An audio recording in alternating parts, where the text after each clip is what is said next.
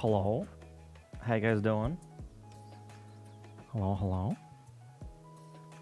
So I'm not quite set up yet, so give me a few minutes. But I do plan on scanning at least one more of these guys. So I think we have the first two done, maybe? Maybe. I don't know. And I should have done this before stream, but I didn't test to make sure that I still have this working. So we'll be doing that here in a second. But close out of that. Oh, close out of that because I already watched that. So 100 caffeinate. Yeah, I feel you. So I'm pretty sure I've got this one done, the first one, right? Actually, let me bring those up now. And then study box. How you doing? Welcome. 68 months. Jesus Christ. Hacker man. Jesus Christ. What the fuck? Hacker of all time. Thank you. How you doing? Enjoy English. Nope. 5 years and 8 months. Newton. It's Newton a lot. manual? Nope. I could have swore. Okay, there it is. There it is. All right, so I've got the second one. Okay, yeah. So it will be continuing on to the third one. Now I know I haven't like cleaned up any of these yet, but we're not gonna do that today. We're not doing that today.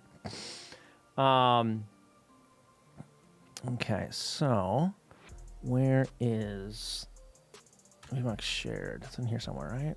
Scans, yeah. Right. Okay. So we're going to come on. We're gonna work on this one today, hopefully. Is this one shorter than the others? Nah, it's got 60 some pages in it. Okay. So get this box out of the way. Ugh. And get this over here. And oh, I need to start up the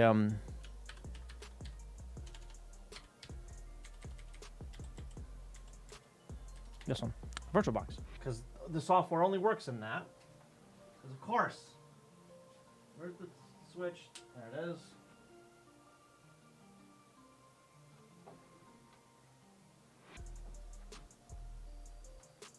Oh, okay.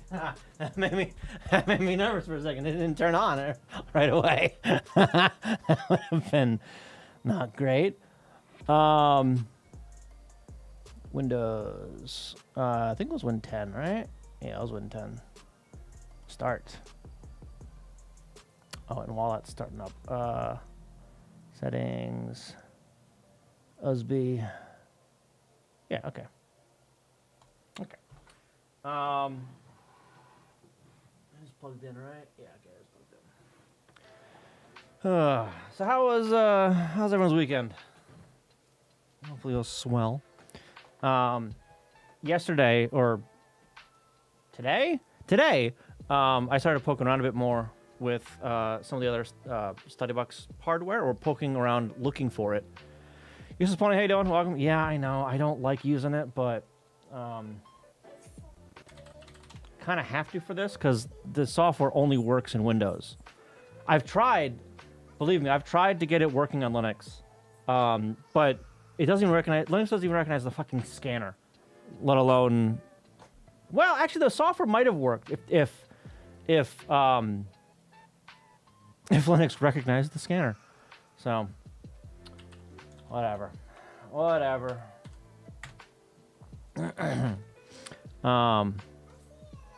All right. And make sure that this still works. Color. Looks like it does. This is good news. But yeah, so I was looking, reviewing my notes on some of the other older StudyBox models, right? And I found some more information on. Beautiful. Okay. More information on the model 1500, which is that middle model that like we didn't know if it existed or not until it showed up on an auction one day. Yeah, so that one.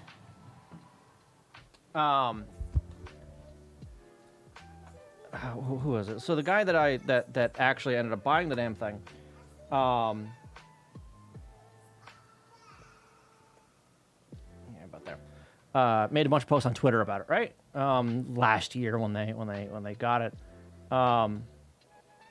And they had opened it up, and it's all. Come on. It's all basically Famicom hardware inside, which is what we expected.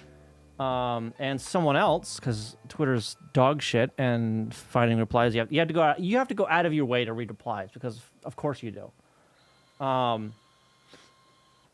But yeah, so someone else had mentioned having some information about the company in like old what the hell were they? Like business document stuff? I don't know, like company history crap. And it turns out, this is Q. Yeah. Turns out that the model 1500 existed the same time frame that the SPX01 existed, which is the model that everyone here has, right? And they coexisted. It wasn't like, version 1, version 2, like they was sold later or whatever. It looks like the 1500 was more of like a teaching unit, and the SPX01 is more of a home unit, which I thought was kind of neat. All right. I still don't have any like real info on the damn thing though, but that makes me believe that the firmware on those two is probably the same. Probably. I would not able to confirm that obviously unless I get my hands on the unit or the guy that has it figures out how to dump the damn thing. But no. No. And there are actually a few. I grabbed a few more images too.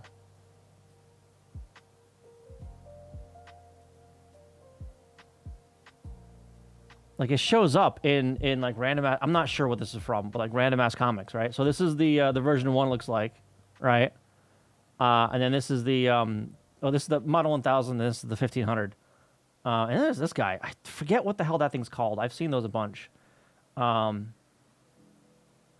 it Konami? It's got like a little daughter cartridge on it that had the actual games on it, similar to what the hell was that called? Well, I guess the Tatch, but the oh god,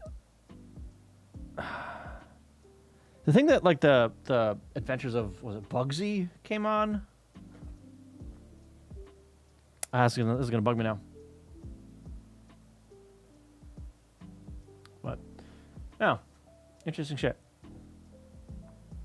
Yeah. So this is Model 1000, and this is the standard study box, I think, about grades 4 and 5. So these came out. These were around roughly the same time, and this gives some numbers for like enrollment, I think, which I think is pretty neat. Yeah, that was in this here, Benessa Corporation, 1955 to 2005. It's the thing with the missing VRC chip in it. I'm not sure. I can't get the thing working. I really these are pictures from like last year. Yeah, really wish I got my hands on that. Not being able to exit less with, what do you mean? I'm pretty sure I've exited less with Control C before. You can't do that? Really? This one's next. Then again, it could be that I'm just too used to Vim, so I try Q as habit, muscle memory. I don't know. Oh shit, I'm doing these wrong. I need. Hang on. No. I need the insert. I forgot about this. I need this, because the bleed through is atrocious on these. All right. That one I can keep because that's the cover. But these guys I need to get rid of. Delete. Yes. What? Get back in there. What? That was weird.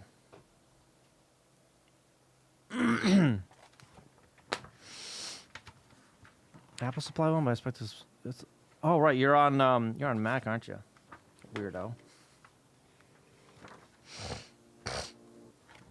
All right. So I knew I was forgetting something on this. That's how long it's been. Oh yeah, and I also, I think I mentioned this on Discord the other day. I also opened up all of my. See, that's much better. That's much better. All of my Famicom network systems, so I can get the revision numbers, models and revision numbers and all that kind of crap. I have 3 revisions, which is nice. There we go. I think I mentioned before that most of them work. There's one that has audio issues, like weird audio issues for some reason. And another one I think like soft locks or hard locks or whatever, locks up. But 4 of them work just fine.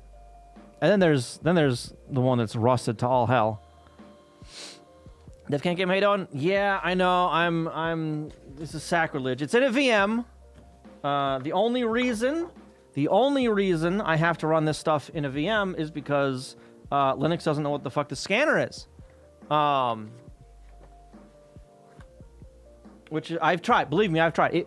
Linux will run the software, but it doesn't recognize this scanner at all. Like, Sane doesn't recognize the scanner, so I can't fucking use the damn thing in Linux. Yeah, well, this is a obscure scanner. It cost me like $400-500, I think. Yeah, it's a few $100. Because it's a book edge scanner, right? So normal scanners, more common scanners. Do I have that over? I don't know where the hell I put it. But they've got a bevel around the entire scanning area, right? Like for this one here, there's a bevel here, bevel here. But here, this edge, the glass goes right up to the edge. And it's kind of like slanted in, so I can get up in really close to the inside of the binding, right? Oh, I need to spin this guy around.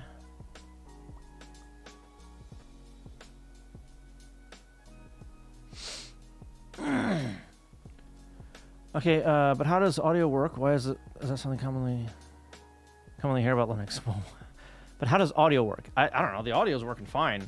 Okay, the audio for my stuff usually works fine because I outboard fucking everything. I've got a single input into stuff and a single output. All of my mixing is all outboard, all of it. Because I went down the road of I don't want to have weird configuration issues. I just want it to fucking work. And I noticed that if you have a straightforward setup in Linux, it works fine, right? One input, one output kind of stuff, right? Once you go more than that, that's where things get a little dicey, right? To test our new Canon poster printer work. Ooh. For some reason, the IT office in charge of our poster printing, not the print center. Well, I suppose it would be the class of issue, right? Depending on who would handle it, right? I assume for general machine functionality, that'd be IT. But for like printing specific issues and or settings, that'd be the print center, right? I don't know. Iverson had died on us during a poster and bled out. Oh no. which almost cost as much to fix as the Canon. Yeah, it's never good when your printer bleeds out. They're not supposed to do that. Oh, I didn't spin this guy around. Makes for cool, yeah. Makes for expensive art, I'd say, right? Expensive art.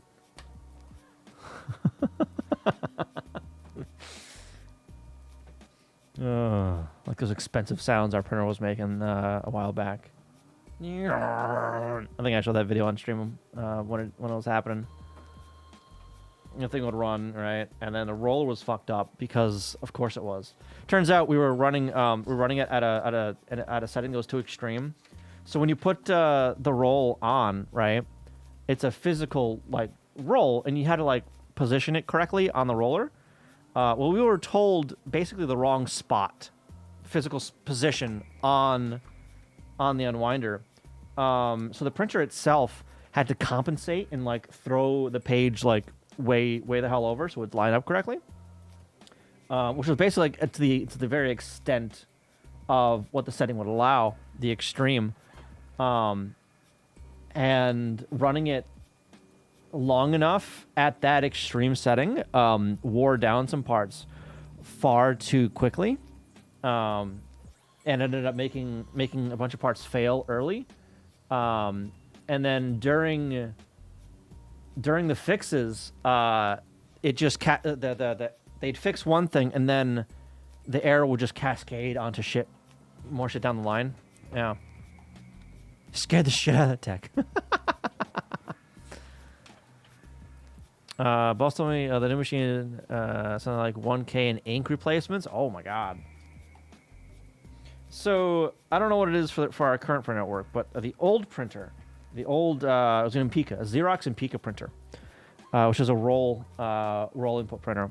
We had it set up for a roll to cut sheet, but it could do roll to roll. That thing was full color, CMYK, did not do micro,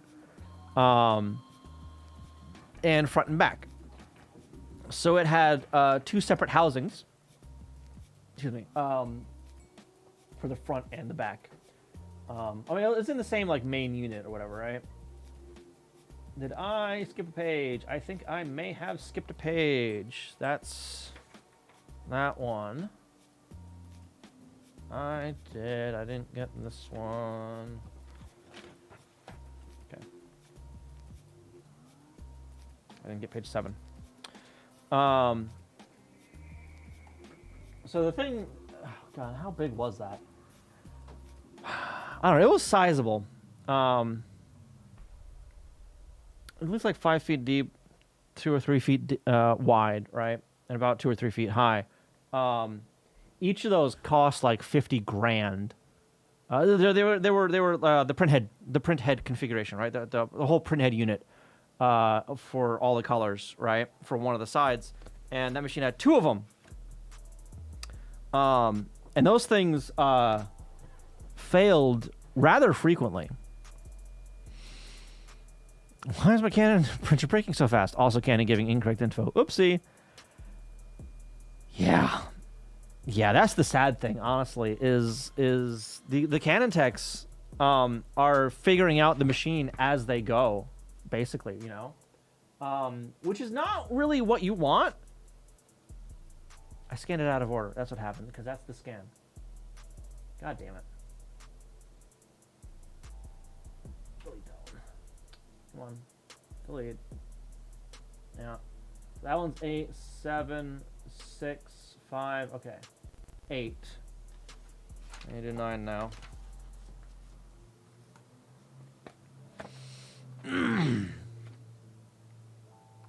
The Canon way. Yeah.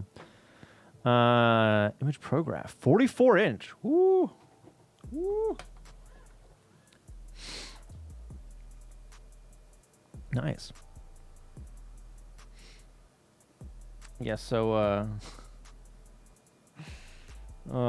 speaking of printers at work, there's a machine that we have that cuts the paper, right? The cutter. so aptly named. Sticker roll on one side and cut sheet comes out the other. Right? It's not by Canon, but Canon maintains the thing. Kind of, sort of. They're the one responsible for maintaining it, right? Because the original company, well, this is the machine itself is a Hunkler, but the company of Hunkler doesn't maintain its machines first party, because in this country anyway, because fucking that would make sense. So they outsourced it to another company. I think the company was called Standard. Anyway, that company was either bought or collapsed or something. So, you know, they went under. So then we had suddenly nobody to maintain these machines that we had. Surprise, surprise. And these machines are garbage, by the way, which is probably part of the reason why they went under. Another part of the reason why they went under probably because their techs were absolute fucking morons. Even the plant manager that, you know, has licked too much fucking lead paint in his time, even he agreed with me that this tech was an idiot. Which is that's how you know it's bad when the idiot that sniffs glue agrees that someone else is a moron. Anyway, so Canon has taken over responsibility of maintaining these machines, which they're doing poorly. So much so that the cutter has been down for the past week. I mean, wall candy. Yeah. Why is the wall so sweet? I don't like how crooked that is. Yeah. Schnozberries taste like schnozberries. Stroke the fuzzy wall. Now, speaking of printer problems, I have to fully disassemble a Bamboo P1S because the software keeps detecting cutter stuck errors. God, that's still fucking crooked as hell. What the shit? Can't get a good scan on this one. Which way is? The person you're trying to reach is not available right now. I mean, the bottom is not great on that one. I'm gonna try one more time and then give up on this guy. On this page. But yeah, so this cutter has a rather serious flaw. So like most large machinery, yeah, it wasn't any different. Like most large machinery, it has an emergency stop button. Big red button that you're supposed to be able to hit, and the thing's supposed to come to a stop. You would expect that in an emergency where human life is at risk, because this thing is that dangerous, you would think it would stop itself and have sacrificial parts in the thing that are designed to fail when you hit the big red emergency stop button. It does not. Not only does it not have any parts that plan to fail parts, right? Circuit stores fucking locked down proprietary garbage. Yeah, so not only does it not really have any of that hardware, if you push the button, depending on the state of the machine, it won't fucking stop. Basically, the button is a request to stop, right? Hey, can you please stop the machine, please? It's like hitting the little X in Windows, right? We ask Windows, hey, can you stop this program? I want to stop this program, Windows, please. Hey, Windows, hey, wake up, can you stop? Hey, stop. Does fuck all. To the point where it's more reliable to open the top of the fucking machine and trigger the cover open switches. That'll stop it faster That'll stop it faster than the oh my god stop button. Huh? But that assumes why didn't you spin? Hold on. What? Stop. Huh? God, this software's trash. I had another thing checked and it spun that instead of the thing I had selected. Jesus. That was that one. Okay. But that assumes that the cutter doesn't think that it needs more paper. So the way that the cutter is physically set up, paper starts on a roll on a module called the unroller, aptly enough, unwinder. From there, it goes into a little bit of a buffer, right? It's a bunch of rollers that go up and down, up and down, up and down, and half of the rollers can move, right? Because that roll has momentum, right? It can't stop immediately or whatever, you know? Can't stop or start immediately. And then after that, there's another like little buffer that goes into a little channel. At the bottom of the channel, there's a fan that pulls the paper down. The channel has two sensors on it. One of them at the very bottom looks at the paper, right? So it knows when the paper is at the bottom of the channel, and there's another sensor that's looking down into the valley of the paper, you know, because it's going like in a U. It's looking down at the bottom, and its job is to make sure that the paper doesn't go taut, right? And it stays slack, essentially, right? Does that with a distance thing, you know, sees how much distance there is. One problem with that, it doesn't use a sensor at the bottom of the thing, ever.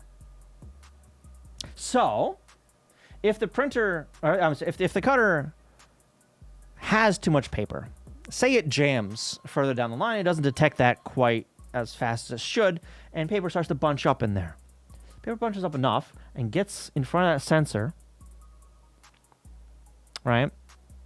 Because it's folded over and it's all wavy now or whatever, right? It's just throwing paper into this little channel. It'll think that it needs more paper. It'll think that it's about to rip the web. And it freaks the fuck out. And suddenly, that is the highest priority. Oh my God, I need more paper. And it will speed up the unwinder, making it worse. Making it catastrophically worse. Significantly faster. So if this happens and you hit the button, nothing happens. It keeps going. If you open up every single module that has a cover on it with the cover open switch, nothing happens. It ignores it. It keeps going at full bore, at speed. The only thing that stops it is physics. Because eventually, it'll back up so much that it'll start winding around the driver roll. One of the driver rolls. It's a roll that's hooked up directly, through a belt to a motor. This roll doesn't have any sort of springiness to it. It's not a rubber roll. And it's not movable, right? It is a stationary roll. It doesn't go anywhere. Because it's a driver. It's a pinch roller, essentially, right? So the paper will back up far enough and it'll start wrapping around this pinch roller. Until physics gets in the way. Because paper has a thickness. And eventually, it will get too thick to physically fit through that. And then at speed, it will come to a very, very abrupt stop. It's loud. So if that thing starts requesting more paper when it shouldn't, you walk the fuck away. because you don't want to be anywhere near that thing that is screaming for more paper. So that's happened a few times. And I guess one of the more recent times, or the last time it happened, the belt gave up. I'm scrolling up in a chat here real quick so I can grab a picture of it. There it is. The belt gave up and failed spectacularly. This ripped fibers out of the belt. Hey, don't look. That's how much force this bastard had. There's multiple e-stop buttons. It just so happens that in this specific circumstance where it's requesting more paper because it thinks it's running out of paper, that becomes the high priority, and it ignores every other signal, including the emergency stop. So it only stops when, like I said, physics gets in the way, and it can't physically fit more paper through the pinch roller thing. And then if it stops hard enough, the belt that connects that roller to the motor rips itself apart. So that happened. And to my knowledge, the machine is still out of commission.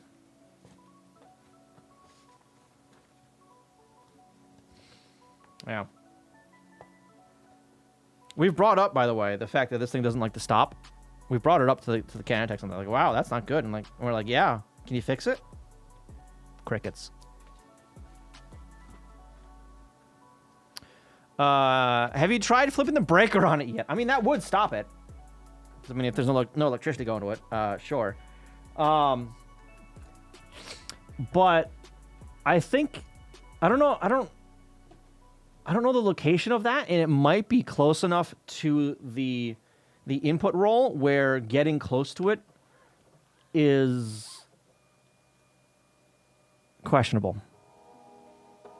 Yeah. Yeah, so these things don't have conventional plugs. They have their own dedicated transformers. I mean, that said, though, you could, I suppose, run to the closet and flip the breaker on it.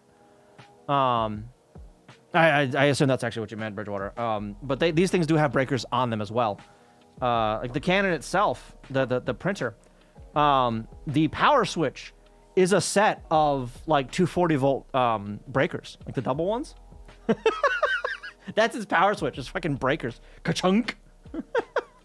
It's a very satisfying ka-chunk when you turn it on and off, by the way. Very satisfying.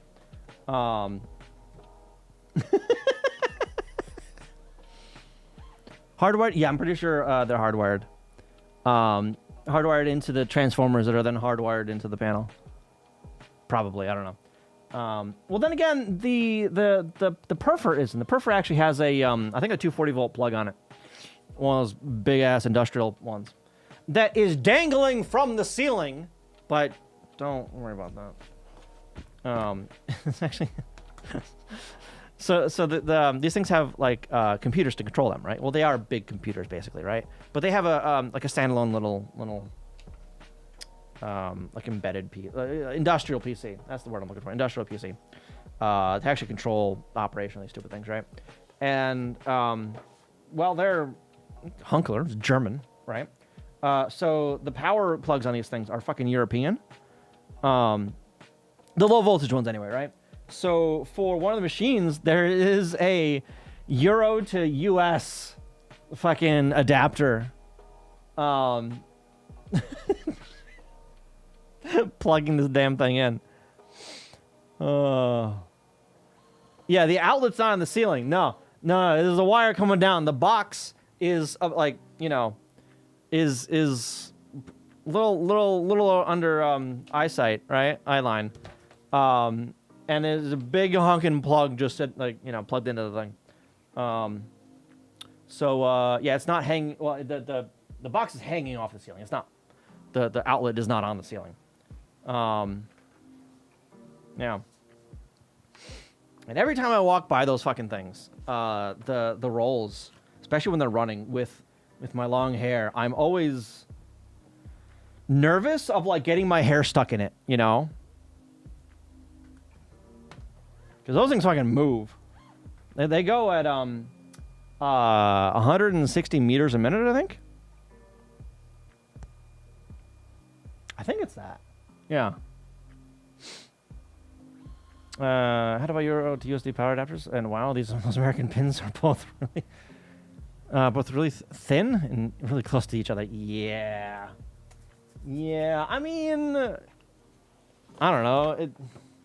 It's all I've ever known, so I don't see it as weird, but I suppose coming from a place where pins are a lot further apart, I could see that. I don't know.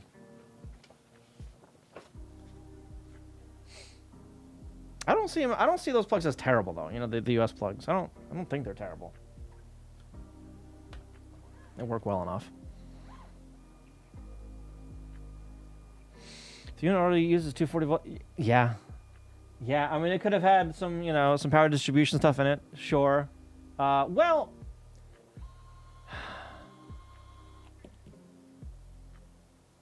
I don't know if anything else on that machine uses 120 volts, which is what the other stuff would be running on.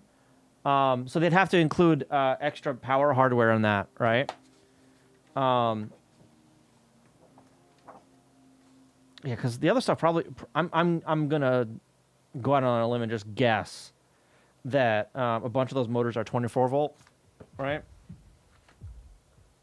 Or they could be, you know, full fucking voltage, but my guess is that's just not worth it to put the transformers in there. It's cheaper just to say, hey, just run another fucking wire. I don't know.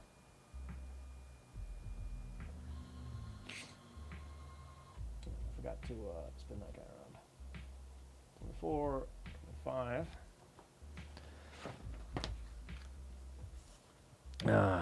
But no.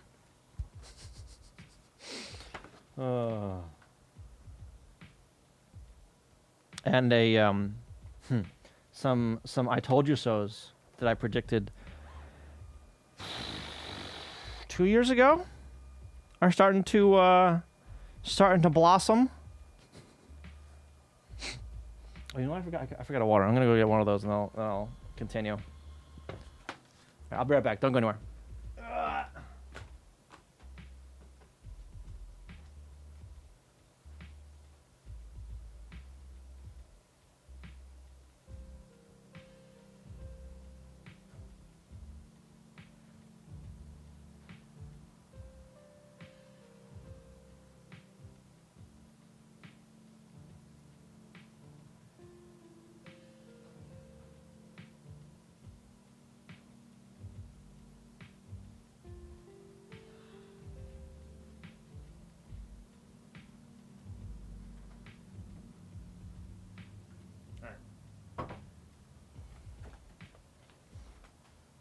Am I required to wear? No, I'm not required to wear my hair in any sort of fashion.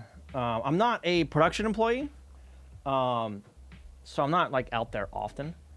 But even Arky Boots, his hair is actually longer than mine. He was he was a print operator out there.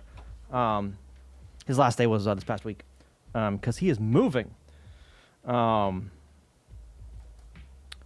yeah, there's no hair requirements, either, you know, keeping it up in a certain style or hair nets or any that kind of stuff. Probably because there's no legal requirement for it, because we don't work with food. And the company's like, fuck it.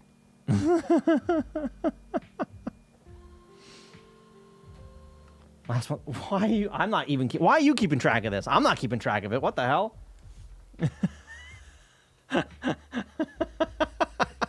You keep track of PP guys, PowerPoint guys, fucking anniversary. What the shit? But yeah, so that I told you so, that I saw coming 2 years ago, So this printer that we got, this is the new Canon printer. When they bought it, they put mica in one of the inkwells, right? So we could print checks on the damn thing. And I saw a problem almost immediately, right? So on the cut sheet printers, right? Our old school Xerox cut sheet printers. What you do when you print checks, because the micro is particular, right? You print a sample, and then you hold the sample up to this little micro guide thing, right? It's like a little transparent thing. You line some shit up. You can see if the micro numbers are in the correct spot. If they're not on the printer, you can nudge it, a millimeter at a time in each direction. So it's bang on, right? So it's spot on to where it needs to be. On the Canon, you can't do that with shit that's printed on a roll. Jojo, how you doing? Welcome. And to add insult to injury, the roll isn't the finished product. It needs to be cut off the roll first, right? And that's what really matters, is the cut. Better dates. Oh no, you doing all right?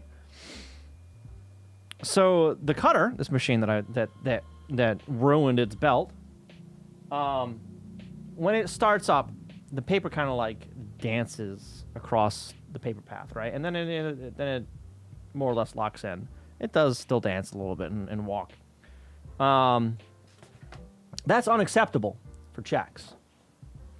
I brought that up before any of this shit was even installed, and they brushed me off. Oh, it's not going to be an issue. It'll be fine. Okay. Start testing shit when we get the printer installed. Oh, look, the thing's happening that I expected to happen. Brushed off. It's fine. Okay. Fast forward. Last week, they were printing checks. For whatever reason, they decided to just try and verify them, right? Scan to the verifier.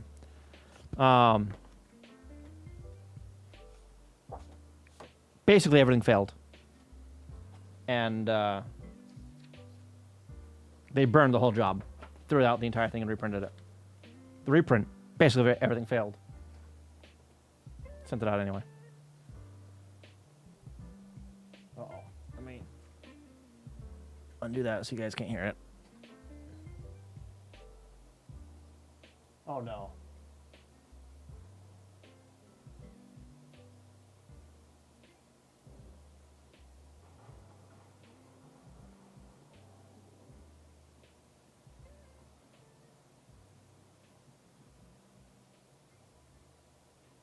Yikes.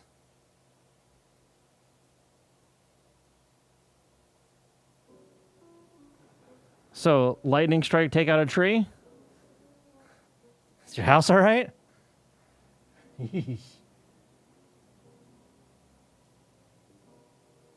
Doggy camera. Nice. Turn that back over there. Does anyone ever order a printed roll uncut? No, because we do the whole finishing process, right? Did I scan this? I didn't scan this yet. I didn't hit the button yet. God damn it.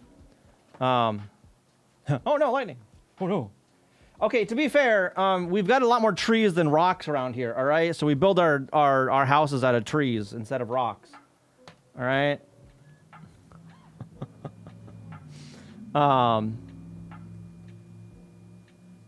Tree's still standing, but network switch dead. Nest thermostat won't get power, so who knows what the... Oh, no. Oh, no. So half your shit's fried then. Oh.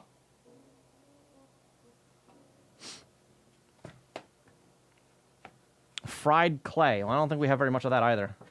I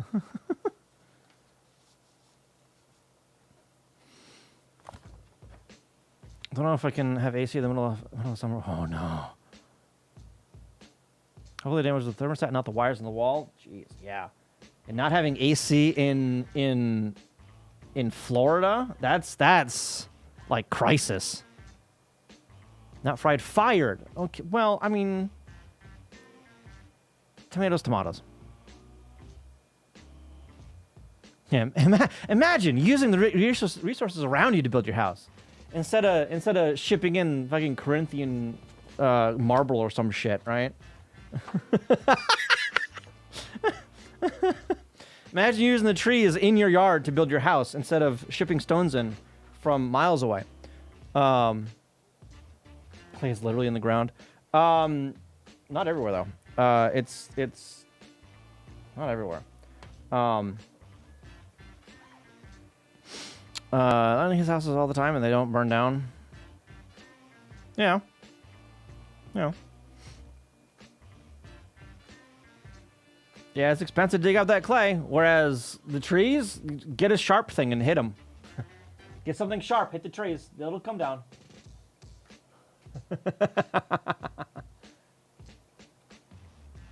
Nails and screws grow on trees? We've got, from what I understand, yeah, you don't build the entire house out of metal, number one, yeah. From what I understand, the iron resources are well invested into, or were anyway, at one point. I do remember reading about an account during I think like 1800s, I think, right? Where some Japanese guy or a few Japanese guys basically did like a pilgrimage kind of thing. Well, not pilgrimage, that's not the right word. They did a diplomatic kind of visit or something over to California. And one of the things that they were amazed with was the train infrastructure. Not for the trains, but the fact that there were miles and miles and miles and miles of iron for the rails or steel or whatever the hell, right? That was unthinkable at the time over in Japan, just because they just had such limited resources on their island locally, whereas in the States we don't really have that problem, you know.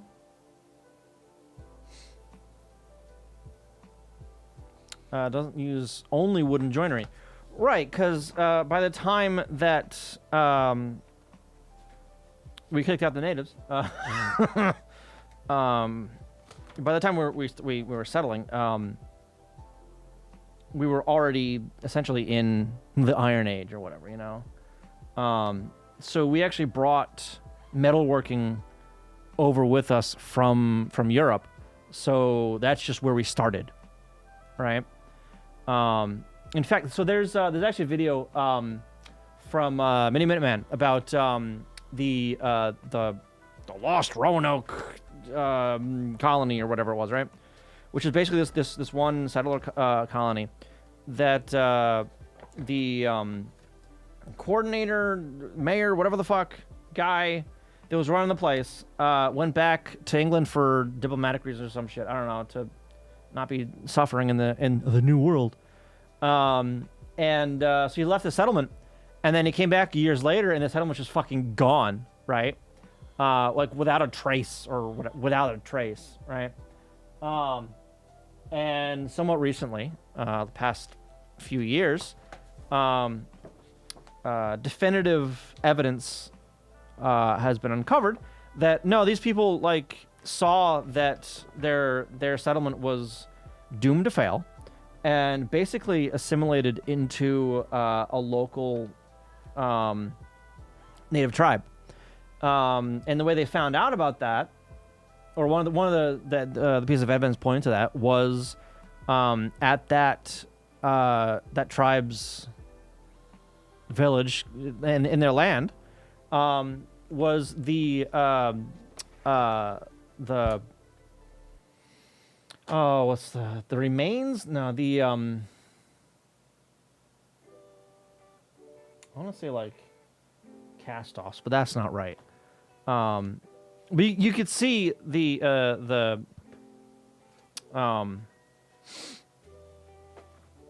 garbage, the the leftovers from metalworking, chippings, yeah, from metalworking, right?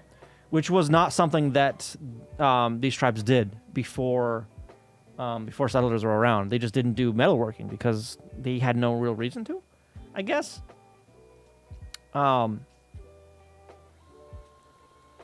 yeah, because I mean that's just what they've done for generations. They hadn't needed it, right? And then we show up and bring that in.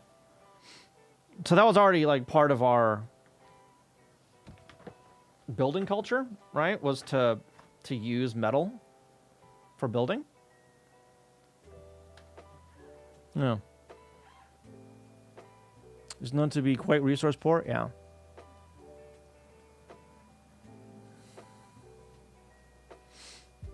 The fancier the wood that you get from the tree, the fancier an axe you need to be able to cut the tree.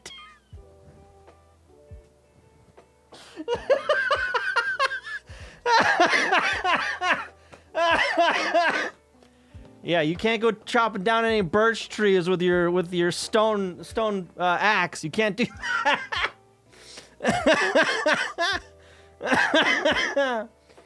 I need to go hunt some goblins for that.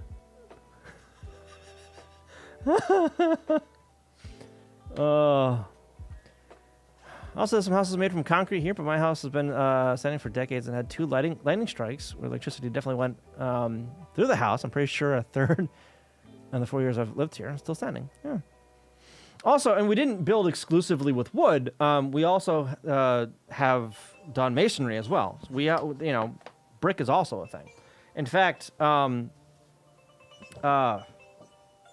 earlier buildings were limited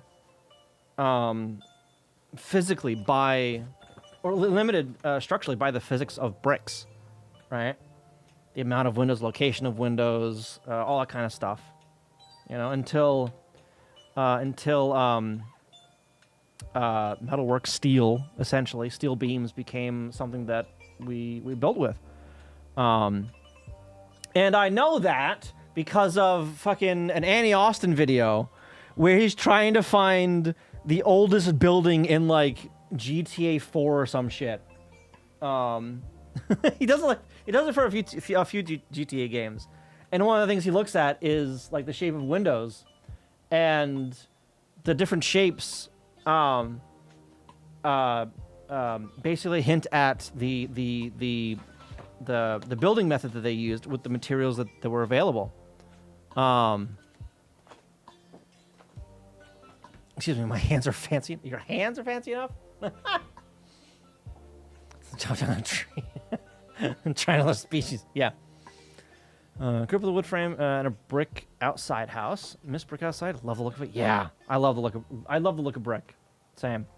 Did I just scan this? Yes, I did. Okay. All right.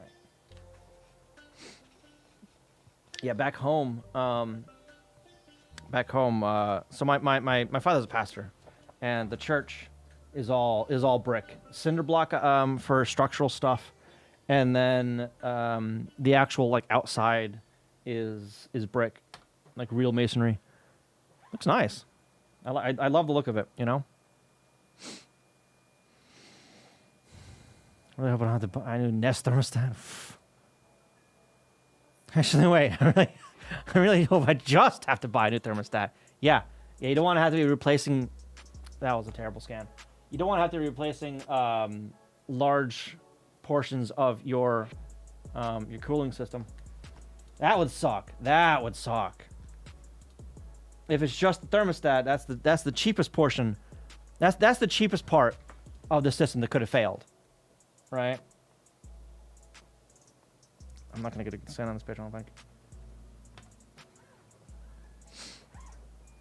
Yeah.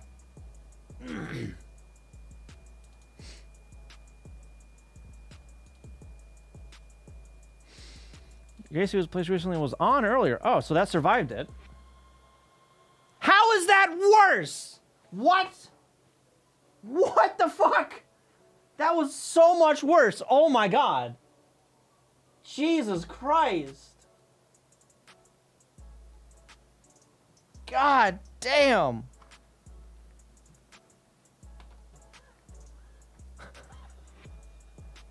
For some reason, it said it wasn't getting power from the red power line, but it could be the actual unit itself just can't do power anymore.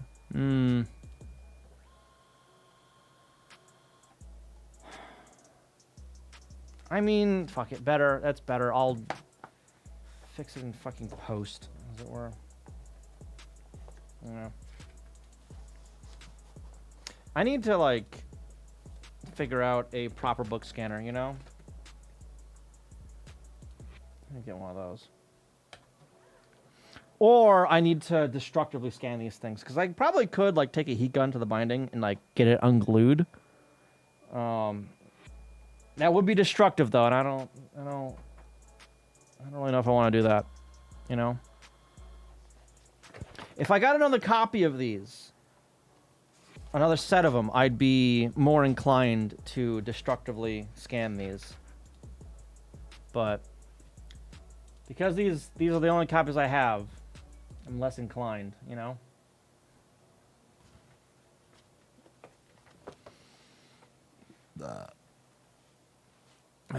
Talking about power, last month we had our power outage.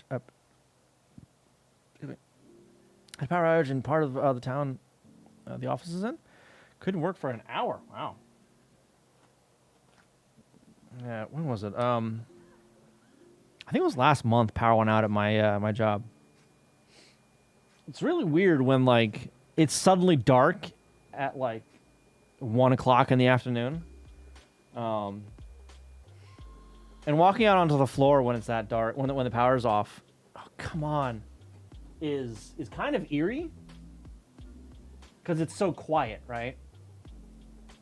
Because none of the machines are going, you know? The machines are fucking noisy. You don't realize how noisy they are until you're in that room and none of them are on, you know? Try it again.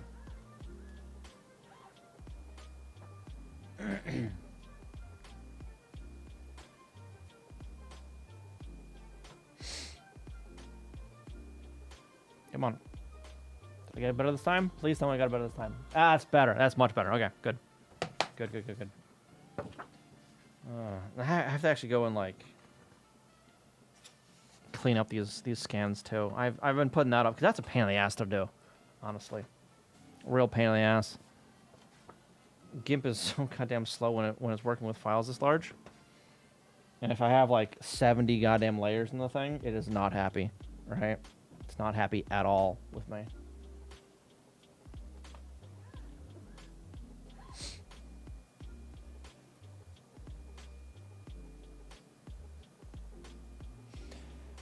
Alright.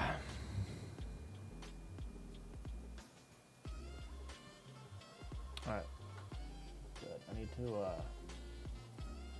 spin room this one.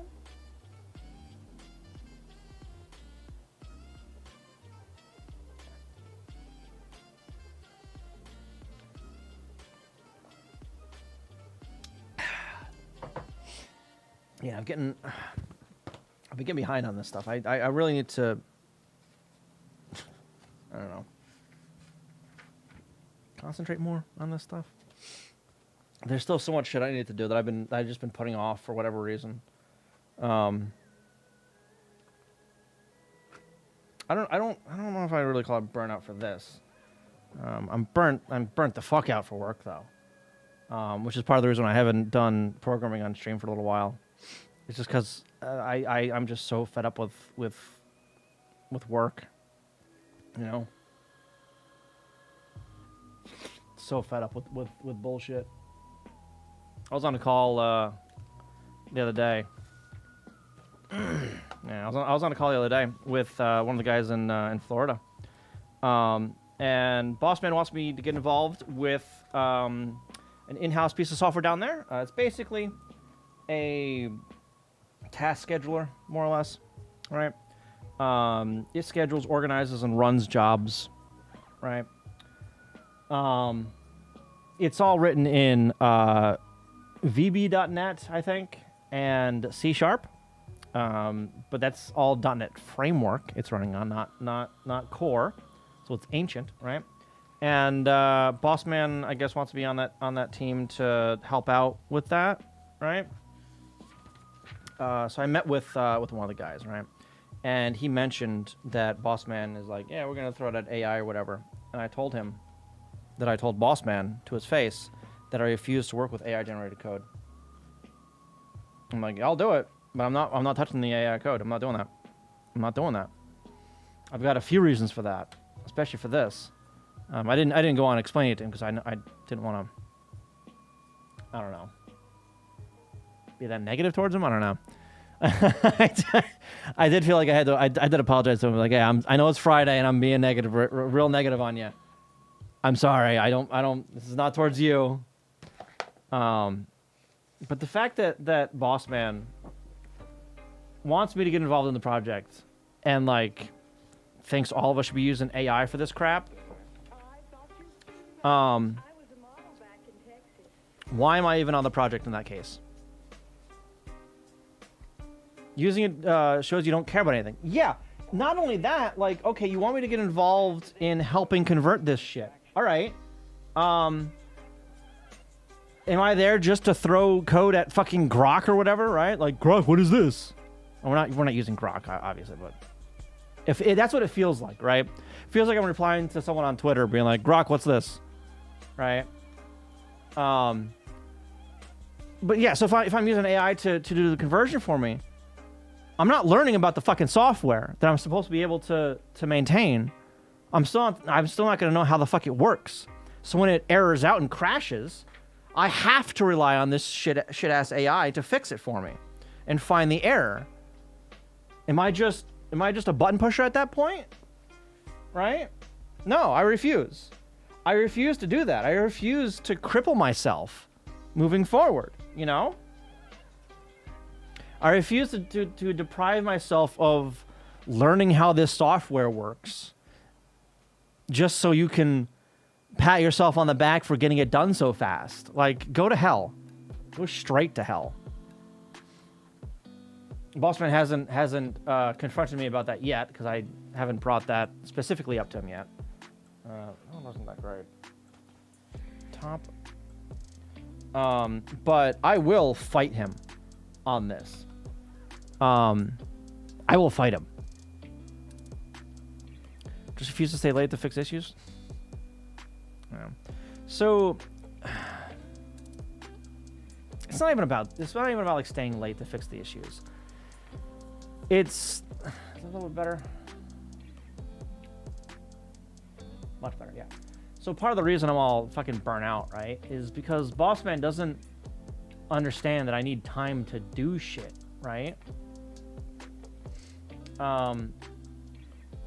So I'm given these tasks that are like, oh, by the way, this needs to be done in 2 weeks. Fuck you.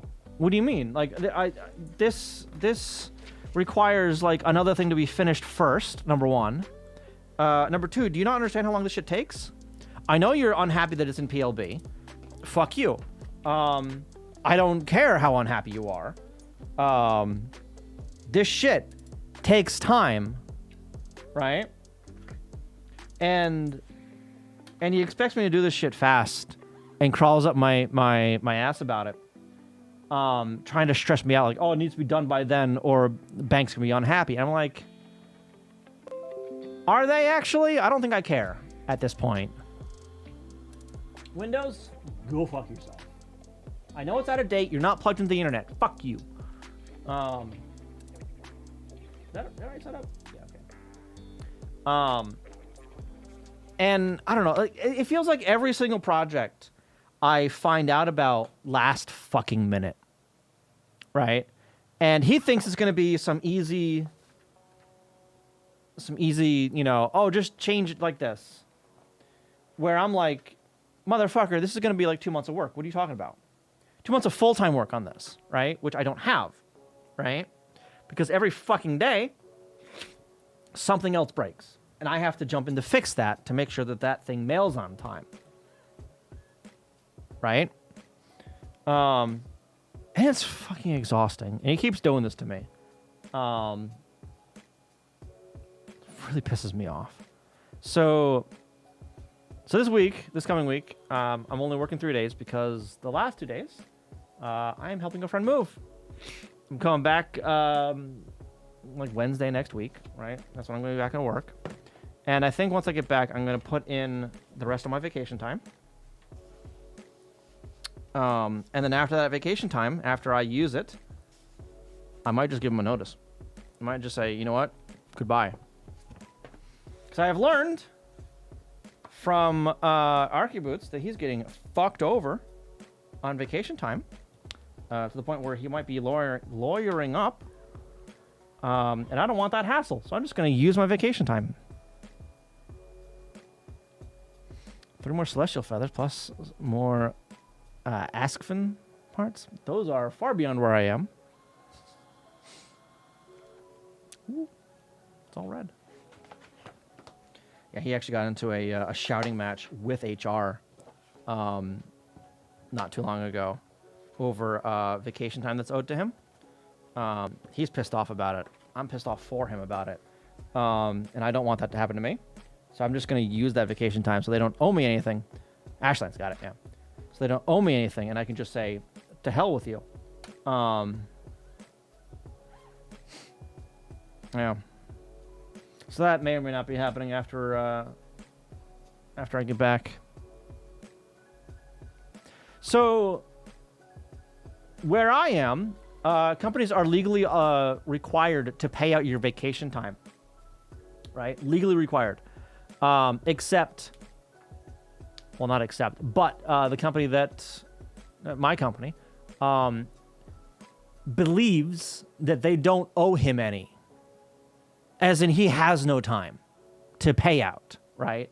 That's their argument.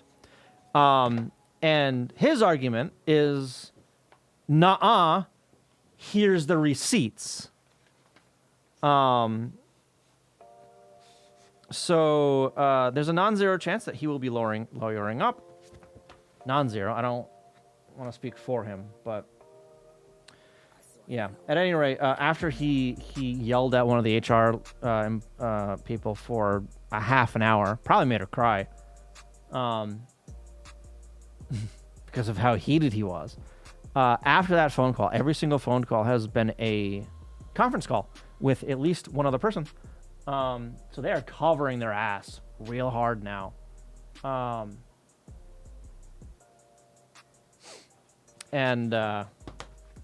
Yeah, they scared. If you worked half a year, you're owed half a year of vacation. Yeah, so what makes this situation a little sticky, our company was bought, right? And the vacation time was not carried over correctly from the old company to the new company.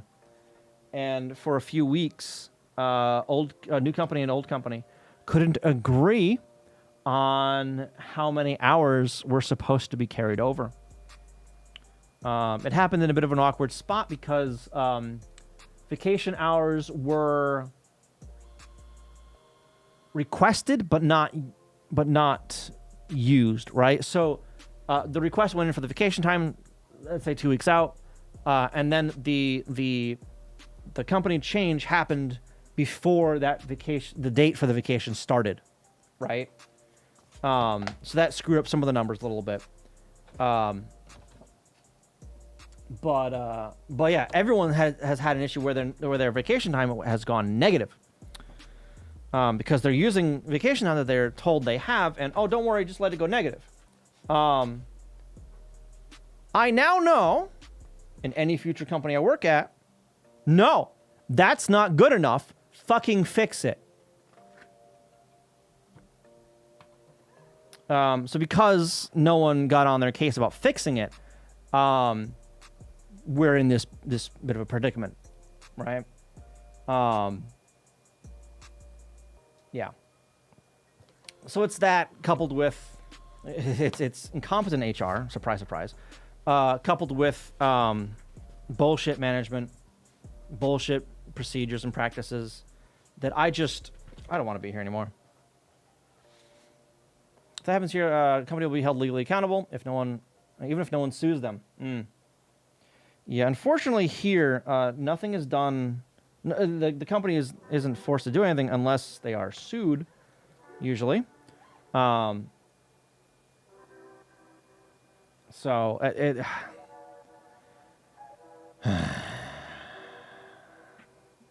frustrating. That's what it is. Yeah. Anything needs to be reported to the relevant agencies? Yeah. And unfortunately, well, I'm not the person to report for my friend's current predicament, right? It's not my place to do that for him. Yeah.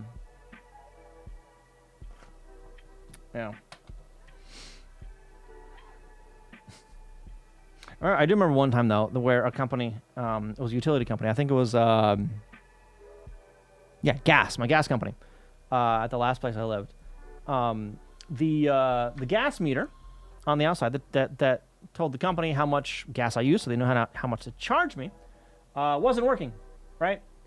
So I got a call one time in the middle of fucking winter, and they're seeing like no usage on my gas. So it's like, are you turning your heat on? It's fucking cold outside, right? So they're calling up to wonder that, like, hey, are you using your gas? Like, what the hell's going on? I'm going, and my reply is, yeah, my heat's fucking cranked every day. Like, what are you talking about? And like, oh, because we're not seeing any numbers on your meter. I'm like, oh, cool, not my problem. My bill was dirt fucking cheap every month. It was beautiful. Because it was like less than $50 a month in the dead of winter, right?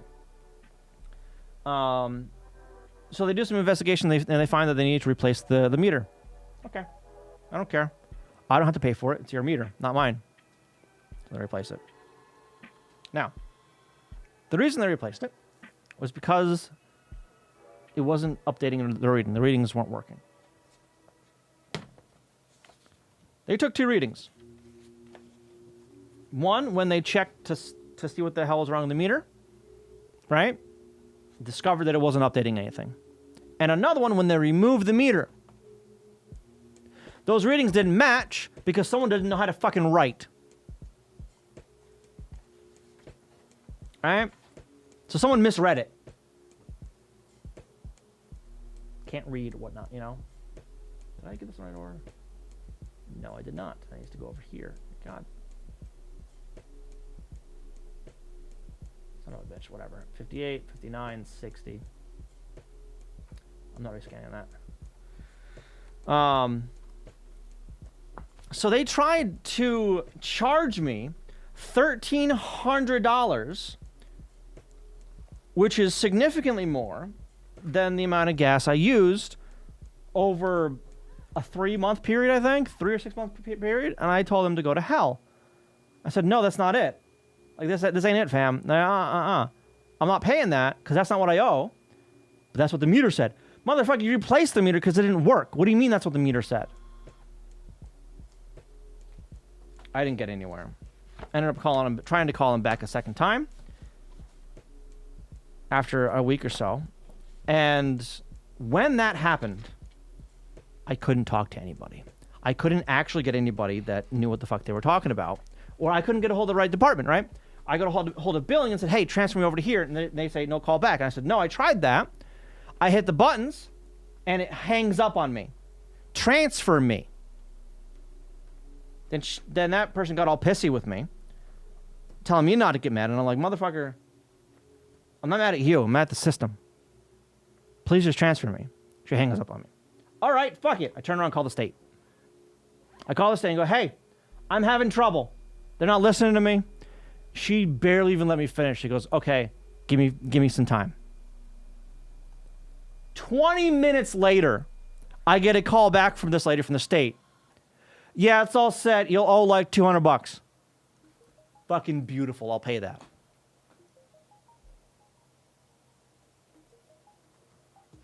Yeah. Arguing with these people, and then 20 minutes after I call the state, it's fucking fixed. Yeah, okay, you couldn't do that yourself? Bastards. You just want to scam me out of $1,300. Go to her, how you doing? Welcome. Yeah, that was years ago, and I'm pissed about that. I was late for the state. You can think later. Yeah, okay. I don't believe you. I'm sorry.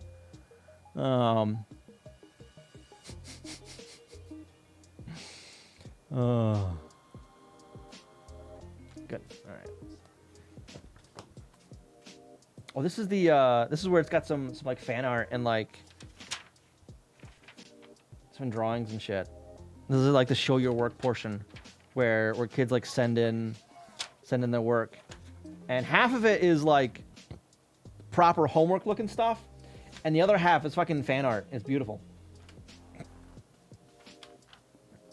I'll show you a better view here in a minute. I'm almost done with this book, so once I finish with this. Ugh.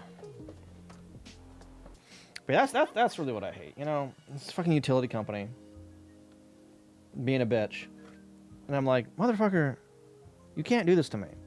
I'll prove it to you. I'll call the state. It's like, why you gotta be this difficult in the first place? You know, just fucking do it right. Have some pride in your work. I don't know what y'all think, but I think that's perfect. Although I say have some pride in your work, whereas where I am right now, I have zero pride in any of the work I do right now. Zero. I am horrifically undermotivated. I don't care about anything I'm doing at work right now. Anything. Do I? I don't need to scan this again. I don't think. I'll scan this side because I think that might be new. Part of it anyway. Yeah. Not into the fold, but that right there. At the very end of it. You'll see one in a second here. They checked all the AC stuff, and the red wire has 27 volts. The unit is blown. Oh no! I'm back after getting an upgrade. That sucks. But at least you know what it is now, right? Yeah, I think this part's new, so I'm setting that in. I'm not setting that in, but you know what I mean.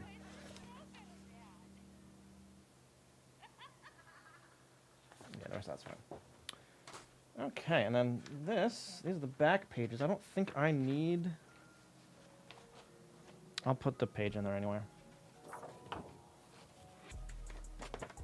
It's not as bad as the other pages, but it's still not. It's still a little transparent. Slightly.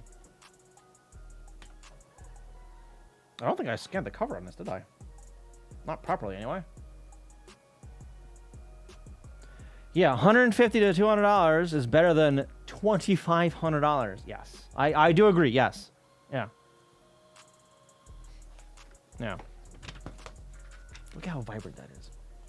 Yes, yeah. These are the tapes where the math and science tapes that have like math on one side and science on the other. So that's why I have a bunch of tapes that have the same identifier. Right? Because they are the same physical tape, just different sides of the tape. Oh, I need to fold that back in, actually. There we go. Okay. And I do want those physical tapes, by the way. But, yeah. Thanks, Florida. Yeah. Today is probably $300 max surprise bits from the sky. Thanks, Florida. Yeah. Could have been worse. Could have been worse. Let's. Is that a measurement on that? Yeah, 28 meaty.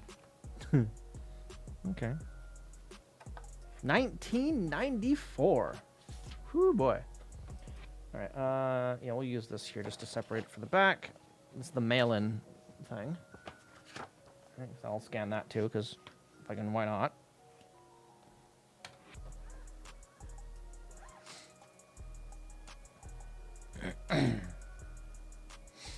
Yeah, I've got some repairs I need done to my car. They're not big. It's not really repairs. It's more like maintenance bullshit. But I can already tell it's going to be expensive just because that's, you know, how the shit goes.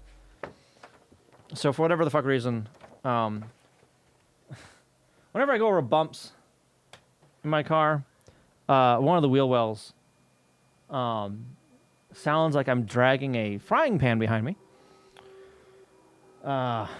This isn't the first time this has happened. It's happened to another wheel as well. But there's this like plate guard thing that's behind the rotor. And that has come loose. So now whenever I go over a bump, the thing rattles around a bunch and smacks up against the rotor.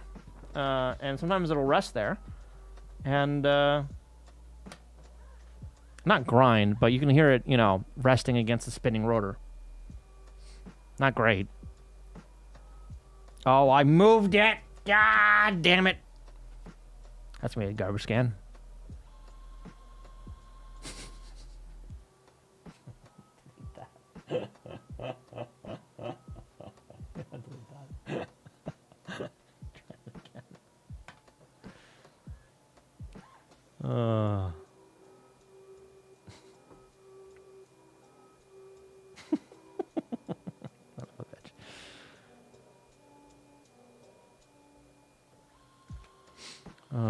Yeah, I also had to look at my tires the other day, and those front ones are almost fucking bald, which is not great.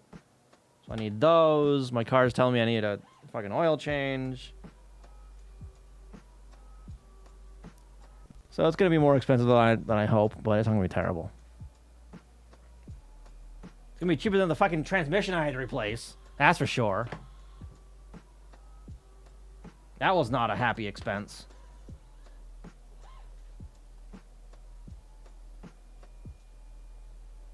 That was a bastard, that one.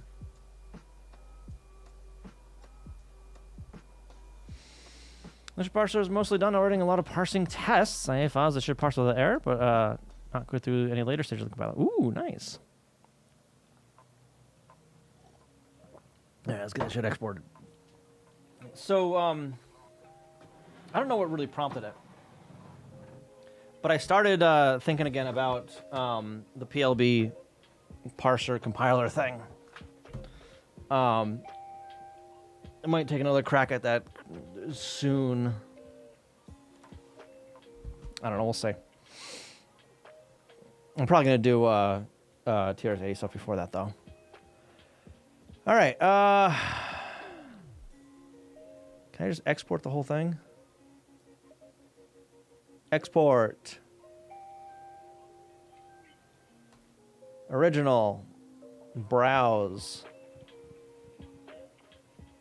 Scans. New folder. WB03. That's not a 0 or a 3. Okay. Export.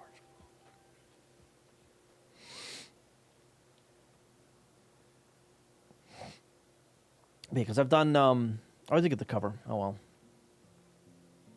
well. Because I've done some other parser stuff, right? Since my previous attempt, and I don't know. I was thinking about it this past week of how I would approach it because my previous attempt stalled really heavy on comments, right? So I think I might take a slightly different approach, where I'll just at the start implement the those line comments, and then just from there go to each individual what's it? Verb, right? All right, let's see. Scans WBO3. 102 megs. Jesus.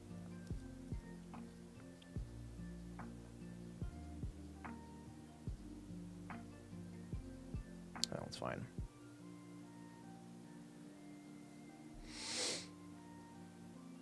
Not bad.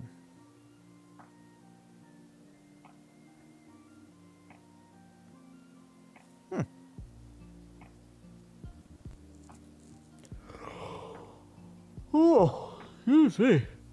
Oh, dear.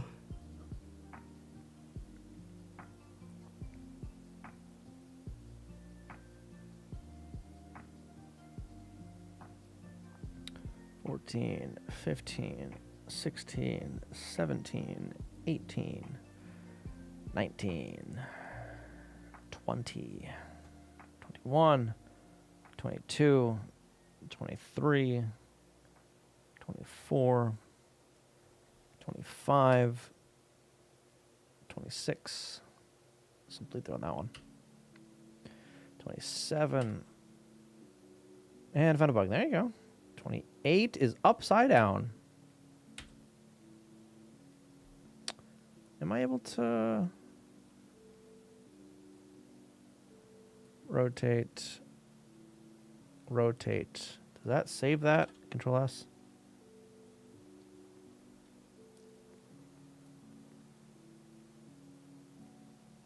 There it goes. That's fine. 28, 29, 30, 31, 32. Insert. Insert. 33. Octopus. 34. 35. 36. 37. 38. 39. 40. 41. 42. 43. 44. 45. 46. I'm surprised I didn't actually miss any so far. 47, 48, 49, 50, 51, 52, 53, 54, 55, 56, 57, 58, 59, 60, 61, 62, 63, probably 64, yeah. Okay, good. And these are the fan art things I was talking about earlier. These guys here. Oh, fully close. Gotta love the monitor arms. Yeah. Yeah, having stuff on monitor arms is so nice. Yeah, my stream monitor's on one of those. So I do use that sometimes for like archival stuff for retro. So VCR things, right? Where I'm, if I can recording off a tape or whatever. It's so nice just to be able to like spin the monitor all the way around, and just to see it while I'm standing up and tilt it up and all kind of shit. I've also got a monitor arms at work for my dual monitor setup there. I am much more violent with my monitors there, probably because I don't own them and I don't give a shit. But yeah, that helps out so much. Where I can just, someone comes up to my desk and I can just move the monitor around and tilt it up for them so they have to squat down or whatever. Look at these guys. Oh.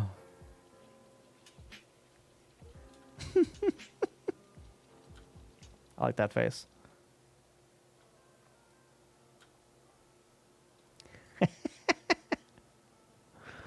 I can't really read that.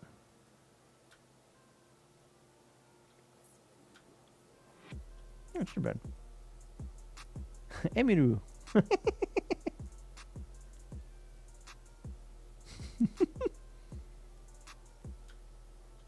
You Trojan.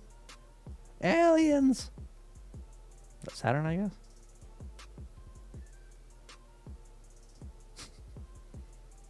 This the do you like chicken?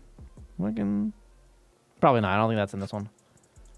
It's the English stuff. Soccer. What the fuck? Tore. You missed.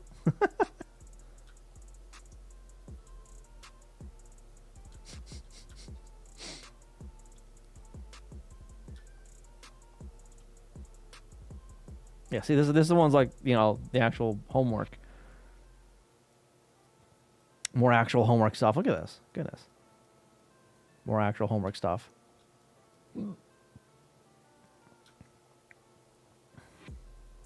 Ooh. Look how good this is. Jesus.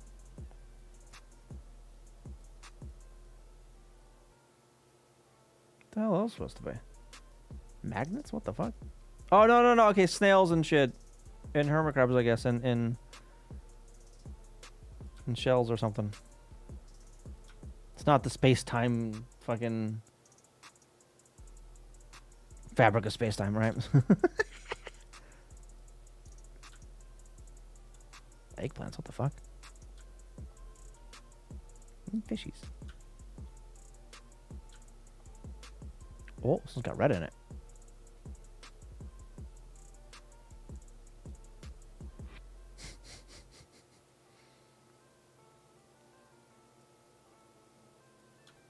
Oh, because that's one of the characters. That guy's a fucking eggplant, isn't he? All right, I'm not trying to make that a character, but sure. It's an eye. That's what that was. Got it.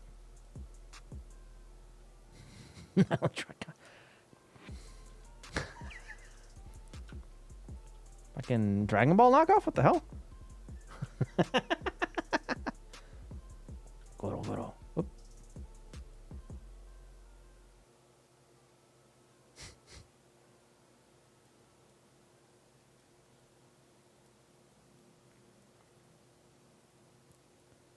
Is that a sink? It's a weird perspective for that.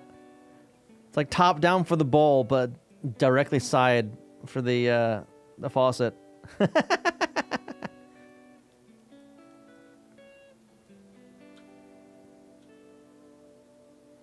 bunch of names of like winners, I think, right? I think that's what that is. Then this is that mail-in thing, all right?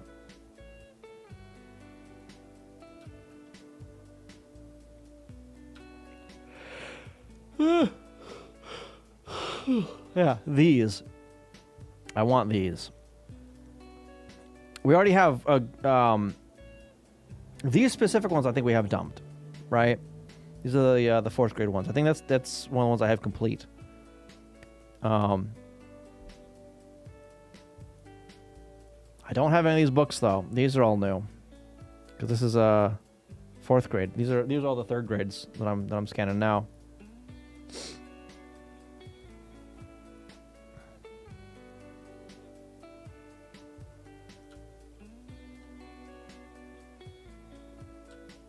So binoculars. Look at that. 28 millimeters. Sports glass. What the fuck was that? Oh, went to sleep. Okay, that's all that was. 1994. March 94. Sign it before or something like that, probably. PR. Yeah, okay. Promotion. The mail-in form for it.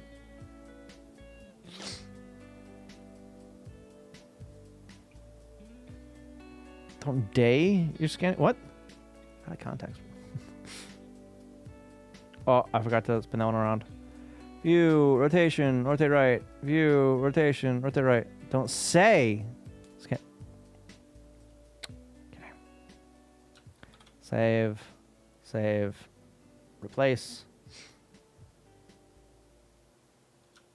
And there's this thing that I'll never see. I've seen advertisements for this stuff, but oh, look at this. Look at my little clock.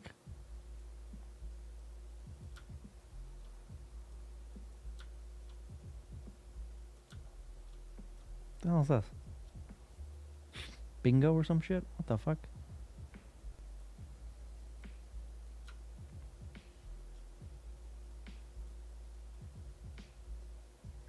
At the front again.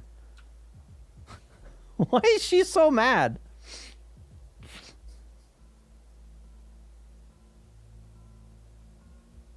Wait, what is going on here? Wait a minute. Who are the flowers for? Omedeto is congratulating somebody. This, yeah, I'm confused too, buddy. Like, what the fuck? I don't like this guy's face.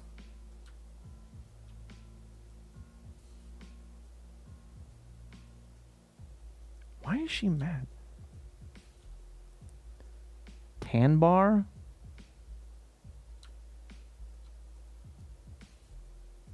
Was she? What the fuck does that say? Actually, let me just get my fucking... Translate. Help me out here. So close, 2nd place. Oh, she's pointing at this for... What the fuck? Was there a race? She's telling this one so close up. Why is she that mad? What the fuck? I'm so confused. These expressions don't make any sense. The battle to be the first to wake up? Huh?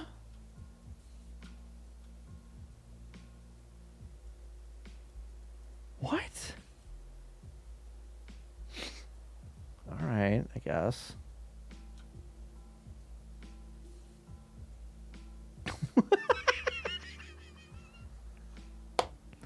Hybrid, I guess? Yeah.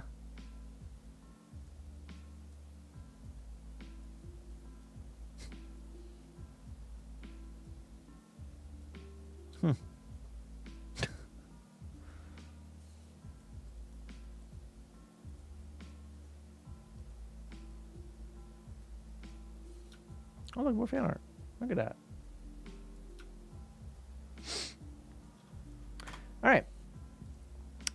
We're going to grab all these. Create, raw, paste. So there you go. Up. Get rid of that.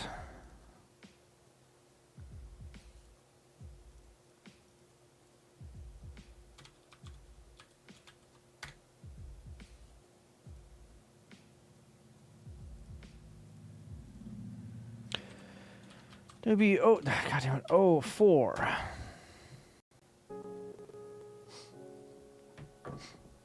Okay, next one. Next one. Wake up, please. Thank you. Bum, bada, bum.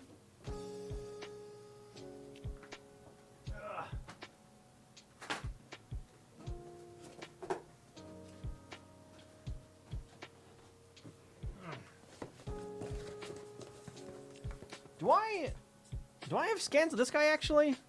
I don't know if I have scans of this guy. Newton manual. I do. Never mind. Okay, that's this. I should probably get this guy cropped and all that soon. I'm not done, did I? This is one of the ones that has staples, so I took the staples out to do it. Yeah. Oh, I probably should mention, I did actually put some of the stuff up on archive.org. Uploads. Oh. So if you guys want to have a look, this is the only two I have up there right now. But the stuff I upload over there is going to be under that. You'll be able to find it all there. Yeah, I added this one the other day, a few days ago. I've done basically no, what's it, touch-up, other than cropping and rotating and shit. But, yeah. So this one, and the other one, they were smaller, so I wanted to figure out how this shit worked with, these smaller guys. So yeah, these are up on archive.org. And I do plan on getting the rest of these up there eventually, but it's going to be slow. Right? Going to be slow going. All right. Let's put 3 back in. What do I do with it?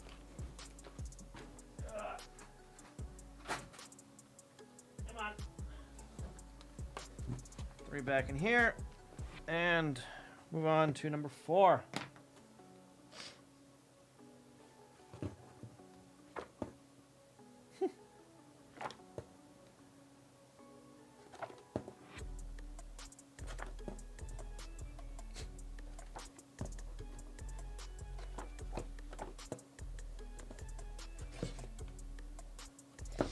Anyway. Gotta love community-driven history retention, right? All right. It's all about the archival. It's all about the archival. Okay. I'm making progress, but it's slow progress. Yeah. Speaking of archival, I think I need a new VCR. Both the ones I have apparently don't want to fucking work. So when was it? 2-ish weeks ago, I was able to digitize my parents' wedding video. All right, which is I think this year is their 40th anniversary, right? So that was a few weeks ago. So it worked for that, right? I need to actually go into here. Come on, no, go into there. Thank you. It worked for that, right? And I've been playing around with Jellyfin, right? Which is kind of like Plex, but more open, right? And I wanted to. There's hair that's scanning. Get rid of that hair that I just saw now. I'm gonna try that again. No, just delete. Yes. Okay. But yeah, so I wanted to redigitize some of the tapes I had already done, with the better of the two VCRs I have, right? And you know, host them on the Jellyfin for my relatives, my family to be able to go to, without having to rely on YouTube for that. I uploaded the wedding video, and it wasn't a copyright strike, but it was a what the hell are those? Like where it sees copyrighted music, right? It's like, oh well, no. Well, I can't monetize my shit on YouTube right now. But if I could, I think I would have gotten demonetized for that one. But it was music that someone was singing during the fucking wedding service, right? So it's like YouTube is shit for archival. It's garbage for archival. So I want something a bit more where I have a bit more control over. So I was looking at Jellyfin for this, and then I wanted to go and re-record a bunch of stuff, right? You know, to have better versions of it, or clean up the versions a little bit better, you know. So a few days ago, I grabbed a garbage tape. I say garbage. It was which one was it? Hang on.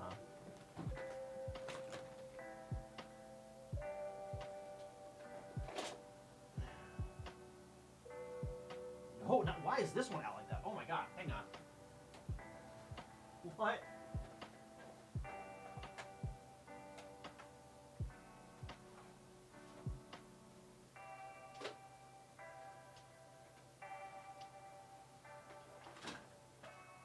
Huh.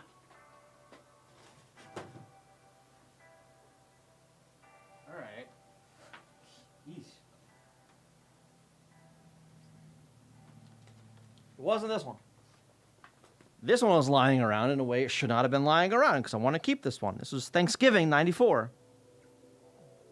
And my father's 30th birthday. No, the one I was looking for, that I thought was over there, was it was a cable TV recording of I think 1999 New Year. I don't remember if it was going into 2000 or if it was going into 99. It was one of those two. Yeah, New Year's Eve, I think in 99.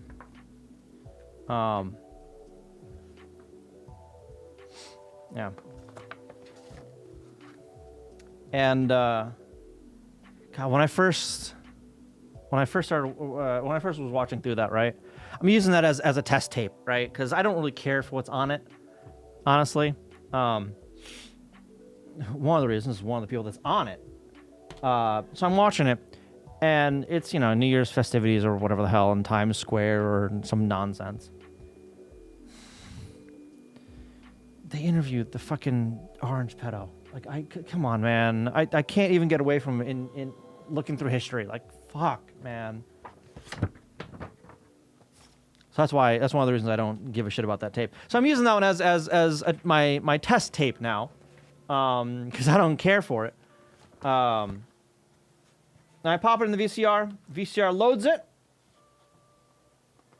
All right. I hit play. The VCR turns the fuck off. What? What do you mean? Turn it back on, hit rewind, turns the fuck off. Huh? I've got 2 VCRs. All right, I'm going to break out the shittier one. See what happens. Same thing. It loads the tape just fine. Hit play, turns off. Loads the tape just fine. Hit rewind, turns off. Huh? Why are Why are you scanning again?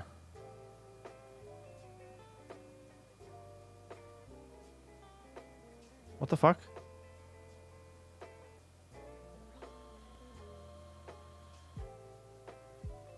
Why'd you do that twice? Get out of here. Yeah. So I don't know if it's like a power issue or something, or if both VCRs just died the exact same way. They're different ages, different models. One's ACR, RCA. How did I read that backwards? Oh my god. One's RCA, the other is Emerson.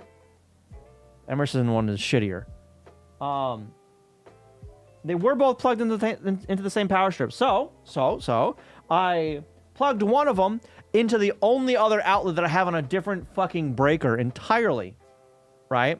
Figured, okay, if that's a power issue, whatever, this will surely rule that out for, you know, the power into that outlet.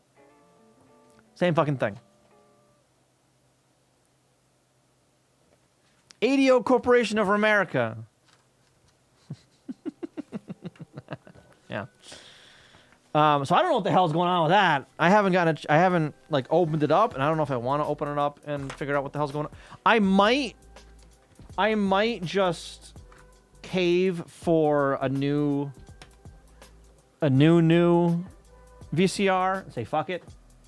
Right? Get one of those like combo VCR DVD things.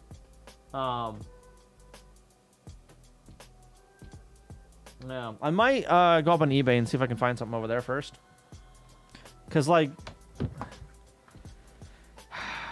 a new VCR is like $150, and I was like, I don't know if I want to spend that much money on a goddamn VCR. You know. But I do have a lot of tapes I do want to re-record. My grandmother recorded fucking everything. She loved her camcorder. And it's one of the ones that took those little tapes, right? Those compact tapes. The ones where you need an adapter to play in a VCR. Those ones. So I have an entire bin of those.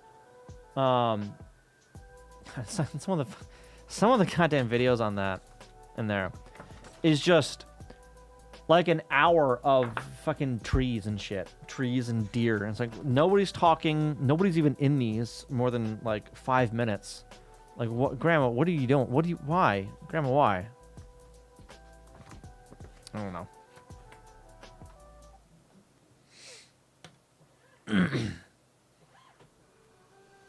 Yeah, I do want to get them all in a re-recorded and in a re-digitized. And not on YouTube, right? And with Jellyfin, I can have a bit more control with like accounts and have it. So the stuff I have on YouTube is all unlisted, right? Because I don't want you bastards finding it. But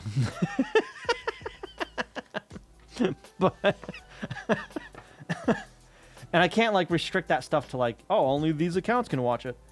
But Jellyfin, I can do that, right? I can restrict libraries to like specific accounts and shit. So I could give like different family members an account, right? So they don't have So they can't see all of my anime that's on there, right? They just see the home videos or whatever.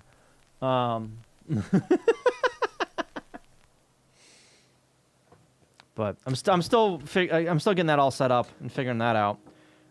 Which through that whole ordeal, I'm reminded why I disliked Plex for anime stuff. Because the metadata sources are Western sources. IMDb and like the movie database, right? Which for Western stuff is fine. For anime, it's shit. The way it forces stuff into seasons just does not jive with me very well. So a good example, because it's airing now actually, Mushoku Tensei, right, is 3 seasons long so far. It's in the 3rd season is airing right now. Okay. Each season is 2 core, however, which is 12 episodes, a break, and then 12 more episodes, right? Those are split up into quote-unquote seasons, right? Kind of seasons. They're not really seasons, but the groups that sub those for each core typically will restart the episode count at 1, right? And typically with 2 core shows, like the second core will have like a different opening or whatever, right? And it feels kind of like another season at times, right? So they're separated. They're different. In IMDb, they are a single fucking season, which means when I add it, suddenly there's 2 episode 1s, there's 2 episode 2s, there's 2 episode 3s. 2 core of 5. Oh my god.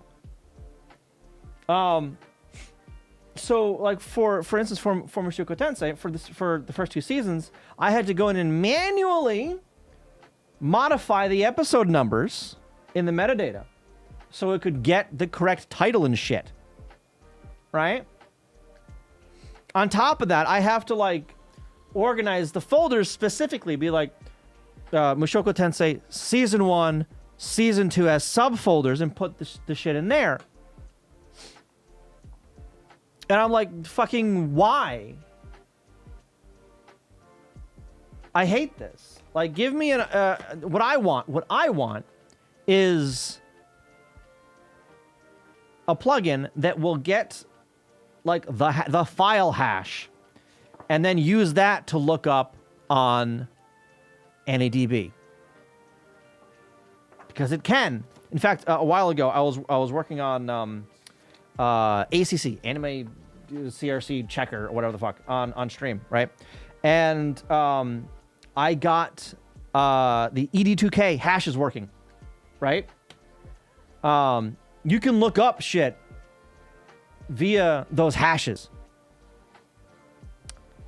I have a question. Is this a Linux OS VMing a Windows? Yes, it is. I am running Arch Linux, and in the VirtualBox VM is Windows 10 running a piece of software for this scanner that is not recognized in Linux. That's why I'm doing it. Linux doesn't know what the fuck this scanner is. It's the only reason. The software itself will start on Linux in Wine. But nothing recognizes the fucking scanner. What app? It's specifically for this scanner, or the scanners of this this company. It's the Plus Tech Bookmaker. So this scanner is a special scanner, special kind of scanner. It's a book edge scanner, which means it's more expensive, number one. But most scanners have a bezel all the way around, right? Like this way. So the 2 holes here are for the cover that I took off. It just slides out. Yeah, the bezel spacing, exactly. So this one has 3 sides of a bezel, and the 4th side, this one here, the glass goes right up to the edge. So I can take something that's a book, and I can get really close into the binding. Right? It's not perfect, but it's significantly better than what I can do with your standard flatbed scanner. Linux doesn't know what the fuck the scanner is, which is unfortunate. So I have to run this in Windows. So number one, I can use the scanner, and number two, so I can use this software to use the buttons on the machine. Yeah. Bigger first. Yeah, I get it. I know. I need to figure out driver programming so I can just fucking fix it myself. Honestly. I need to I don't know. I need to figure out driver shit and how to do that just so I can fix it myself. Like with the kernel? Yeah, I mean, I can compile it. I've got another VM that I started working with. I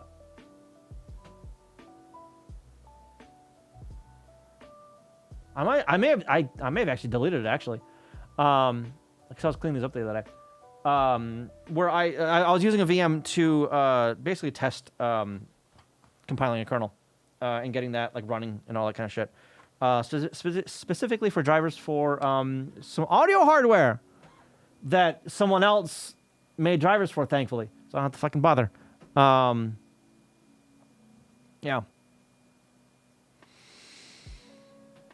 As I heard Linux person, then at one point I stopped giving a fuck. I am forced to use Windows at work, Windows 11 at work. The more I use it, the more I hate it. I will never install Windows on another piece of my own hardware. Ads, yeah, I know. I unfortunately I can't do much about ads. I'll continue after you come back. Doesn't follow HDI spec, so therefore not recognized. Yeah, I don't remember the specifics. I don't remember. I've had all kinds of fucking issues with Windows 11. When you talk, how?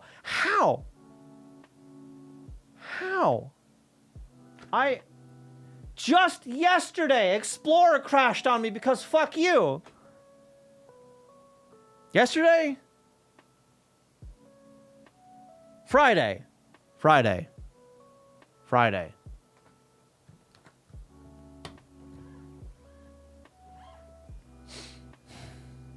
Fucking hate Windows.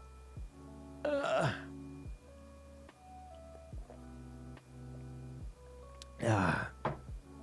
Ads over? They should be over. Welcome back.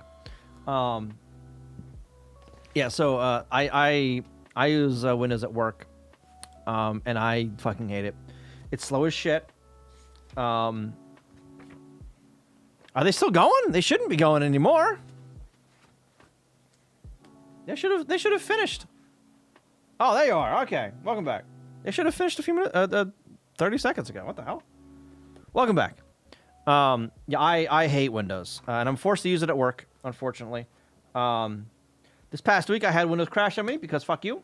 Well, Explorer just shits itself every once in a while. Like I'll click on something and Explorer will be like, nuh-uh. I'm like, what do you fuck you mean, nuh-uh? There's other times where I'll rename something in a folder. I'll create a new directory, right? And Windows doesn't fucking show me what I just created. In a local, I have to refresh the local fucking folder for it to go, oh shit, there's a file there. I'm like, yeah, I know, I just fucking pasted it. How do you not see it?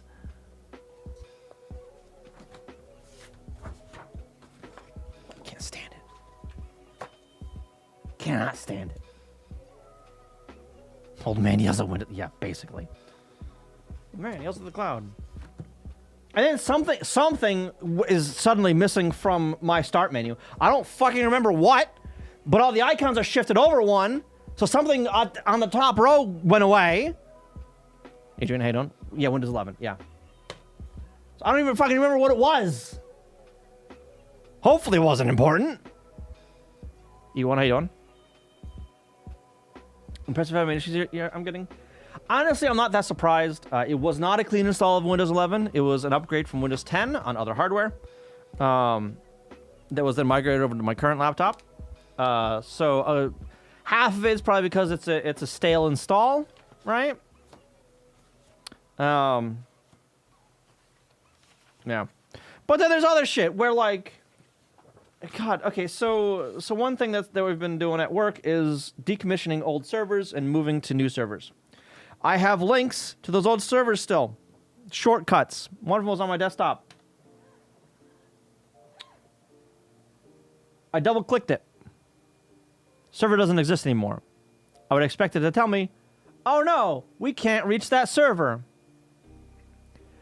Explorer fucking crashes.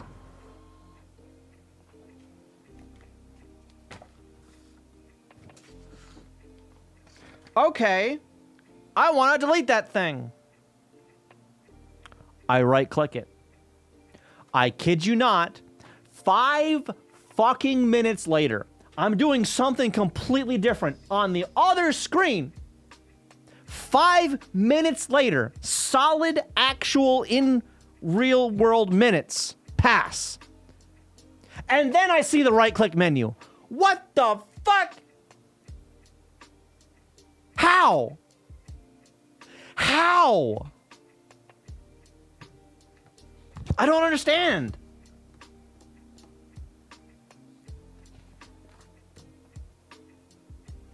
I remember testing this one piece of software. It was it's Windows only software, right? I think it was like the Inspire Designer crap, right? The publishing software we use. Tested it on my hardware in Windows. It took X amount of time. I don't remember the actual numbers, so I'm just gonna bullshit it here. Say it took 10 minutes. I fired up a VM with OpenSUSE Linux on it. Installed Wine. Ran that piece of software. It was faster in a virtual machine on the same hardware than it was in Windows 11. How the fuck? Faster in a VM running via Wine. What? I haven't installed since around 2014. Good lord, I abused it. So many things, not broken, but like instead of swirling loading icon on the start, it had Vista loading bar. VGA driver failed, defaults to monochrome for ADP, etc. I didn't spin a bunch of these. But yeah, so I have issues with Windows all the goddamn time. I've got issues with Adobe, which I know is not Windows. Yeah, Windows I/O is legendarily slow. But I just found it really funny that a Windows application running Linux, running a Windows app through a translation layer was faster than just running that damn program on Windows on the same hardware.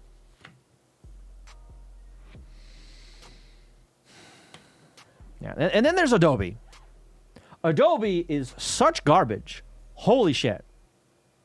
I thought it was slow before. Then they did an update for something. I don't know, probably some AI bullshit, right? And now, if I have Adobe open, the Adobe Acrobat Reader open, professional, not the one you have to fucking pay for, right? I have that open. No PDF is open, right? So it's not like the welcome screen bullshit where it shows you a list of files or whatever, right? If I have the window open and I double click a PDF, it will take 2 minutes to open, at least. If I close Adobe entirely, double click a PDF, it opens fucking faster. What? How?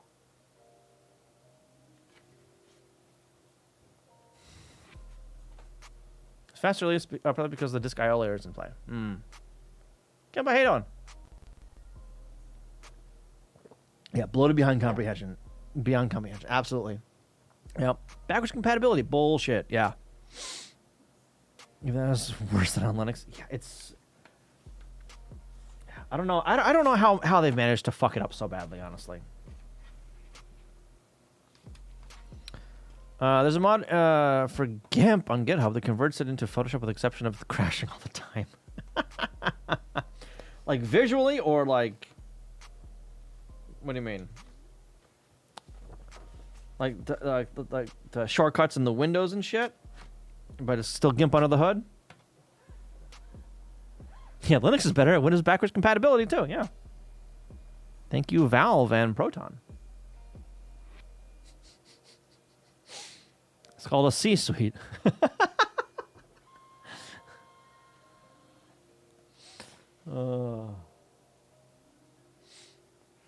Yeah, someone earlier mentioned that they do all their gaming on Windows. I do all mine on Linux, and I haven't had any issue. I installed and started playing the other day. Cyberpunk 2077 on Linux. No issues whatsoever. I mean, I had to turn off some of the ray tracing stuff for frame drops, but aside from that, I haven't had any issues with it. None whatsoever. I can even run, because I got this working the other day, or the other month. I got Command & Conquer Red Alert 2 working. That shit doesn't work on Windows 11 anymore, I don't think. Not out of the box, anyway. Literally one game instantly Windows 4, and that's Flight Sim. There are probably ways around that, too. Yeah. Probably, but it might be a hassle, right? Which is what I've found is... All right, there's a way around it, but you're not going to like it. You know, it's one of those. That's my guess. That's my guess. But for me, like, most of my games just fucking work. There was one a while back that I haven't tried recently. It was, it's a racing game. Assetto Corsetta? I don't know how the fuck you pronounce it. But for whatever reason, that didn't start when I tried it last. I've only had cyberpunk-specific crashes. There's a weird one that if you drive somewhere fast enough, something in the world streaming fucks up. Oh, wow. Okay. Especially considering the amount of third-party stuff you want or need to run in Flight Sim, that's all Windows. Yeah. Yeah, if I'm remembering right, the input stuff for that, for Flight Sim, is next level insane, right? Because there's so many goddamn... Like, in a cockpit, there's so many fucking switches and sliders and whatever. That getting that much input, like, they kind of have to go a bit lower level, right? Or use, like, Windows-specific shit to get that much input, right? And to be able to configure it right or whatever. Or, in order to get that much input, on any operating system, you got to go a little lower level, right? That isn't exactly cross-compatible. Not even that, but real-world traffic, third-party agency, heck, just the add-on planes. Really? Really? I guess because, like, program interoperability or something? Windows is not the main product anymore, not even close, so execs feel like it's much less important to put resources into it because all the execs are idiots. Yeah, I feel that too, you know? Where, like, oh, that's not the big product anymore. It's fucking AI, cloud, So their former flagship, the Windows operating system, takes a back seat, you know? And then Valve was like, okay, SteamOS. And then Windows was like, oh, shit, fuck. We should probably do something about this. You know, it's like a little late, a little... Not enough, too late, you know? Too little, too late. That's the phrase I was looking for. Too little, too late. Yeah. Try that again. Yeah, so I'm looking forward to the new hardware that Valve has coming out. I'm on the wait list for the Steam Machine. A little better? That's better.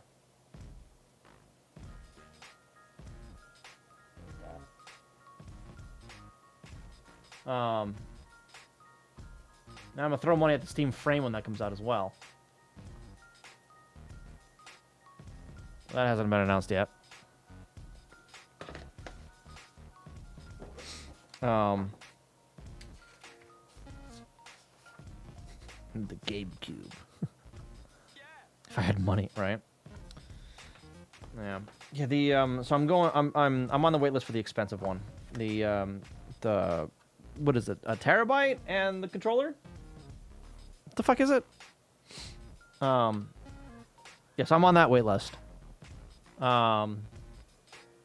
Hopefully I don't have to get on a wait list for the frame, but I probably will. So frustrating seeing companies stabbing themselves to death to the point that it's just sad. They don't even realize it. Yeah, it's all fucking greed too. Like this shit with Sony saying, no, we're not gonna do CDs anymore. What? Probably so they don't have to, you know, they can take home more of the cut, right? So because they don't have to produce and distribute physical discs anymore. Well, anymore as of next year, right? So they can just they could charge the same, but take home more of the slice, more of the pie, you know? Greedy motherfuckers. Ubisoft, yeah. Where it's like, you know, oh, sorry, we don't support last generation. You got to buy that shit. They're pulling a Nintendo, right? Or they sell it fucking back to you every generation. Or, you know, because Sony's done this, where you, quote-unquote, buy a show to watch or whatever, right? Buy a movie. It's in your library digitally. And then Sony loses the rights to it or whatever, right? And they're like, all right, well, you can't have that anymore. And people are like, wait, what the fuck? No, I bought this. What do you mean? I think they got in trouble over in Europe for that. And people do like to bring that up about Steam, and while technically that is a possibility, right? There are games that are no longer sold or listed even on the Steam store that I have, that I can still download and install on my machine, right? As far as I'm aware, Steam will only remove something from your library if A, you ask them to remove it, or B, it's straight up fucking malware. Right? And I think part of the reason for that is they're not publicly traded. There's no fucking investors to satisfy. You know? If they wanted, they could make Windows so much better. They've got the resources, but not the will of the brains. Yeah. Yeah. I don't know who it was, Ubisoft or Sony. In the shareholder meeting, we need IPs. Meanwhile, holding 20 plus IPs that haven't seen a release in decades in hostage. Right? That shit pisses me off too. It's like, okay, you own this shit, but you won't do anything with it. Shit or get off the pot. Like, holy hell. People would love if you just did something with this IP that you're holding hostage. Do something. Right? Poking it with a fucking stick. But no, instead Concord. Go to hell.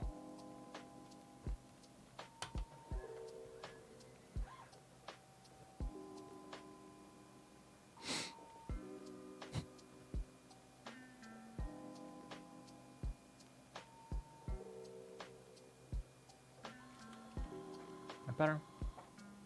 That's all right. Wasn't Concord like... Did that survive like a week tops? Or was it less than a week that it was out before they pulled the plug on it? I don't remember who released that. I just know that it was a live service game that flopped fucking immediately and like evaporated.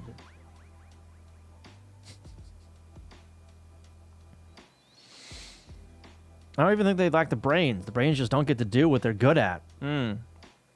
Yeah, because I've heard that like the management structure at Microsoft is disgusting.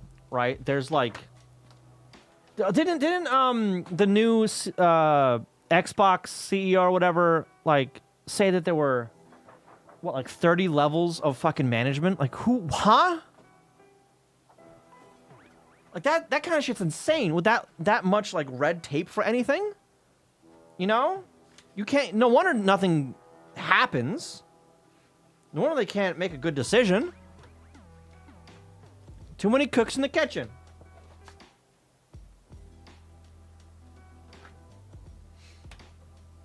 You need to cut down on some of the levels. Start... No!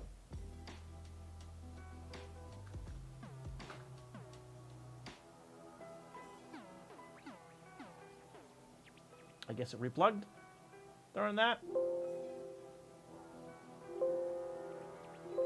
Program crashed. Ah!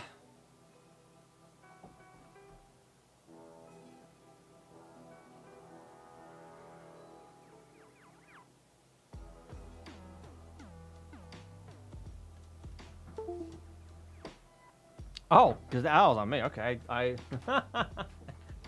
oh, now it's off. Cool. All right. Power fell out. Bum bada bum. My back's starting to hurt. That ain't good.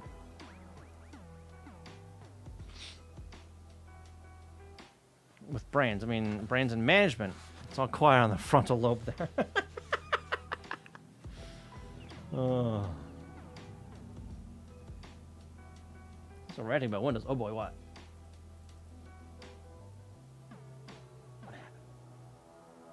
Somehow, every single time Windows 11 fails to recognize my sound system, so I have to crawl under my table to replug. What? Magically, this never happens in Linux. Linux is doing better sound stuff than Windows? What the fuck? What the shit? Oh yeah, speaking of sound, by the way, on Windows, by the way. So I've got a headset. It's a USB headset, right?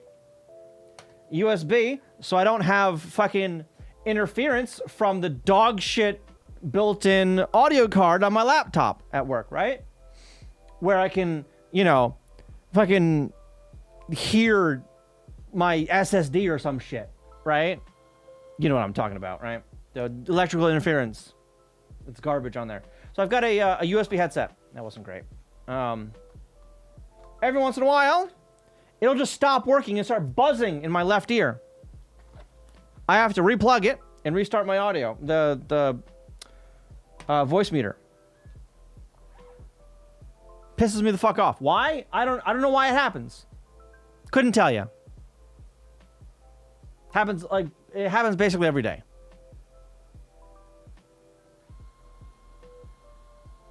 That's better.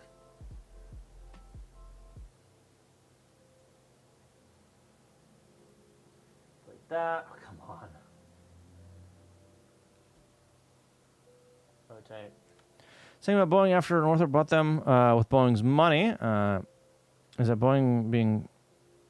Is that Boeing that stopped being an engineering company and started being a business? Yeah. Yeah. Yeah, I've heard that. Right. They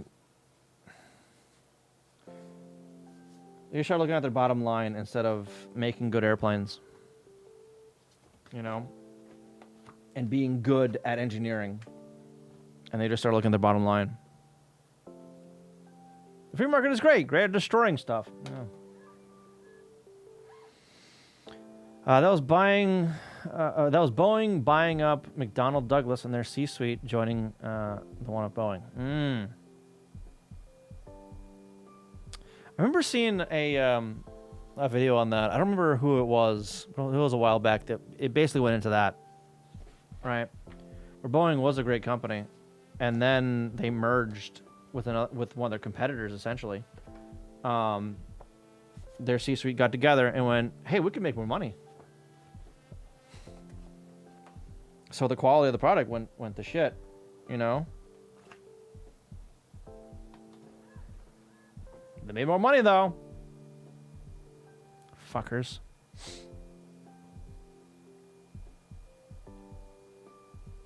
And it's that kind of stuff that, like,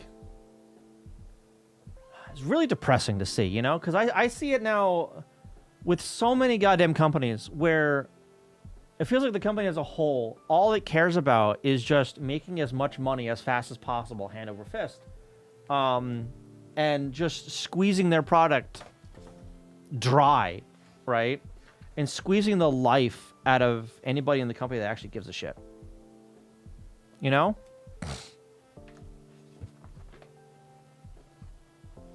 Best sign of that, relocating the headquarters away from where the manufacturing is. Right.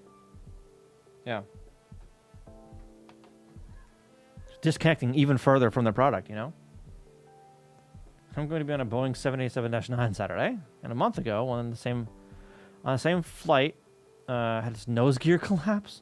Wait, was that the one where it was sitting at the terminal, and the nose gear collapsed? That one? That one. Because that one I don't think was a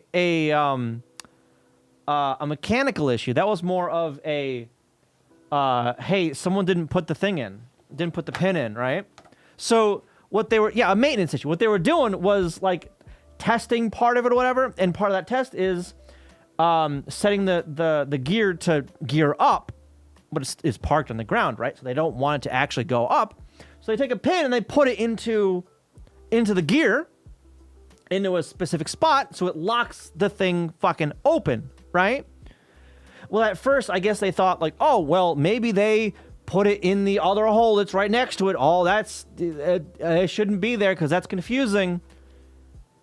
Comes out later on. No, the pin was still on the fucking shelf. It wasn't put in anywhere. So the maintenance crew told the gear to come up, and the plane went, okay, and pulled the gear up.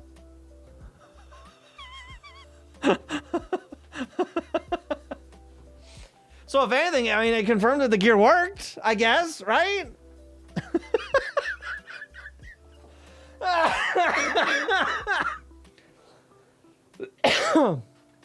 Oh.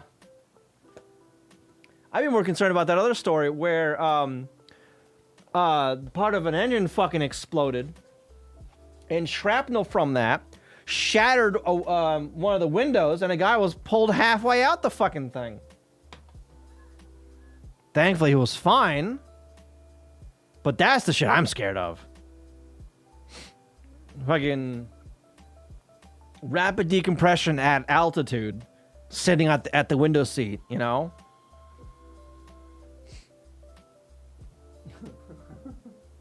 Suddenly, you're going skydiving. It's like, yeah, that's not a thing you want to suddenly be doing, you know? Start flying on commercial airliners with a fucking parachute. Get weird looks from everybody. No, it's my carry-on. Don't worry about it. It's fine. Get some concerned looks from airport staff. Get pulled aside. Sir, why are you boarding a plane with a parachute? This is not a plane designed to be jumped out of.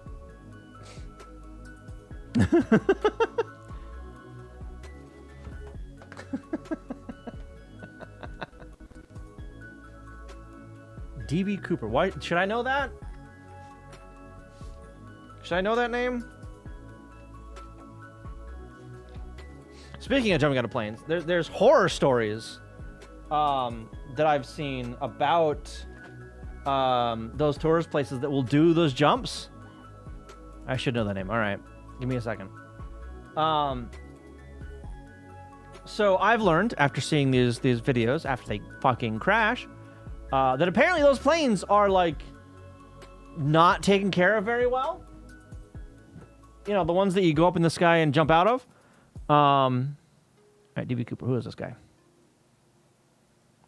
Dan Cooper.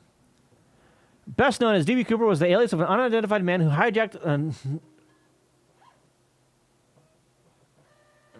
scanning black and white. Hijacked Northwest Orient Airlines Flight 305, a Boeing 727 aircraft flying from Portland, Oregon to Seattle, Washington. Okay.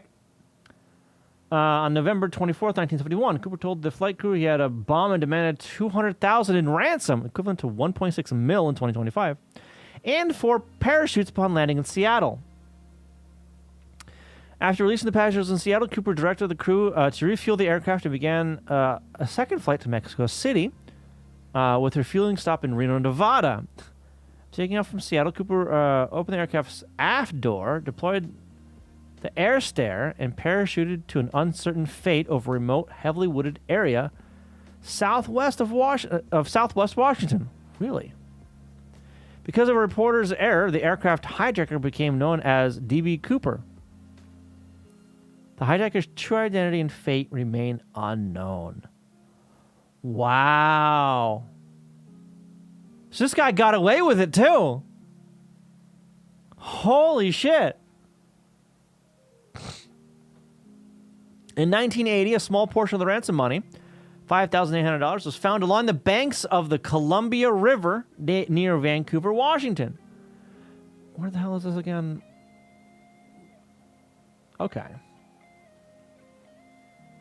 The discovery of the money renewed public interest in the crime, but yielded no additional information.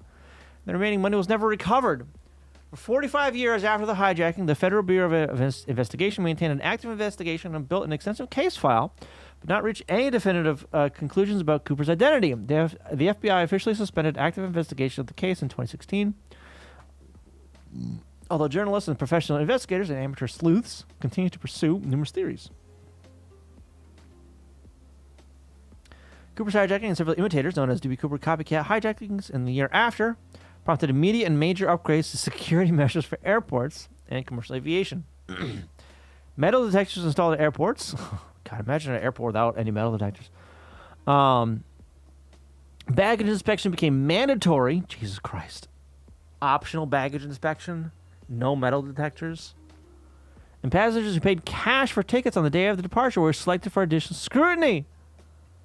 The Cooper hijacking remains the only documented unsolved case of air piracy in the history of commercial aviation. God. Getting onto a plane with a ticket you paid for in cash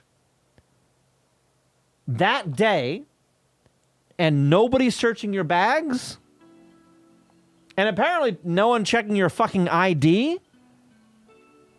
What? God damn. Times have changed. The golden days of, I guess, like, because I guess at that point, like, flying was still, like, seen as a luxury.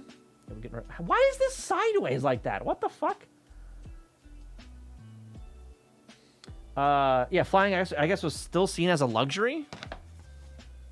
So the would-be terrorists or whatever would need substantial funding, so they wouldn't think, like, you know, didn't think it was a thing that people would think to do, I guess, right? I don't know. Yeah, it's certainly different now.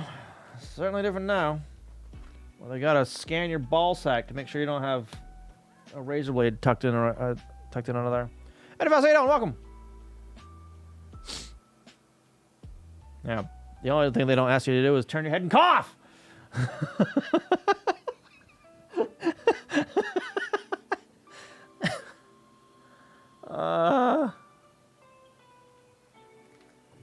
Gotta take your fucking shoes off. Gotta fucking take your laptop out of the bag, and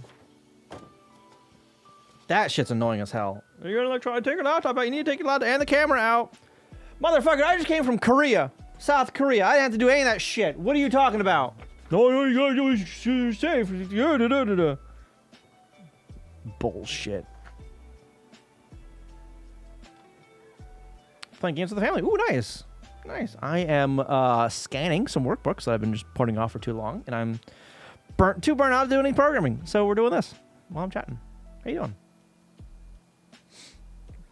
What games are you playing? Board games or like Minecraft or something?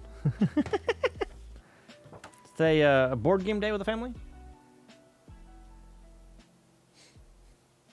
Monopoly? Just start fights with Monopoly?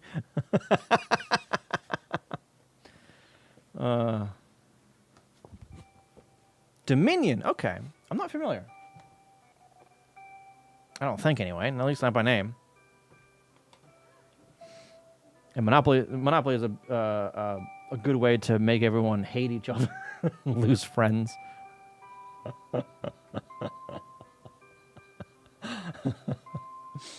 It's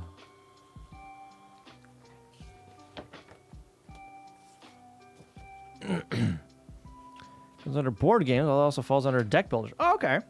Yeah. A tabletop game of sorts. Yeah, okay. All right. Nice. Nice. I remember years and years ago, back when I still lived at home, let's say middle school or something like that. I think my parents tried to do like a family game night thing. But like the board games that I remember were trash. Monopoly, fucking Candyland, that kind of bullshit. Like the games that are just not great, you know? So none of us really cared.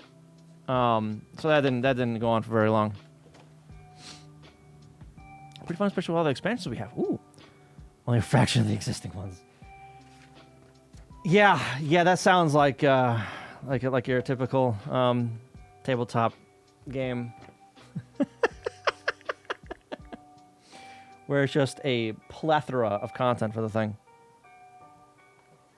Because the makers of it are clinically insane, and they just cannot stop making content.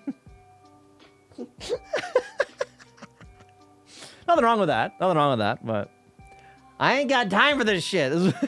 That's my only complaint. I ain't got time for this.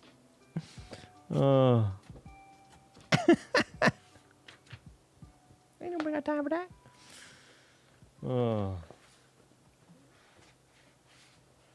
That, and I don't really have anybody around here to like play a in-person tabletop game with, you know? No. This is as crooked as hell, I think. Well, we're gonna find out. A few years ago, though, I did regularly play tabletop games in Tabletop Sim. That was fun. That was not too bad.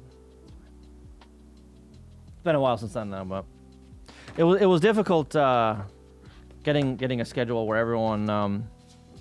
That's the hardest part, honestly, is as an adult figuring out scheduling for like more than 4 people at a time is fucking impossible. I'm gonna be escaping Germany just in time for it to cool off, to go back in California's 30+ C for a week. Yeah.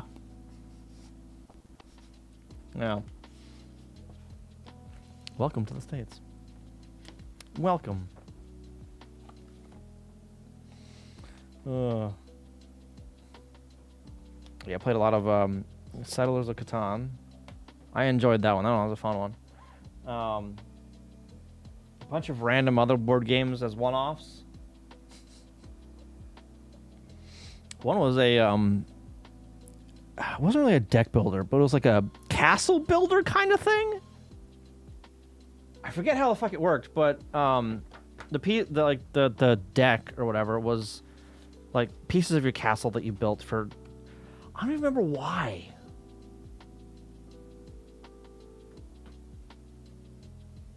Yeah, like based on like the different like types of shit you built, like were different points or something like that. Yeah.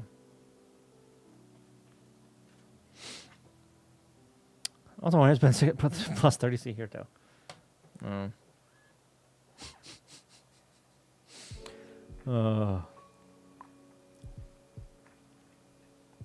That's gonna be cooler there next week than it's here next week. This week. Oh, nice. Nice.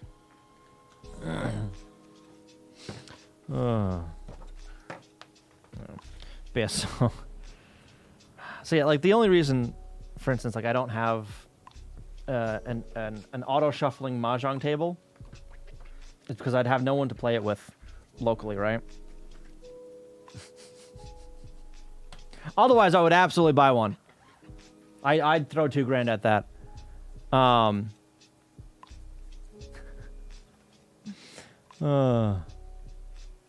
TTY but Nick, how you doing? Why did I have to scan my college notes? Wish I had to scan with a feeder or something. There staples around you? I've got those, right?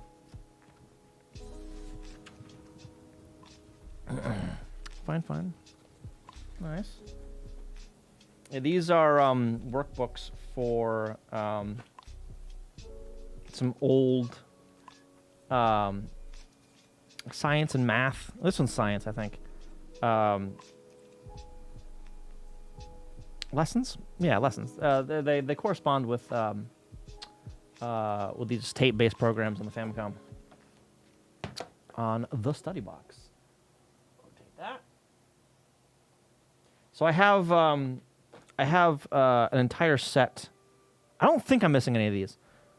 For third grade, for science, and I'm working through scanning all of them because they are unarchived. They're not archived yet, and I'm working to fix that. I'm on book number 4 out of 12. The actual programs themselves, the tapes, those are archived. Those are dumped into ROMs. So those aren't lost anymore. These kind of are lost media a little bit. You know, they're rare, and they're not very common. So I'm working on preserving them. Oh. And I did mention before, but I'm not sure many people are here yet. I was poking around, reviewing my notes for some of the study box hardware. So the model that everybody has, including myself, is this one right here. Take the post-it off of it. This guy right here. It's a tape drive that goes into the Famicom, right? Lessons come on tapes. This is the model SBX01. SBX02 is the power adapter. Oh, that's why it was difficult coming off, because it was taped down on the front. All right. This is the most common model. This model was sold to the general public, along with the tapes. But this is the third model of the thing. SPX01 would make you believe otherwise. Yeah, so this is the third model. The first model was a rented device, where the form factor was closer to the Famicom disk system, where it had like a RAM adapter up top that plugged in, and the console itself sat on top of, or underneath rather, the Famicom, and the tape loads in the front. In fact, I have some pictures of that. This guy here. So that's the study box in the bottom there. So the tape loads in the front here, right? The other model. So this is the Model 1000. This guy in the middle is the Model 1500, which was only speculated to exist for the longest while, until that model right there, that unit went up on auction, and I lost the auction. So this guy picked it up, the bastard. I wanted this so badly. Because, yeah, we didn't know this thing existed before that auction dropped. It was only speculated. No pictures existed of this fucking thing. And then this drops on an auction. I tried throwing $1,000 at it, and I was outbid. I should have thrown 2 at it. Yeah, that's a Famicom on the inside. Famicom. With the study box hardware in there as well, obviously. So it probably has, and it was active at the same time as the SPX01, which is this model right here, right? So my guess is those two have the same firmware, so the tapes are cross-compatible. Them having the same logo and general style kind of backs that up a little bit. The Model 1000, the beige one on the far end, is completely different. The firmware is different entirely. So the tapes are not cross-compatible. That best he spent more money on them. Yeah, so with these fucking auctions, they end at like 7 a.m. my time, right? So I'm like barely fucking awake for these things. And if I had been more awake, I probably would have thrown more money at it, or attempted to throw more money at it, right? Yeah. But yeah, so of this model here, I have physically 4 of these. 4 of them. I had 5. I gave one away because I had too many of them. But I still have 4 of them. Only one works. I think the tape drive is suffering a little bit. The belts need replacement. The others have other issues. One of them is in pieces because physically was broken first. One of the spindles inside that pushes the tape up against the capstan that has a clip missing. Before I got to it, it had a clip missing. So it's not sitting correctly and it won't play the tape. So that one is my sacrificial unit that I've taken apart. I've unsoldered the motor so I could actually get a good view of the board, one of the boards, and get it out of the shell and all that. Yeah, but yeah. So the Model 1000 is completely different than the others. Has different firmware. So I have one of the tapes for that model. It's the Darwin tape. The blue tape in this picture. I have that tape. I cannot play that tape because the firmware is different, right? The firmware on these things, or the tapes rather. Let me back up, start there. I moved that. I need to redo this one. The way that these tapes are set up is on one channel is recorded audio. Music and lines that are read by actors, voice actors, right? And on the other is program data, right? But it's in a packetized. I don't know. It's data in packets. Yeah. Different kinds of data, like the character ROM data, which is just the straight image data, right? I delete that because I fucked that one up. And then there's data for how to place that on the screen, and then there's like sprite data, right? And lastly, there's script data, and this script is what the program is actually written in. They're not written in assembly; they're written in this domain-specific script. And that script is interpreted at runtime in the firmware, right? For the model that I have, that script is mostly reverse engineered. There's still a few unused opcodes that are a little questionable. Unused / half finished, right? So those opcodes don't really do a complete thing. They do part of a thing that was like never finished or disabled or some shit. Segmented? Yeah, I guess. But all the opcodes are like in a lookup table essentially, right? That points to the different handling routines for all this shit. The opcodes for the script are completely different for the Model 1000. The rest of the tape is structured kind of the same. So I was able to extract images off the thing, right? Side A.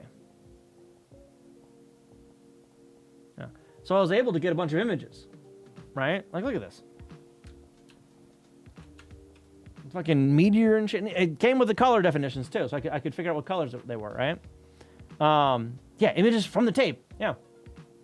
And this stuff is like a sprite sheet, right? So these are the sprites that would go on, this screen, I think.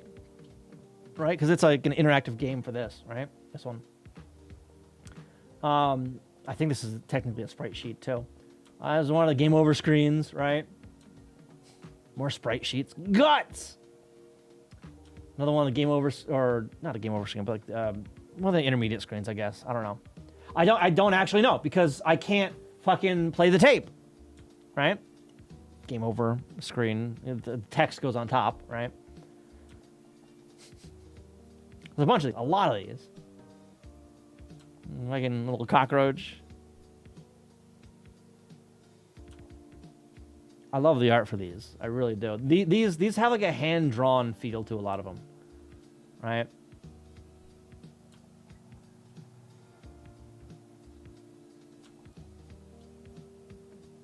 Yeah, I love this art style. A little snake, and it doesn't have a face because that is on the sprite layer. So he's got a tongue that comes out and eyes in 2 different positions, right? So it animates that. A little turtle. And then on the second side, side B, it's a fucking music thing. Snake. So I don't know what the hell this is all about. Again, I can't actually play this tape. Oh, this is a sprite sheet of all these. These are all like full screen definitions. Arranged in a sprite sheet, right? So this is it, just overlaid on top of each other. Another menu for it. And then after the piano shit, there's like a title screen. And then like screens that like characters have dancing sprites for.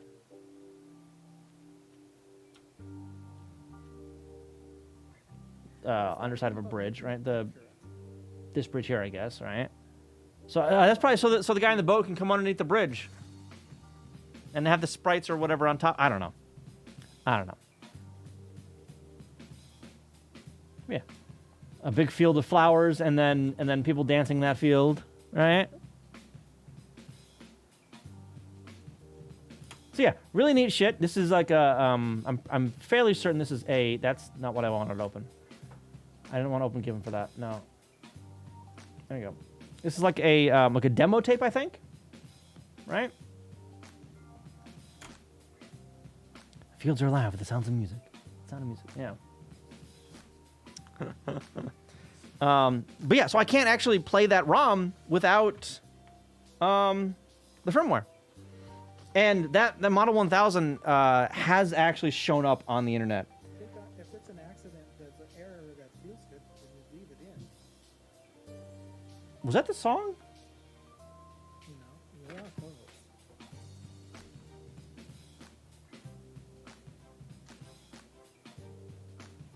What the fuck? Oh.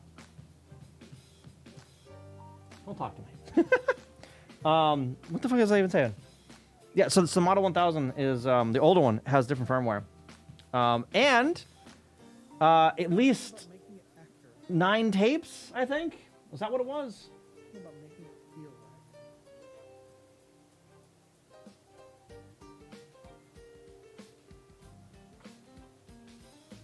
right? 9.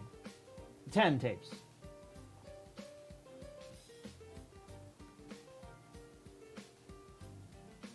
Ooh.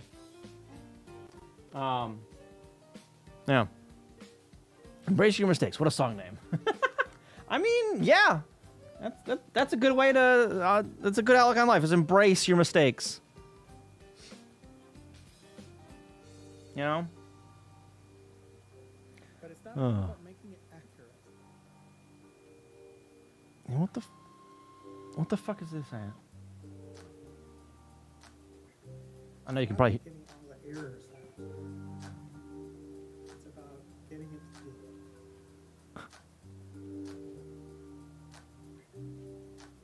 Say something again.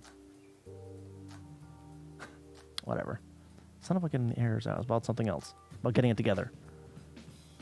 Whatever.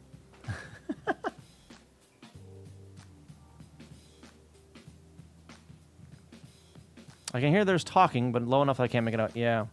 I can't really make it out either. Alright. Did I? Yeah, that's the one. Okay. But yes, I've been working on this for a while. A few years now at this point.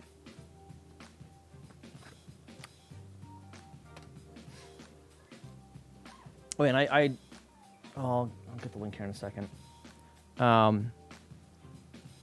I linked it earlier, but I don't know if many people were here at that point. But I am starting to upload this stuff onto archive.org. if it's an accident that's an error that feels good, then you leave it in. So I'll link that again here. You know, you want those. Paste that there. So currently I only have these two up here. I did the smaller ones first so I could get a feel on how this whole situation worked with archive.org, right? But this is like one of the little promo booklets for the study box. And this is one where I found out exactly how many tapes there were right here. This one column is science, the other column is math. And tape number one, lesson number one, starts in April and it goes through to the next year. And I have and this page over here is like, hey, there's two like bonus tapes or whatever, and I have both of these, so I know that there's not like one I'm missing or whatever, right? A little testimonial down here. Oh yeah, my kid loved this. It's great for learning, Yes, is this one, and then there's also this guy here, which is the English like manual, the manual for the English lessons. Yeah, so this isn't one of the workbooks. It's like what to expect from the English lessons and how they work, and using the tapes and the controls for all of it and all that kind of stuff, right? What you see when you load it up. The structure of all the lessons, all that kind of stuff, and a big testimonial from, I don't know, dead guy now. He was old back in the 90s. What is it? 13 views. Yeah. One view.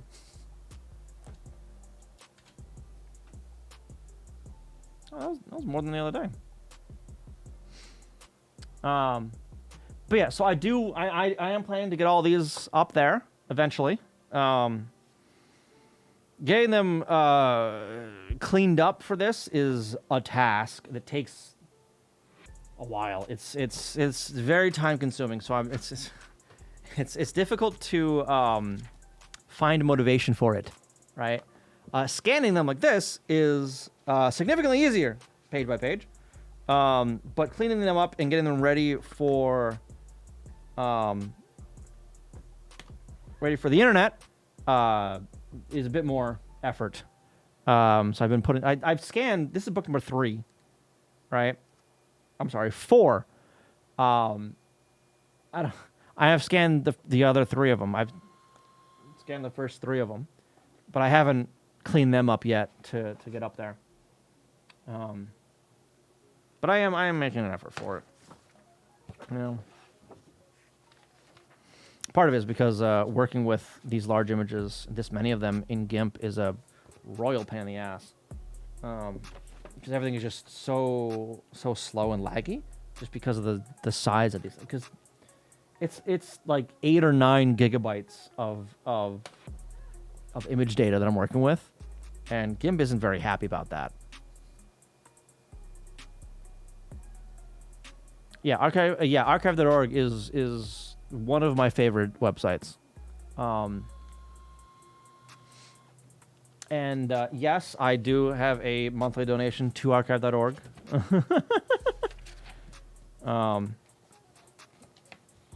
I don't donate to Wikipedia because whatever. But archive.org I think needs my money more than Wikipedia, honestly.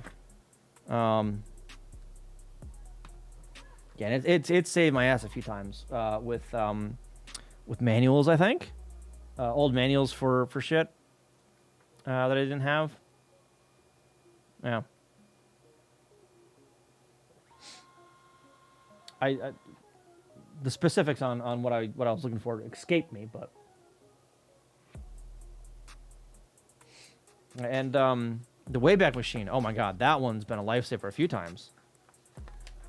I was looking at a website that no longer exists, but archive.org is like, don't worry, I got you. Here's what it looked like 2 years ago. Oh my God, thank you. It is kind of amusing, like going back to looking at popular domains from 10, 15, 20 years ago, right? TikTok that domain was some random person's like blog. They were talking about, you know, the shit they were doing that Saturday or some nonsense. I don't know. There's a few of those, right? I think Facebook was another one where like it was another fucking blog or some shit. Just some random nobody's webpage, you know? Yeah. There's a lot of things that, like, especially for Famicom stuff that I found. The original site was, like, on GeoCities or some shit. And there's a backup of it on archive.org. Or it's some, you know, random Japanese guy's blog from 20 years ago. That's not around anymore, but it's on archive.org, you know? Oh, Wayback Machine, yeah. Yeah, don't use it all that often. When I do, it's a godsend. Abso-fucking-lutely, yes. Yeah. You don't need it often, but when you do, it is a fucking lifesaver. Yeah.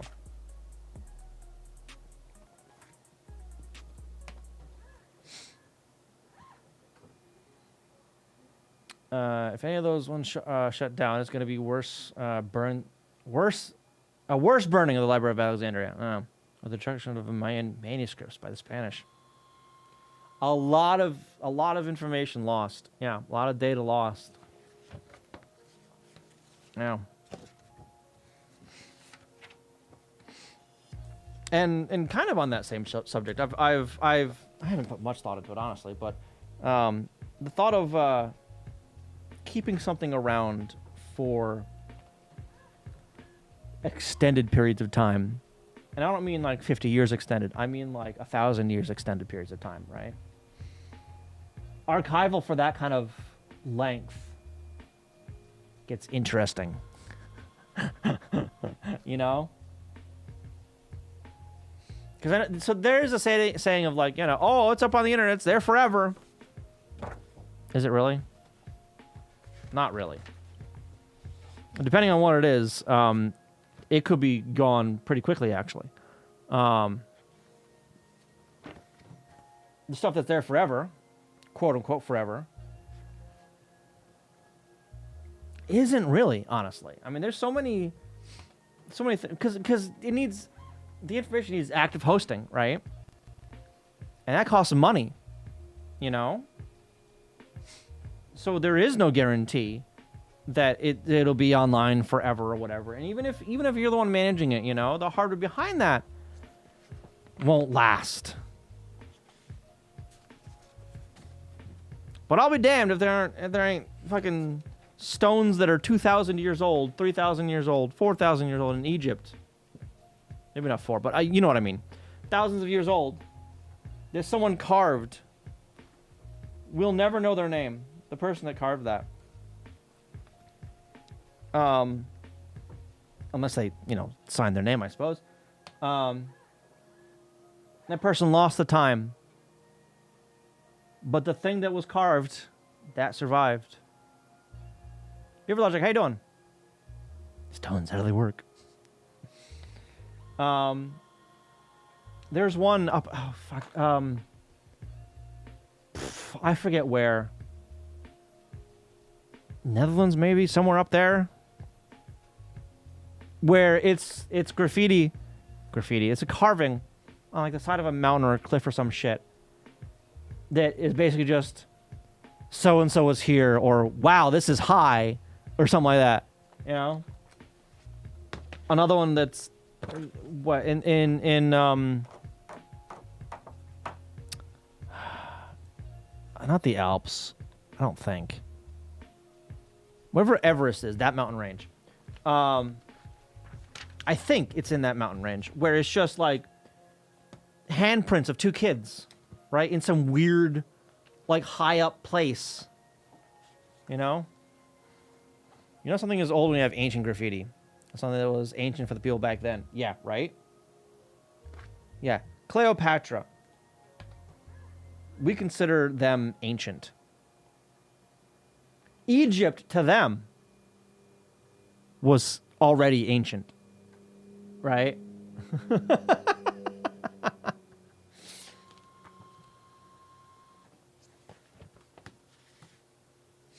Are you gonna load? Come on. God damn it. Fucking crashed, didn't it?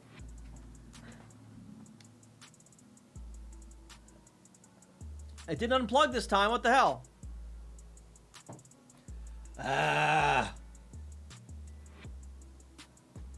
There it goes. Ping ping. How you doing? Welcome, welcome. Rotate.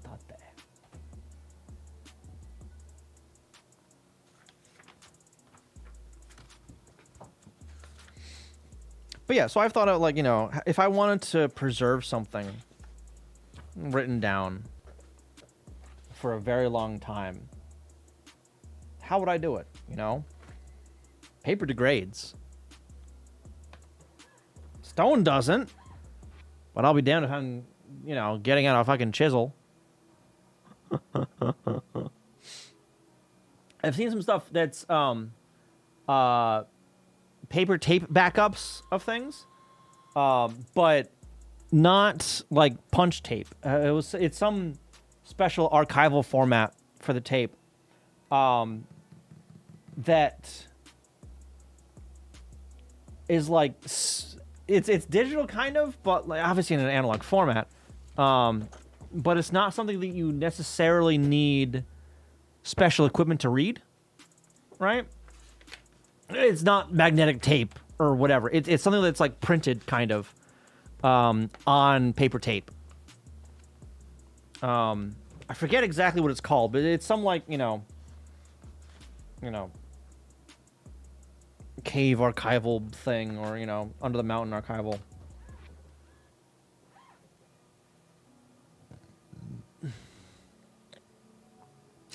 Almost not a Xerox, which randomly changes numbers. Fuck Xerox. One of the oldest known names seems to be elephant. Pre-dynastic, that word, ruler in Egypt, from 3100 BCE. Wow. Dynastic. Pre-dynastic. I figured it out. Okay. Actually, Scorpion 1 is probably from 3300 BC. Wow. There was some graphics drawn by some person in some cave, which was 3+ days designed. 3D plus designed to show horses running when the flames flickered. Ooh.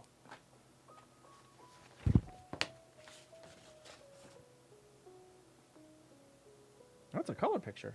Oh, wow.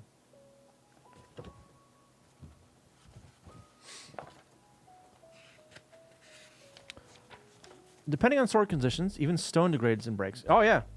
I remember seeing, when I was over in Japan, there's, like, these displays, if you want to call them that, where it's 3 stones that are just under dripping water, right? And the stones were placed there at, you know, different times.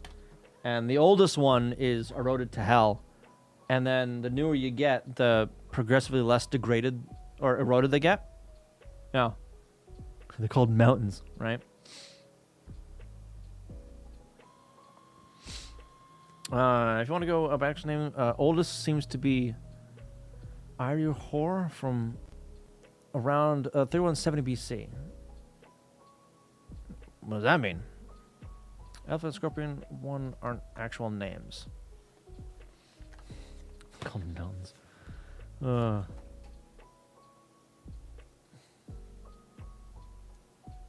Are cliffs not corrals?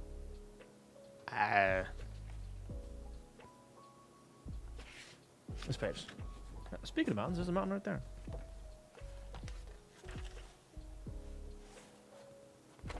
Okay. Almost done with this one. Almost done. Come on, you bastard. Oh, this one's not going to be too good, this scan. I think this is going to go crooked.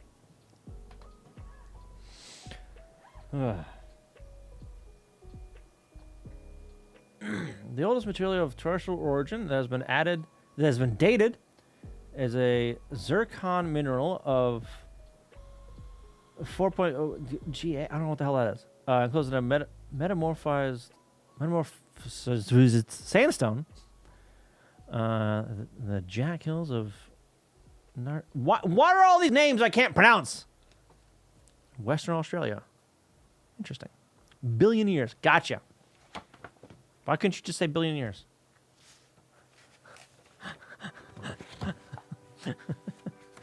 Why'd you have to be all confusing?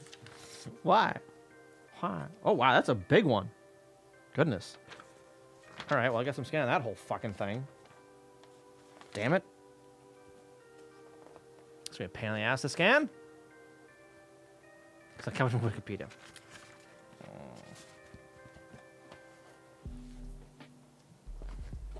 Giga Anims? Giga Anus. That's completely unrelated. You guys watching any shows this season? I started watching Chainsmoker Cat the other day. Giga Anus. Hilarious show. I love it. That show, for the story, it has too much goddamn budget. But I am 100% behind it, right? I'm excited for the bullshit of that show. Anyway, in the second episode, so the what's it? The characters of the show are anthropomorphic cats, essentially, right?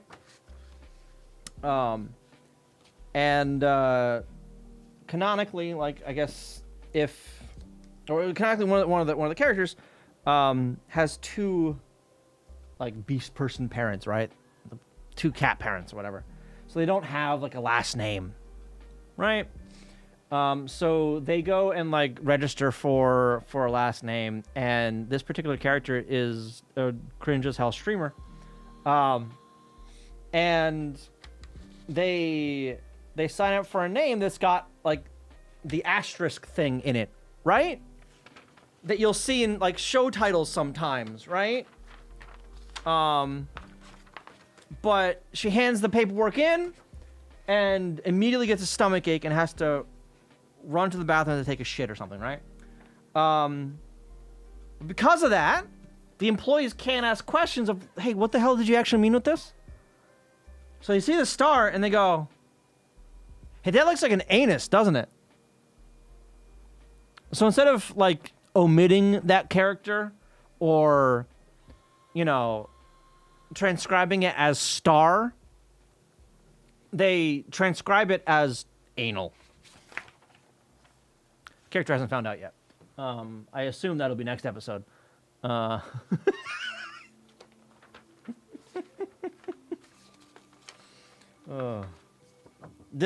show's a fucking wild ride, by the way. It's wild goddamn ride. Too many anuses, yeah. Yeah, the first episode was the main character, the main character, I guess. I don't know. Basically being a complete slob and smoking too many goddamn cigarettes. Chain smoking cat. Yani Neko. Oh, I had a tab open already. This right here. So it starts with this character here. The first episode is focused on this character, and she smokes too goddamn much. Lives in a fucking pigsty. Her apartment's an absolute disaster. And it's just, the first episode is just the bullshit she gets up to during the day. Second episode, a few more characters are introduced.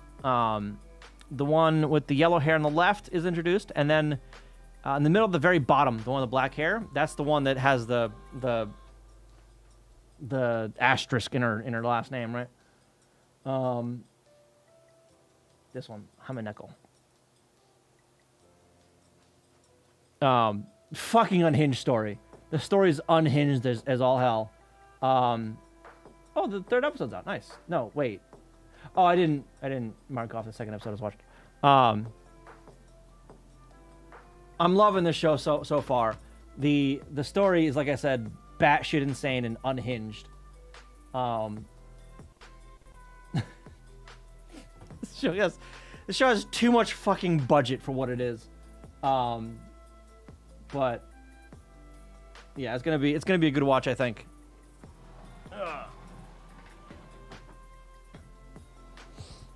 Yeah, as for other shows this season, while they're on that subject, yeah. So I was late to stream today because I instead of eating, I watched today's episode of Mushoku Tensei. Oh, whoops. Spin that around.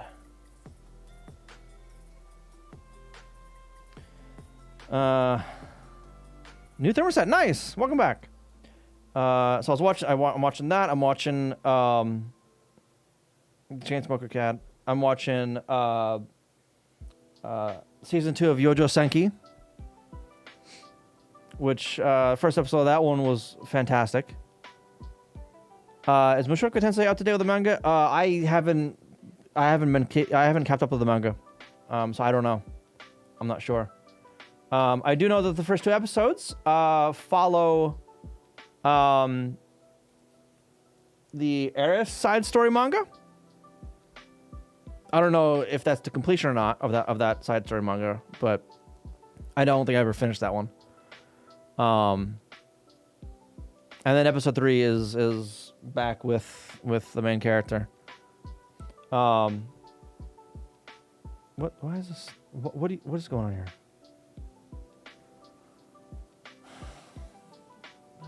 Shit ass software. My God. And I feel like there's another show I'm watching that I don't remember the name of, or can't put my finger on. No, not the smoking behind a supermarket, because that was last season, I think. That one finished up. Oh, I feel like there's another one that I'm forgetting about.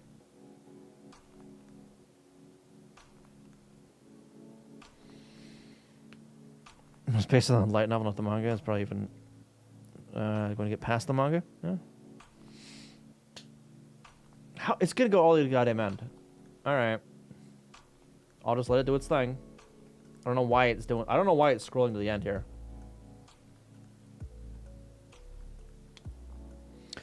I think it just caught up with the manga. Oh, okay.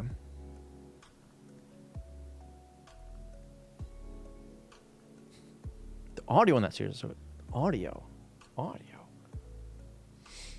Yeah, I need to catch up with Konosuba.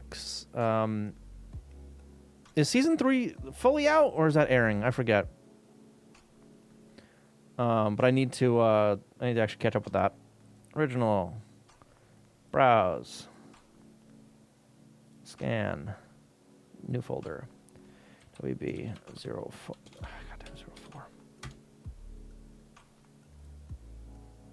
Export. I also started rewatching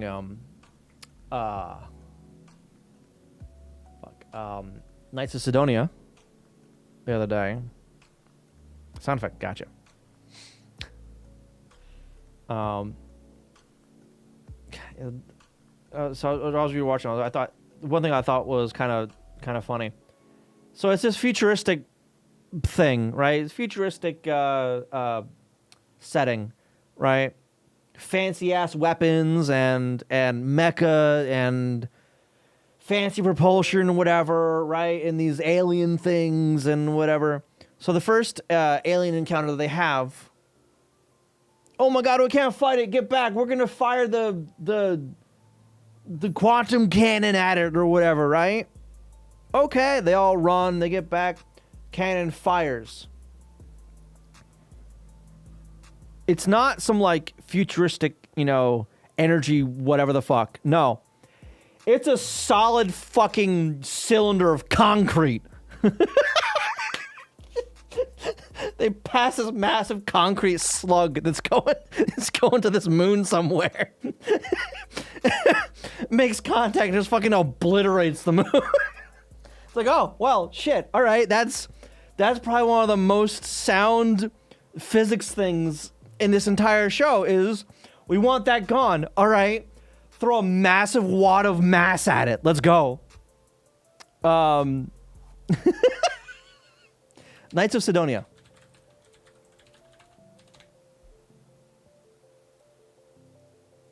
Listen here. It's an older one from 2014. I remember really enjoying it. Quantum cannon as in shooting an unknown quantum of concrete. Yeah. It's just this big fuck you slug of concrete that just zooms by them. I wonder if I take a screenshot of that. Hang on. I'm gonna open up my screenshot folder here. I'm gonna scroll through them real quick off stream. I had to be careful in that folder. Not everything is stream safe. Oh yeah, and we got the ending for Mushoku Tensei, which is just has some beautiful shots in it. Absolutely beautiful shots. Fucking beautiful shots. All right, back. Chainsmoker cat. No.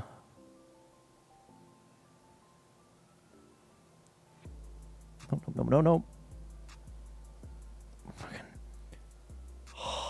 Yojo Sankey.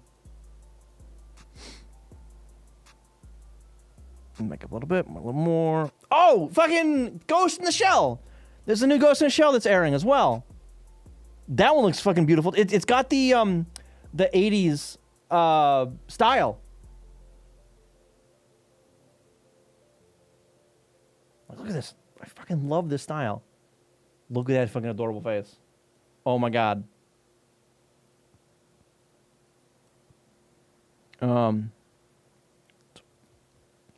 Fucking beautiful. Fucking beautiful. Change one cat, yep.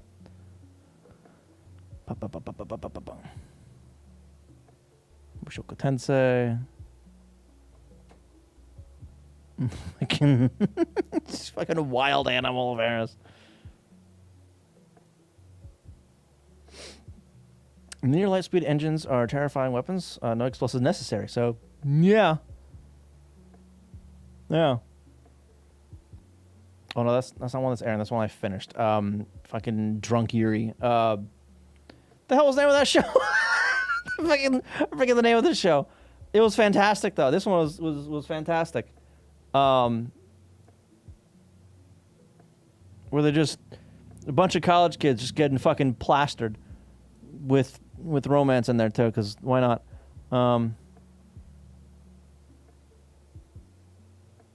Really good visuals on that one too. A relativistic kinetic impactor is not one that you want used against you. Yeah. Yeah.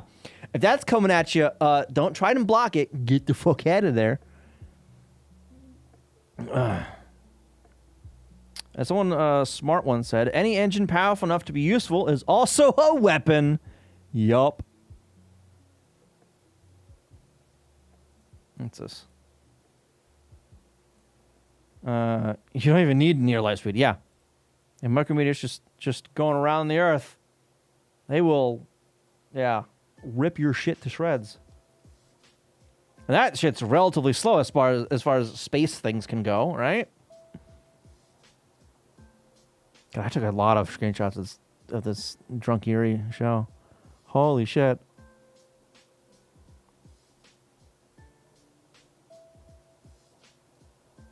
Good God. It was a deer! Okay. Nope. Keep going.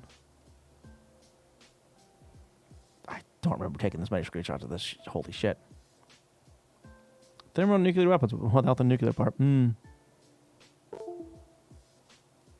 was barely any Yuri so far. There's a little more. It's mostly off screen, unfortunately, but there are some developments. There are. I won't spoil anything, but yeah, developments happen. I must have taken a few hundred pictures of this fucking show. It's absinthe. Mind you, this character's like third drink ever of alcohol.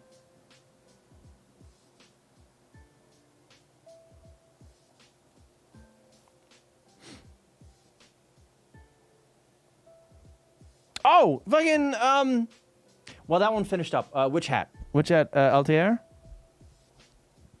I don't know when season 2 is going to be, but that a trailer for season 2 released the other day, and it looks, oh, it's making me excited. I want season 2 now. Yeah, smoking behind the supermarket. That's a good one. Very short episodes, too goddamn short.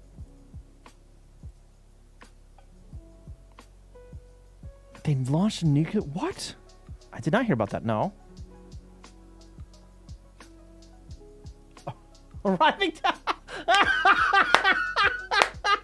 Let's go. Oh, is that a manga or a light novel?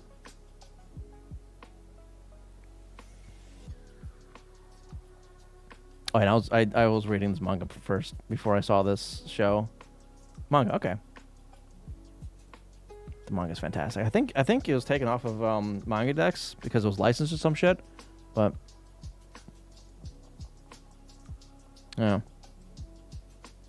Well, which hat? I could have swore I took fucking pictures of it.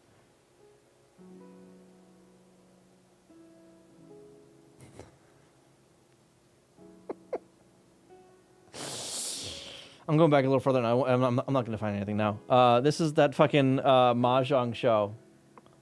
Fuck, what was the name of this? The Legend of Koizumi. Batshit insane. Diplomacy with Mahjong.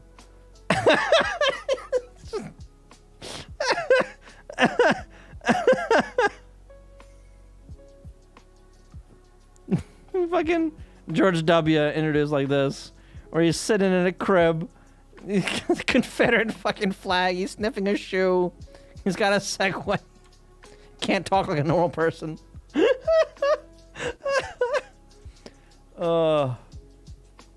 no, this season I'm finally starting to watch stuff as it's coming out again. I even got behind with this show. I have caught up since. But yeah, I've caught myself doom scrolling a bunch more, and I'm trying to break my habit of that. I'm just finding random shit to watch now instead of doom scrolling, you know.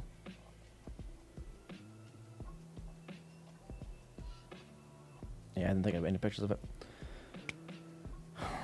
I read a bunch of that manga, and then it became officially licensed. I should watch the anime. Yeah. Oh, the supermarket one, Smoking Behind the Supermarket. Yeah, an entire season behind. Yeah, I feel that. Yeah.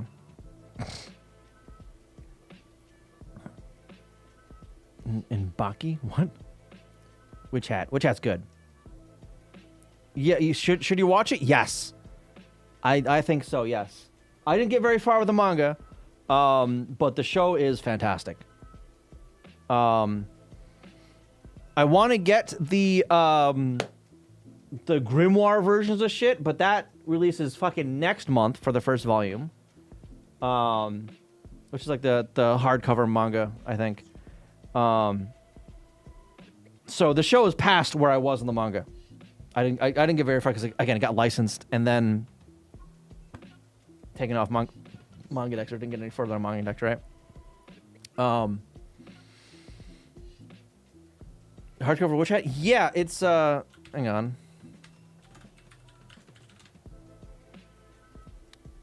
Change my location to not where I... Oi! I click on location. Thank you. No, choose Boston. What the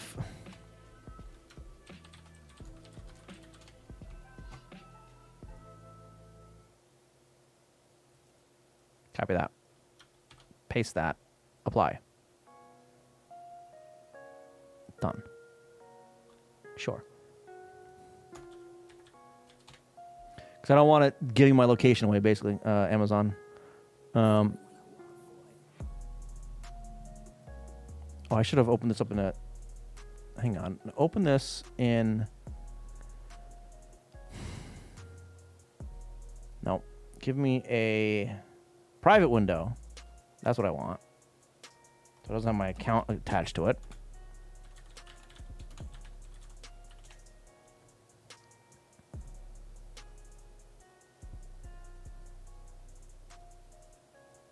There. Okay.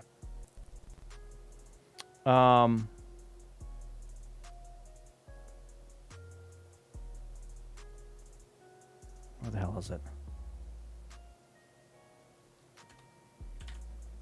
Grimoire Edition.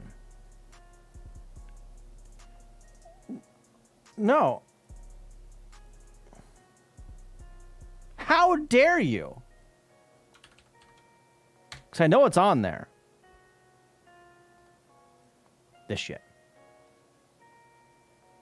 Book 1.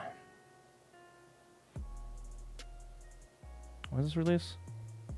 It's not released now, is it? Product details. Come on. This one I don't need in a private window.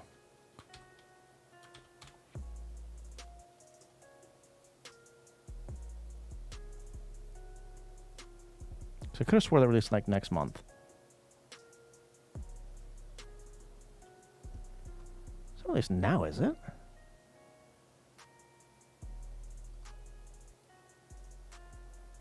Follow link to Amazon.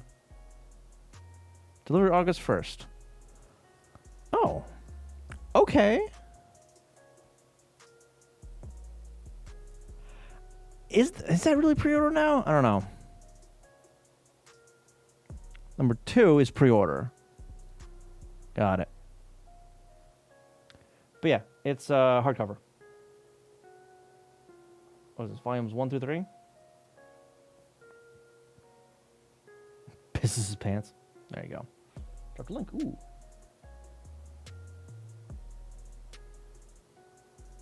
Yeah.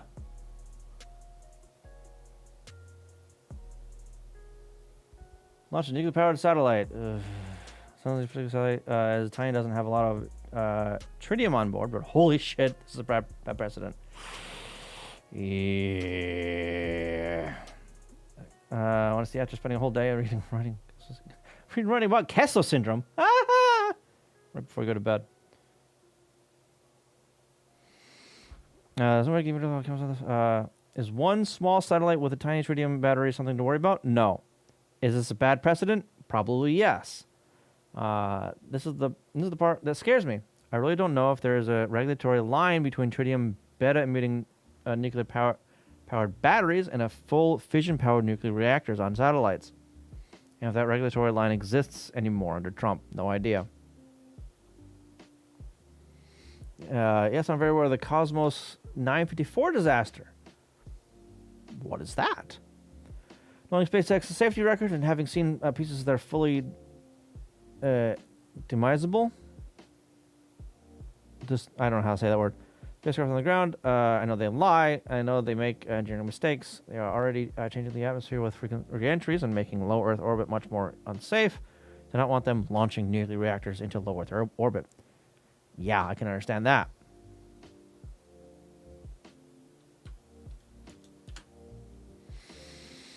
The commercially built nuclear powered satellite has reached orbit. Built by Florida-based company SETI Labs, launched to space earlier this morning, July 7th. Okay, a total of 81 payloads lifted off earlier this morning in the space of Vandenberg. The novel CubeSat demonstration mission from SETI Labs, which is testing out its proprietary nanotritium betavoltaic micropower source in space for the first time, similar to how spacecraft like NASA's Voyager probes, radioisotope thermoelectric generators produce power from the heat emitted from their plutonium cores. SETI's Lab's nanotritium device harnesses the beta particles emitted from the radioactive decay of tritium, which can be converted directly to electricity using a semiconductor. Florida satellite, Florida rocket. Yeah, where's Florida man on top of the rocket?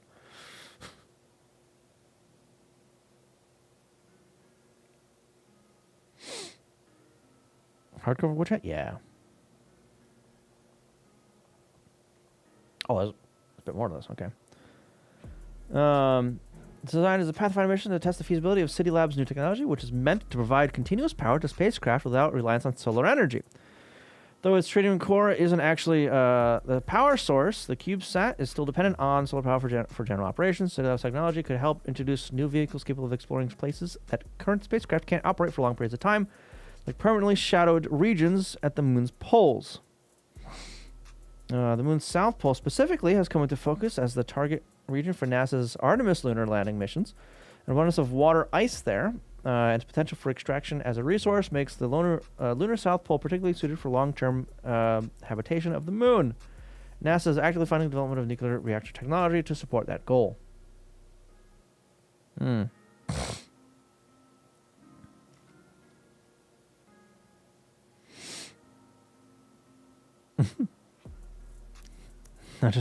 Not to just break thermodynamics to break it. Yeah. Yeah. To cool it. Yeah. Yeah. All the NASA launches are in Florida. That's the Space Coast. Oh, what the hell is the name? Vandenberg something. Vanden somethingberg, I think. Right. Down in Florida. Vandenberg, yeah, there it is. Same, you got it. Yeah, that's where all the NASA launches are. SpaceX has. Does SpaceX launch from Texas at all? I didn't keep up on that.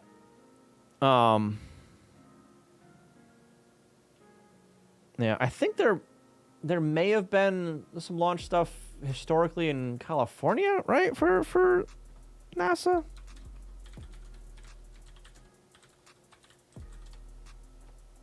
I don't even.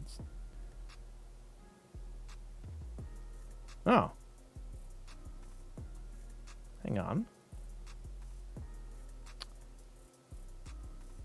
No ads. It goes to show how up to date I am on this stuff. Does it orbit you want? That makes more sense, yeah. I'm not going for all that shit, okay. Yeah. I think there's some in Texas and California.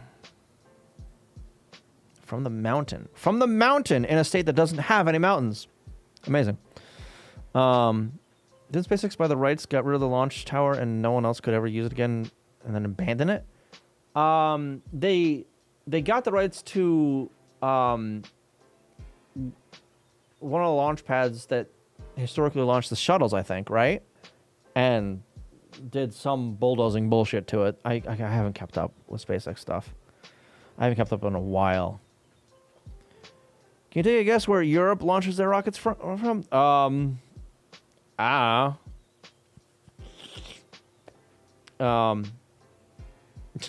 Like in Africa or some shit? I have no idea, honestly. La la la. How you doing? Welcome. Welcome.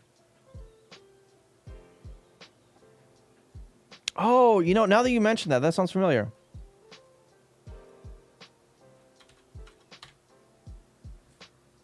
Yeah.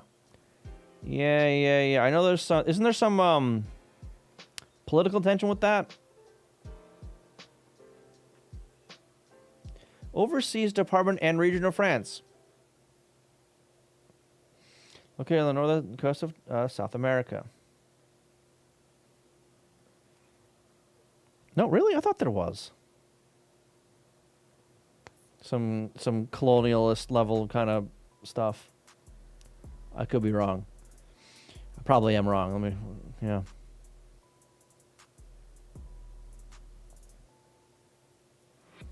The second largest region of France, being approximately 1/7 the size of European France. And the largest outermost region within the European Union. Very low population density with only 3.6 inhabitants. Not 3.6 thousand. 3.6 inhabitants per square kilometer, or 9.3 per square mile. About half of its residents live in the capital. Makes sense. Approximately 98.9% of French Guyana, am I saying that right? Covered by forests. Much of it primeval forest? What the fuck is that? Old growth. Got it. Old growth.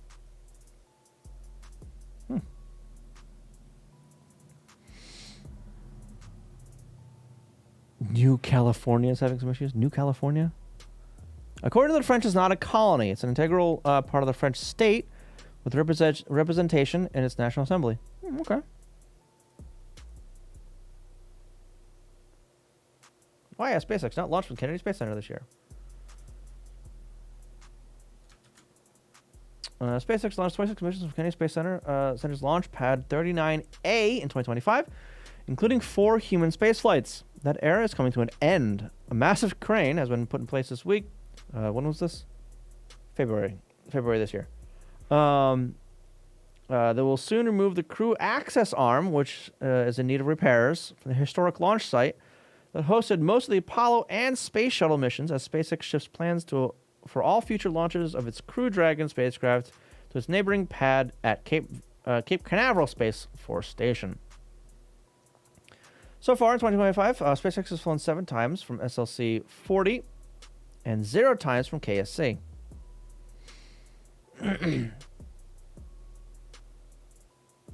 So far in 2025? This article is from February 26th. What the hell? It's great to have 2 launch pads off the Florida coast. For our manifest going forward, we're planning to launch most of our Falcon 9 launches off Canaveral Space Launch Complex, SLC-40. Okay. No include all Dragon missions going forward. No will allow Cape teams to focus on Falcon Heavy launches. Being abandoned then? Yeah.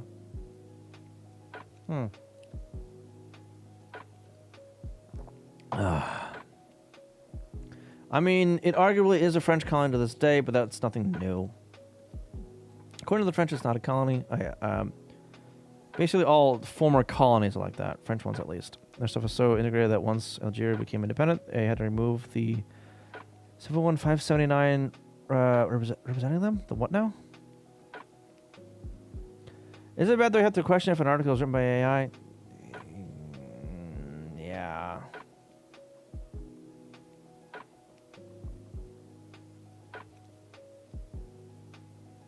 Orlando Sentinel.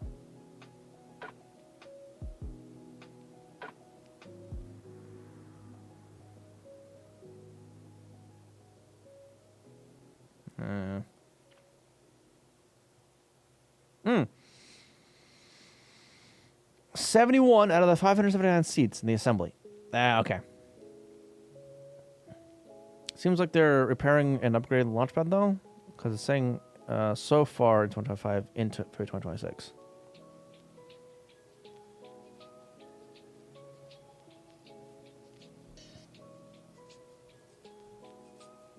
I don't know. Oh, there's that again. What the fuck was it? Close out of that. I don't need all this shit up. What is this? Oh. 1978 satellite a Soviet satellite exploded over traditional Dene. The effects are still felt today.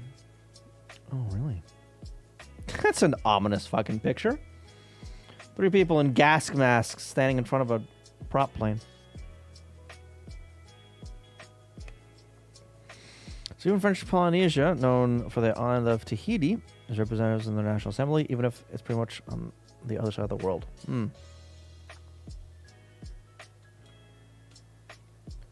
And Operation Morning Light Team in 1978. On January 24, 1978, a Soviet nuclear satellite called Cosmos 954 re-entered Earth's atmosphere and exploded over northern Canada. Oh. Radioactive debris debris was spread across the eastern part of the Northwest Territories. The western part of what's now Nunavut. Am I saying that right? And into northern Alberta and Saskatchewan.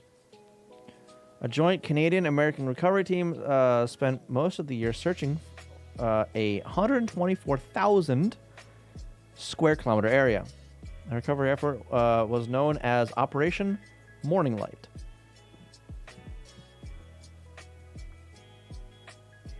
In these striking true crime... Fuck, get out of here. Well, I think the Canadians often see the country's history as kind of boring. We think... What? Well, this is going to the country that caused the burning appeal. Sure. Great Slave Lake. What the fuck is that? The Great Slave Lake? Huh? I mean, a nuclear econ, almost.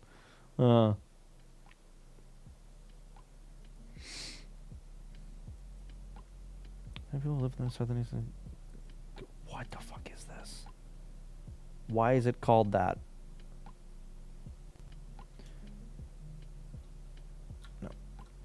It's the second largest lake in the Northwest Territories, Canada, after Greater Bear Lake, the deepest lake in North America at 614 meters. Wow. 2,000 feet.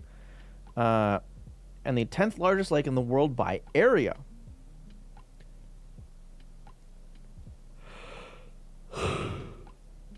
Ugh. Slavey. Wait. Slavi? Shares the name of the First Nations peoples of the Dene family called...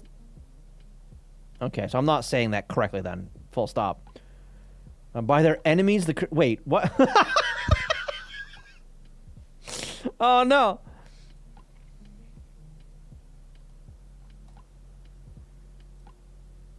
Oh, this doesn't give me a pronunciation guide. How dare you? How dare you, Wikipedia?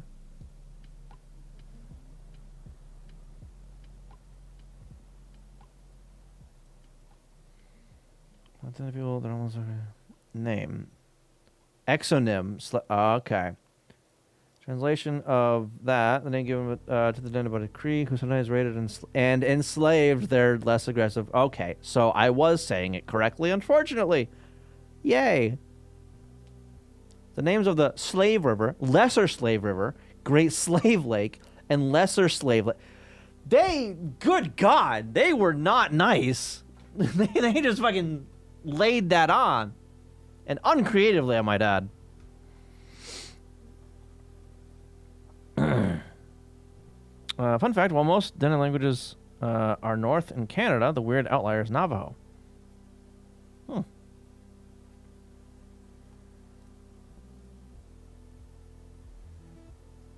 I have seen this script before.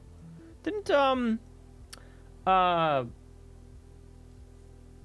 fuck.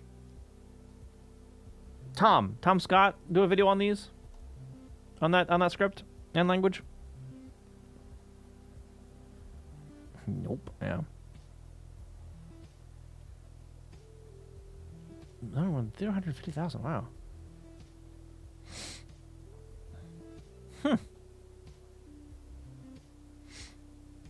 So my friend's actually moving up to Canada. I'm helping him move this week.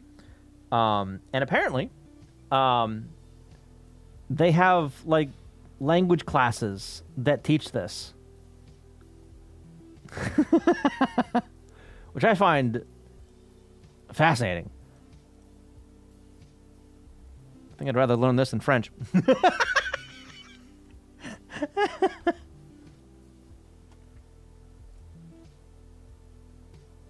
What the fuck? Huh? How the hell did they get all the way down there? What? How the hell what? They like come down this way and then just skip all the desert or some shit? It kind of still is a little bit of desert, but...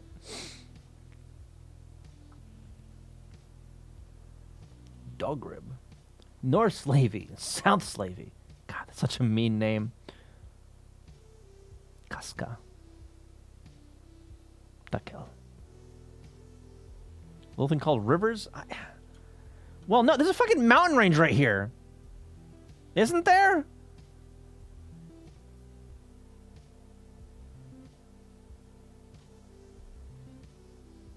More wise? Yeah, I suppose. And it is certainly possible that archaeological evidence of past communities no longer exists. See also, Milo's got another video on it. The mountains at something. Come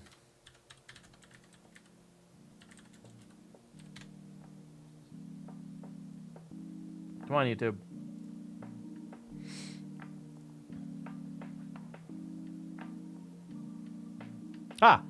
This here. Ohio's greatest archaeological mystery, the Great Hopewell Road. And it's the Great Circle Earthworks right here. So this road here starts at I think the earthworks and goes to one of two places that hasn't been confirmed yet. Yeah, this here. It's a massive earthwork structure thing that we know almost nothing about. Yeah. Indo-European, but far away. What's the problem? Flying pyramids. I mentioned that my boss is a fucking moron, right? And that he thinks that aliens built the fucking pyramids. Did I mention that? I feel like I did. Makes you want to, I don't know, do some stuff I probably shouldn't say on the internet.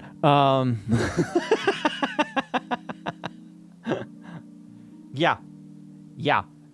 My boss thinks that people couldn't have built the pyramids, and I'm like, what? You think people couldn't stack rocks?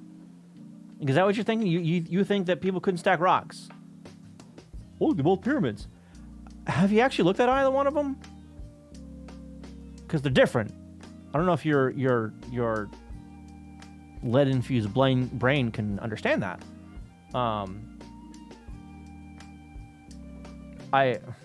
God. So this was a few months ago.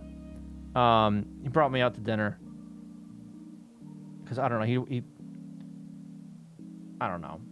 He has grand plans for me that I don't see happening. And he's trying to talk about not work stuff, which I can appreciate. And he brings that up, and I'm like, oh my God, I'm not gonna fucking argue with you, buddy. I'm not, but I want you to know that I think you're a moron.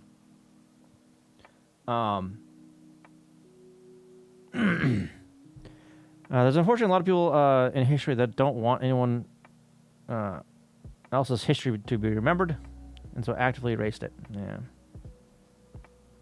I mean, there's no way we'd know. They're very unlikely to be aliens or time travelers, but if they came visiting, it would have been back then. There ain't no evidence for it, though. And a lot of the whole, like, oh, aliens boils down to, I don't think that they were smart enough to do this. Right? It's a very derogatory view, and very insulting view. You know, of like, oh, well, they were clearly, like, you know, the animals, and they didn't know anything because they didn't write anything down. So clearly they were dumb. And like, I don't agree with that. Oh, you actually went and found one, did you?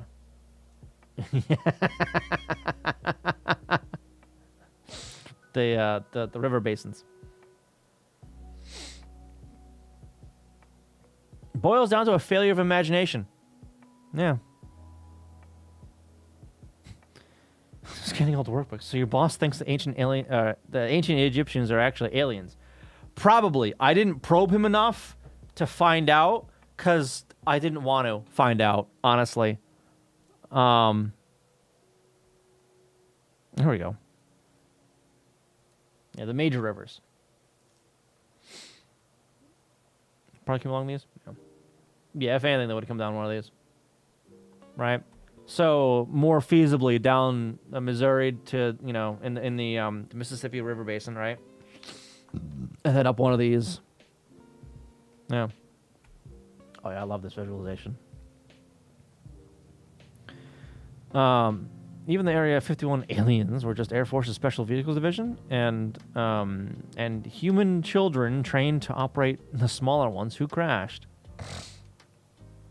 Yeah, and when the general population has conspiracy theories of like, oh, it's aliens, totally aliens, but it's of a thing that the government doesn't want publicly known. Sure, buddy. Yeah. Whatever you say. Uh-huh. As long as it isn't right, I don't care. I actually want to use the word probe in the context of a belief in aliens.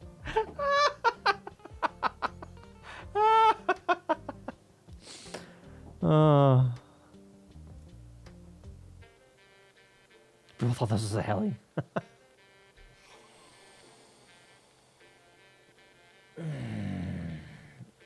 The helicopter hieroglyph is a name given to part of an Egyptian hieroglyph carving from the Temple of Seti I at Abydos.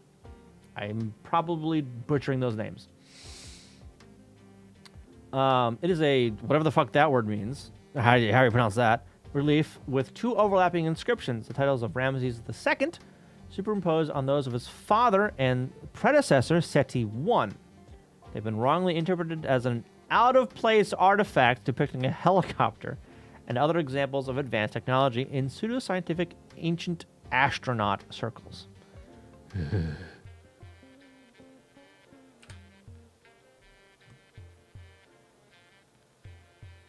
All right, yeah, so it's overlapping hieroglyphs. Okay.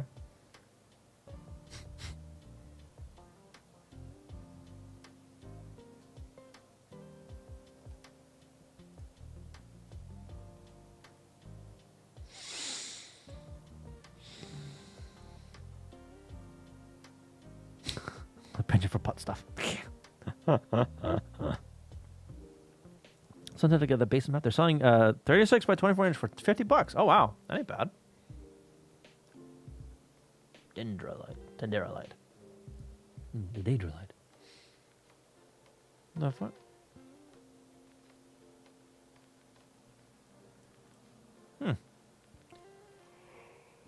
Oh god, why am I so tired now? What the hell?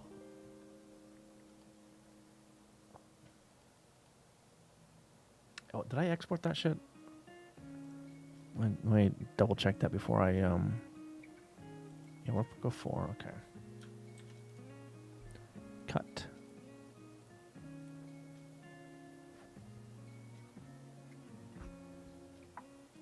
Workbooks.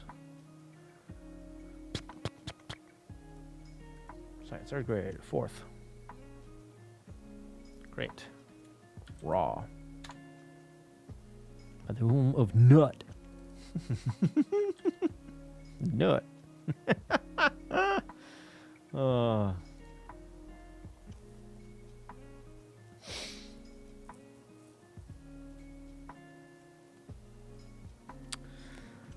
Yeah, I'm always fascinated by history shit, you know. And it is always discouraging when people like my idiot boss are like, oh, but aliens. I'm like, fucking no, man. The real reason is actually much more interesting than, oh, aliens. Like, you know, like cutting rocks with more primitive tools than, oh, fucking laser, man. Laser and circular saw. That's totally how it happened, right? No. People are more imaginative than that, more creative than that.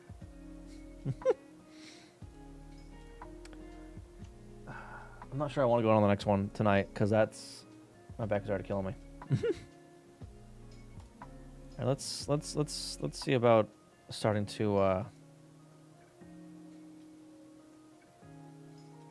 process some of these pictures. Shut down.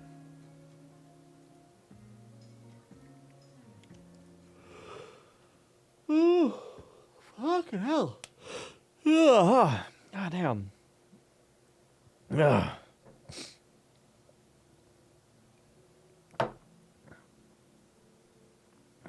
You obviously need advanced tools to cut rocks. Yeah, obviously. Let's say water, right? Well, so that'd be the thing, like, so I've worked in a countertop place where they used water jets to cut rock, right? So people will go that extreme and be like, oh yeah, totally, they used fucking modern water jets for this kind of shit. It's like, what the fuck are you on? What are you smoking? No. The story of how some of the Egyptian gods came into existence is an interesting one. I don't think I'm familiar. It is highly unlikely that aliens don't exist, which is in this very galaxy even. But the distances between star systems are absurd, especially among the Goldilocks ones. Yeah. So my stance on that is, it's, yeah, the chances of other intelligent life out there is more or less, in my opinion, guaranteed. However, our ability to discover that life brings everything into question, right? So are we able to see them existing? How you doing? Is that an old chat? It is. You hopped over Twitch. I am sorry I didn't see that earlier. So yeah. The problems I see with, like, are aliens coming here or whatever is, like, the chances of us discovering each other, essentially.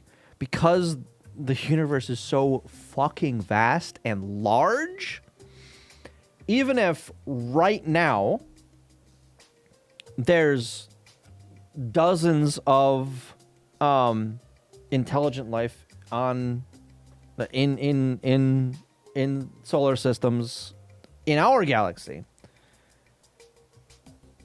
by the time we see the light from there, they're dead, and vice versa. Right? So they could exist right now. We wouldn't ever know it. We wouldn't have any way of knowing it. Right?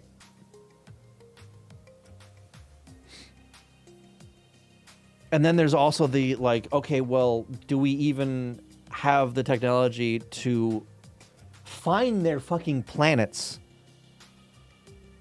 Forget about communication or actually getting there. You know? Do intelligent aliens exist? Sure. Have they visited us? Extremely unlikely. Yeah. Yeah. And then there's also the traditional oh fuck, what are they? There's the barriers. The oh, what are they called? God, it's the like, hang on, I'm gonna look this up.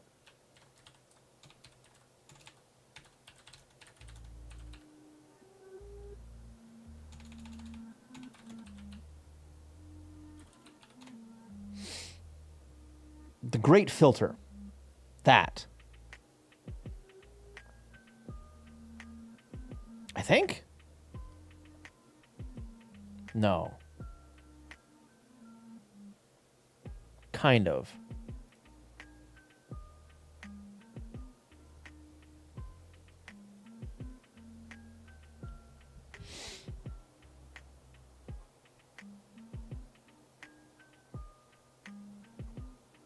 Sort of. Kind of, sort of. Where, like, if a civilization gets advanced enough, it, like, eventually destroys itself, or there's some great filter there where, like, you get advanced enough and overcoming a certain line in the sand, as it were, is extremely difficult, and attempting to cross it could wipe your species out, kind of thing, right? More metaphorical, not like a literal thing, but like chasing after technology. The pursuit of that ruins your civilization, kind of thing, you know? I wouldn't be surprised if LLMs are one of the great filters. At this rate, I wouldn't be surprised either, you know? I know what you're talking about, the name of this case. Yeah. So, yeah, the the existence of less intelligent life, if I want to say it that way, I think is more possible.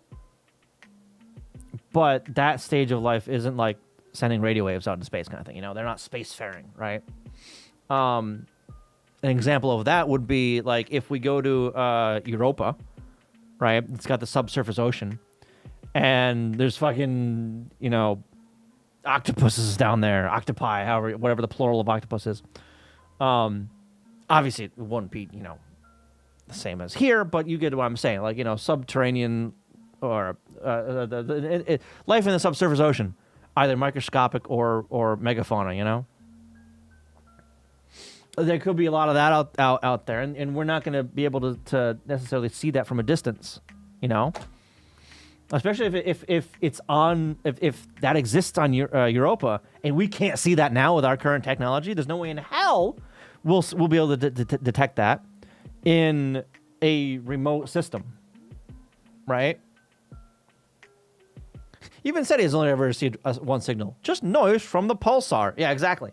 Yeah. Yeah. I'm thinking about great filters, and currently I'm thinking mirror life and misfolded proteins is one of the greatest is one of the great filters. Yeah. Yeah, because life is complex. Complex life is complex. Who knew? Now.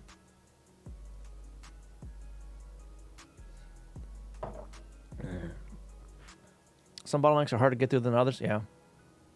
The story about how two of the earliest Egyptian gods were born. Oh. This god in his hand after sometime his children came out. They're insane, yeah. We need an SSH or something to detect life on our remote system. Secure shell to just shell into the fucking planet. Not shell the planet, because that's something different. There might be life over there. Quick, bomb it. I could see us trying that, though. There might be life over there. Quick, blow it up. There have been microbes on Mars, but might as well have been carried there by human space probe. There's also that, too. And like, okay, well, did we bring it here? Glass to the planet? No, glass to the planet. Yes. Fermi paradox. Okay, yeah. That's what I had open over here.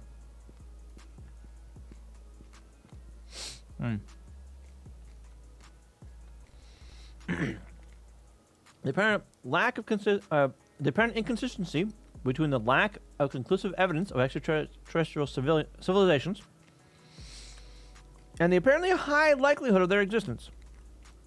Yeah. Yeah, it's also like a time thing, you know? Like I mentioned before, space is so fucking vast that for us here, right? We basically have a bubble of radio waves expanding out from our system at the speed of light. From when we first discovered fucking radio, essentially, right? That's only what, a radius of fucking 70 some odd light years, right? So only like planets in that radius of 70 some odd light years could even detect that, because that's as far as that information has gotten, right? It takes forever for information to get anywhere. So we could be looking at galaxies in the deep history, right, of the system, but the what we're seeing is light from millions of years ago, right? Billions of years ago. So it could be that, yeah, that galaxy right now at current time has life. We'll never know, though, because evidence of that won't reach us for another 3 billion years or whatever, you know?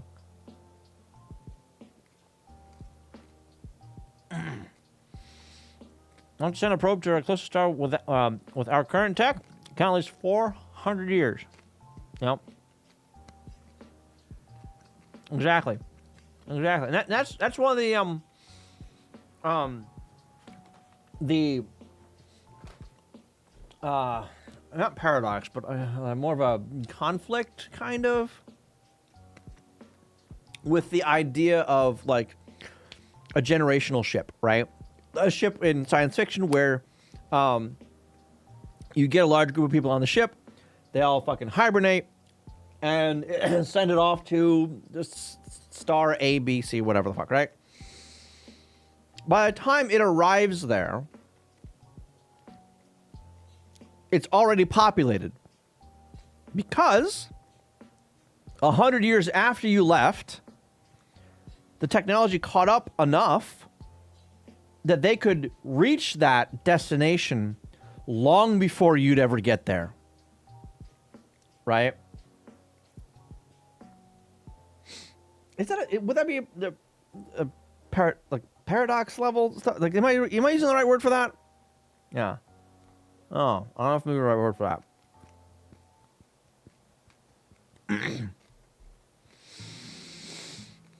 That's the option of redirecting one of the Voyager probes for that purpose, isn't it?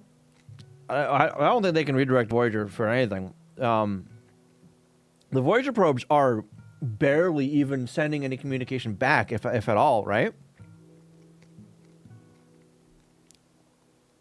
Right, because they're old. They have far outlived their design age. That's the word I was looking for. Listen here. Yeah, they're not very far. Yeah, most of their instrumentation has been turned off to save power because the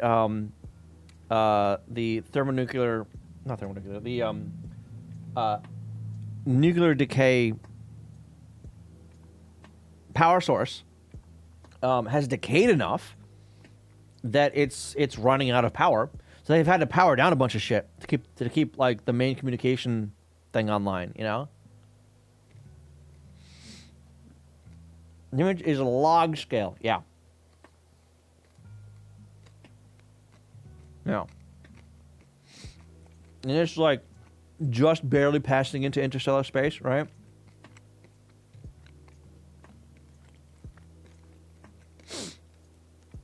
Yeah. Space is fucking huge. Fucking huge. Or cloud.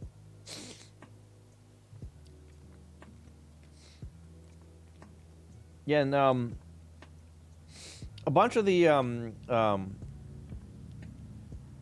well, no, do comets, do they orbit out to the Oort cloud? Or are they much closer than that?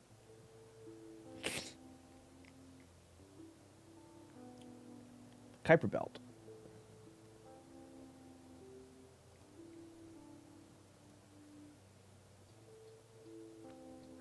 No, Kuiper Belt's a lot closer. Yeah, that's Pluto distance. Ish. Yeah.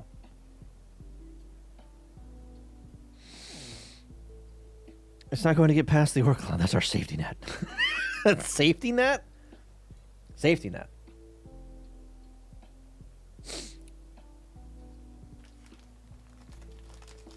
Hmm.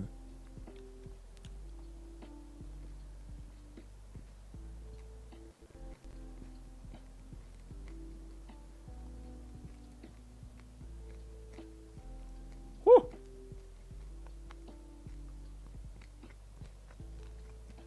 That's a long fucking orbit right there. Jesus.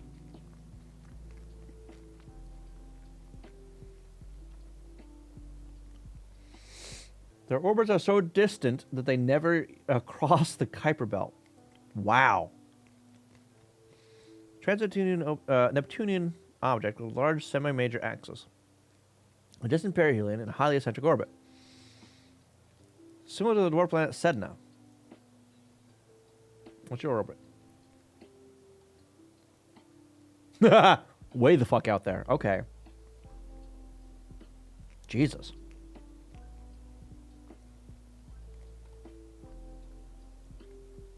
Might go back to that. Minor planet number 90377. Dwarf planet on the outermost reaches of the solar system, orbiting the sun far behind the orbit of Neptune. It was discovered in 2003 and is roughly 1,000 kilometers an hour. Serves a mixture of solid ices of water, carbon dioxide, and ethane, along with sedimentary deposits of methane-derived reddish-colored tholins. Hazy or muddy. Okay. From the Greek word meaning sepia ink. Okay. Chemical makeup similar to the surface of other transneptunian objects. It is not expected to have substantial atmosphere within the range of uncertainty. It is tied with Ceres in the asteroid belt as the largest dwarf planet, not known to have a moon.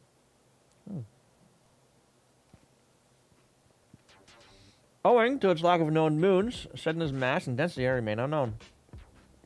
Oh. Well, ridiculous, isn't it?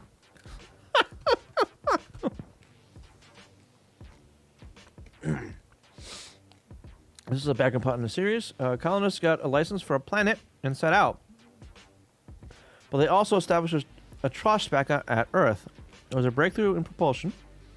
So when they arrived, it was already people there. But it was their people. Unlike almost everyone else who got flame jumped.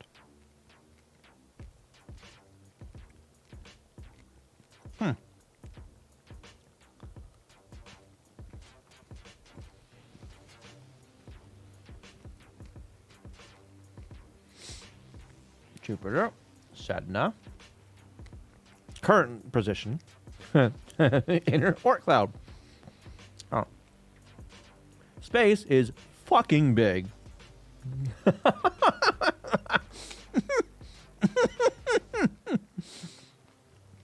Fucking big.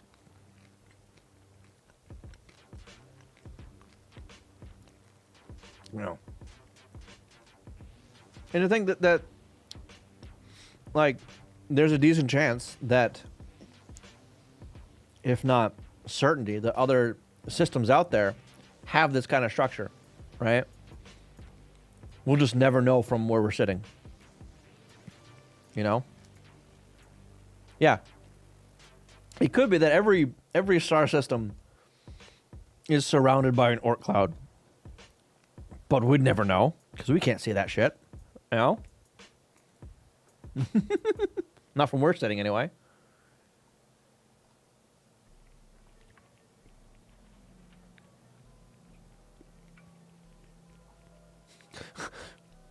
Brown initially nicknamed the Sentinel the Flying Dutchman, or Dutch, after a legendary ghost ship. Yep, because its slow movement had initially masked its presence from his team. He eventually settled on the official name after the goddess of Sedna from Inuit mythology. Okay. Partially because he mistakenly thought the Inuit were the closest polar culture to his home in Pasadena. What the hell is this?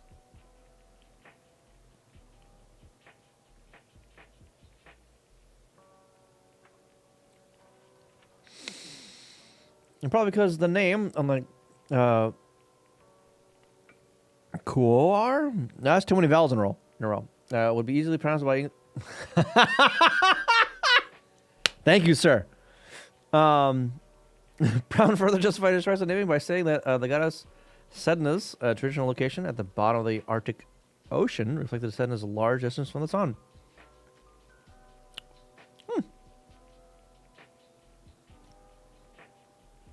He made the name Sedna public before the object had been officially numbered, which caused some controversy among the community of amateur astronomers. Such an action was a violation of protocol, and that some members of the IAU might vote against it. One amateur astronomer, wow, astroneer, Jesus, Rainer Stoss, unsuccessfully attempted to name one of his asteroid discoveries Sedna after the singer Katie Sedna, in protest of Brown's premature naming. What the fuck is this planet naming drama? What the fuck? Despite the complaints by amateur astronomers, no objection was raised to Brown's name by members of the IAAU. And no competing names were suggested for Brown's object.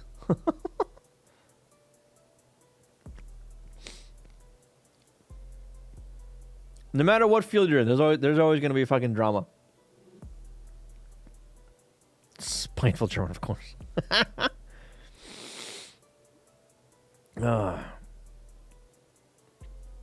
You might think that's a long way down the street to the chemist, but that's just penis in space.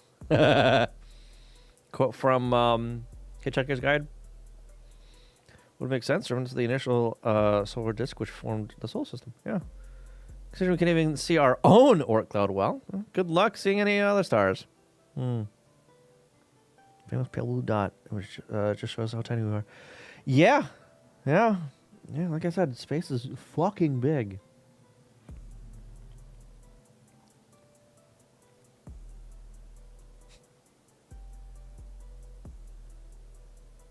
From the guide. What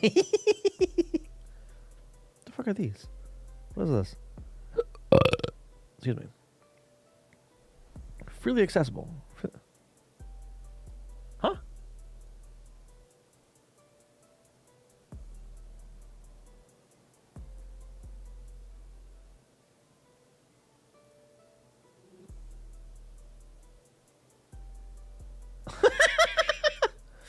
Oh, okay. Scientific paper. Gotcha. Gotcha.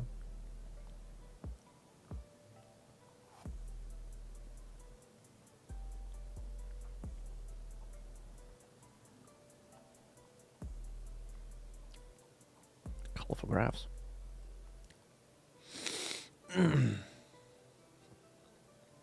That's still underestimating. Yeah, understating it. Yeah.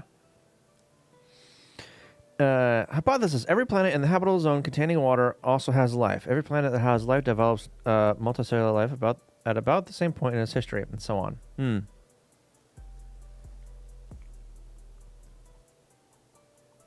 Same point in its history. But depending on distance, we might not even see that point in history. No. Oh. Man, I got distracted. Holy shit.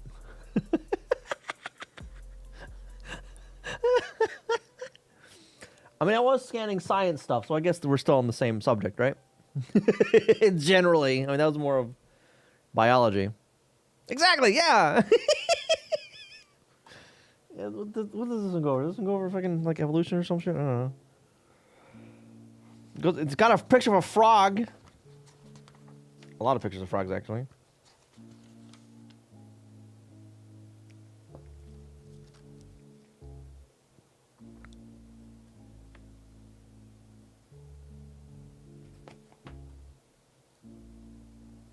Pages like 11?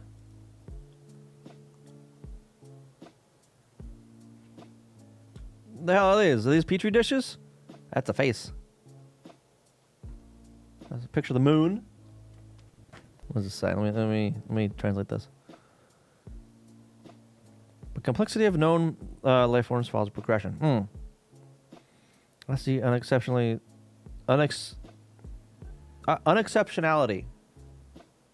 theory. Yeah, basically suggests that we're not exceptional. Thus, right.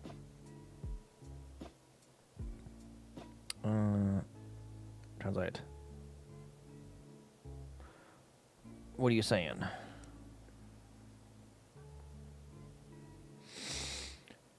Hotoro's research on the moon. I gotta sneeze. Hang on.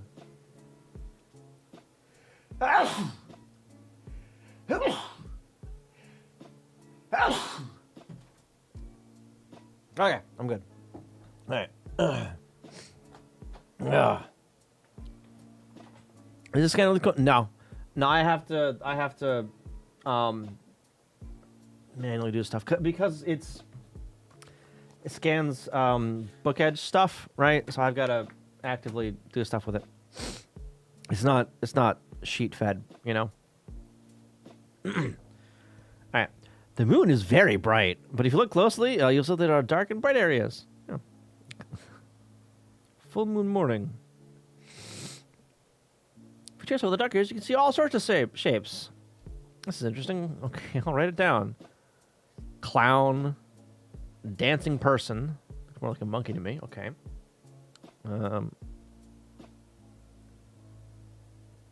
Person wearing sunglasses. Gaikotsu.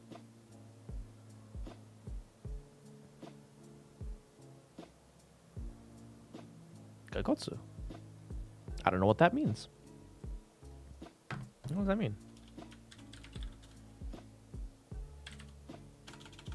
Okay, let's actually type in Japanese. Gaikotsu.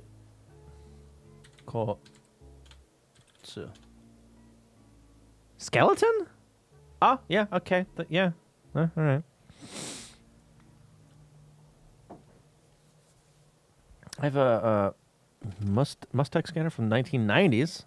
If I can scan with, if I scan that at 1200 dpi, it takes a good 15 minutes per page. Yeah, this one can do 1200. It's slow as hell though. Because yeah, I closed the fucking thing. I can't even scan it now. I closed the windows. Why are you taking pictures of dogs taking a piss?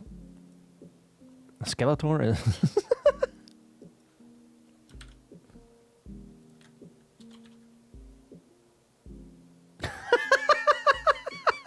Skeleton Man. I mean, yeah, all right. Gaikotsu Hito. All right, yeah, very, very direct. Very direct.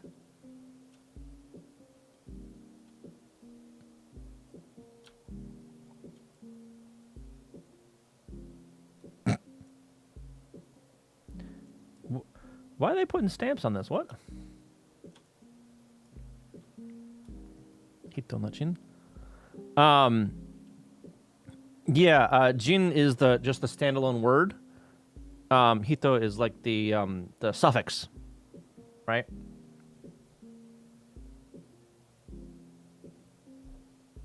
From my understanding. Don't spin it. The fucking no. I want to go back. I can see what this says.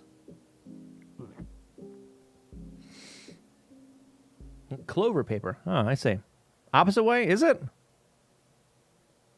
Hito is a standalone word. Oh, well.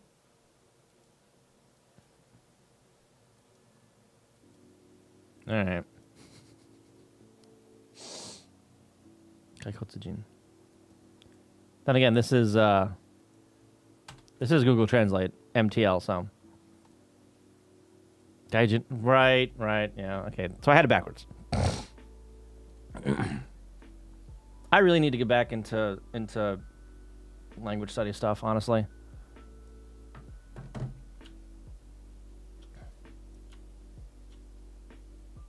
Maybe I'll do that with this. Translate this stuff. Come on, phrase. Man who is skeleton rather than skeleton man. Yeah. Oh, there's more moon stuff.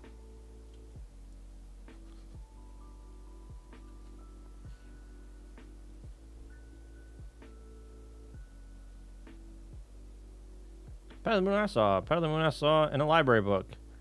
Woman, rabbit, crab.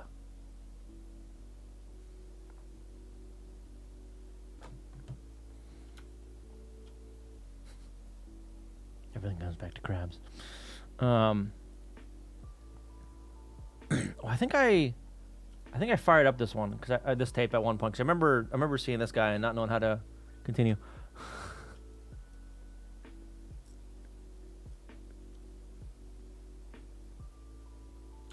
Fucking Moses over here. Moses.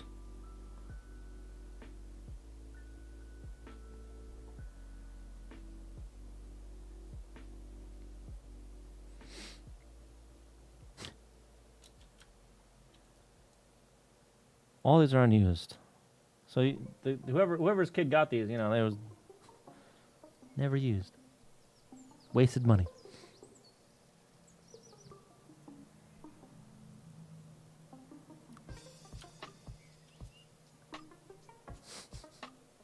Those two look dangerous.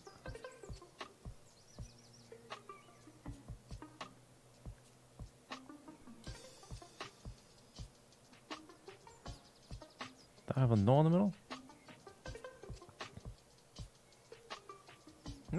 Would it? Oh, fucking the goddamn frogs. The goddamn frogs. Was this the tape for that? Let's put our hand in the pond. Let's put our hand in the pond. I wonder if it's cold. Did it really see his mouth as a character? That's funny. Toad tadpoles. Just fucking traumatizing.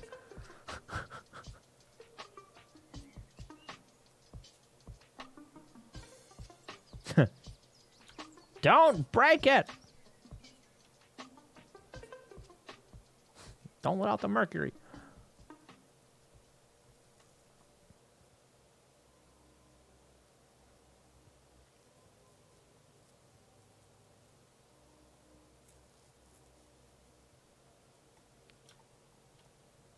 I like this art here. That's nice.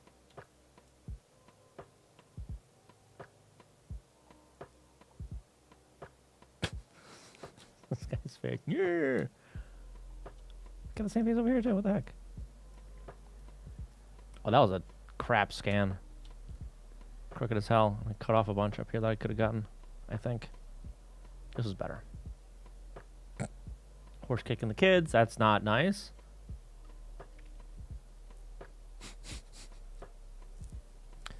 Fucking ad for this stuff? Is that what that is? My frogs. Yeah, because they...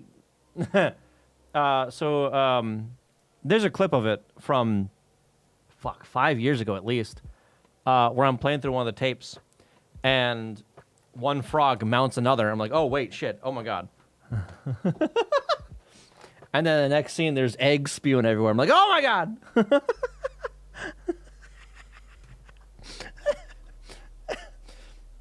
So that's a little questionable for Twitch.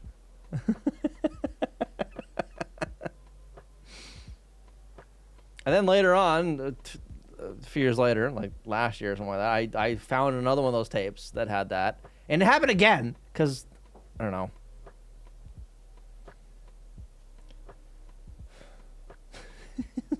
Fucking face. What is this face?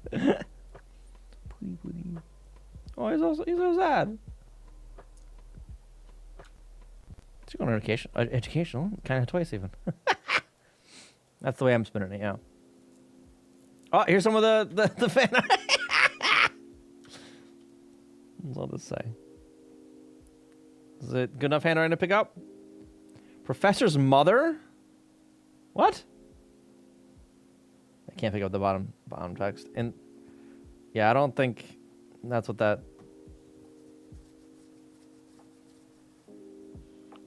Yeah.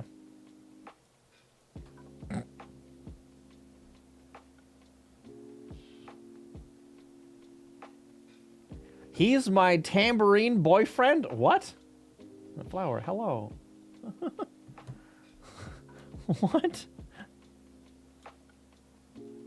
What is this? What is going on here? Kitchen? What? In the kitchen.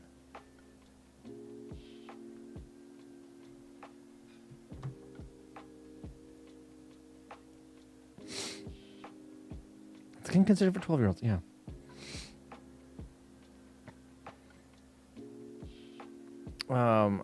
Someone said he can't stream Sven Baumwollen for some... Who?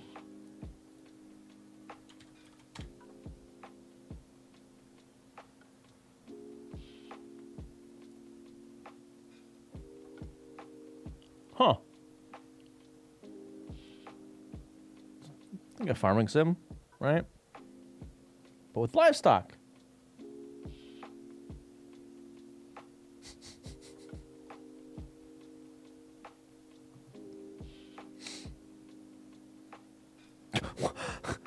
Motherfucker's house is on fire. Holy shit. Fire! Another one. Why is this? This one, you're looking through a window at the neighbor's house on fire. Huh? Excuse me? Why are you burning down your neighbor's house? Holy shit!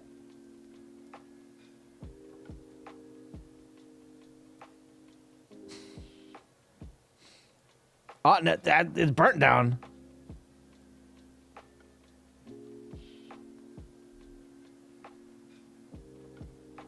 Oh, there are no roasted sweet potatoes. Okay, sure.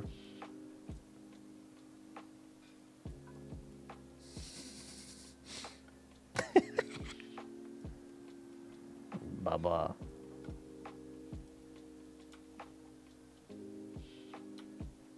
Oh, I forgot to rotate this one. Rotation, rotate right. Edit, no, view, rotation, rotate right. Save, on top of, yes. This guy looks a little shady. This looks like that one guy in fucking Bleach. What the hell's his name?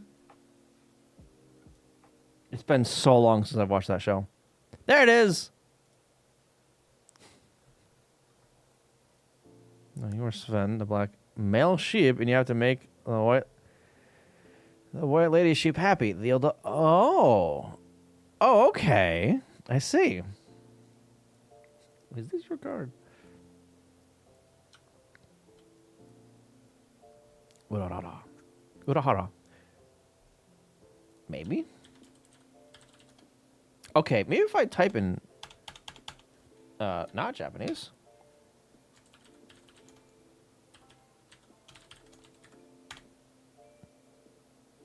Yes! Yes, that guy! Yeah. And the fucking cane. Yeah. Thank you. It's just the hat, yeah. Just the hat. These little drawings. I love these drawings.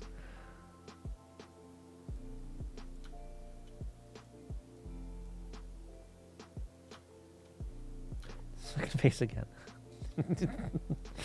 Yelling at the kids. This guy making bombs? What the fuck? Wonder where they are now. You know?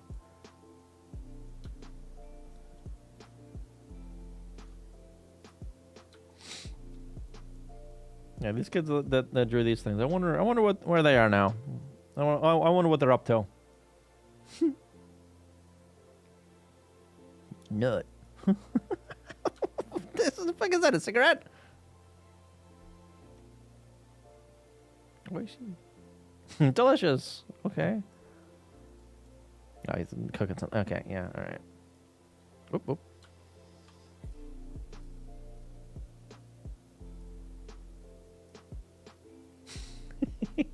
The hand. the detailed hand.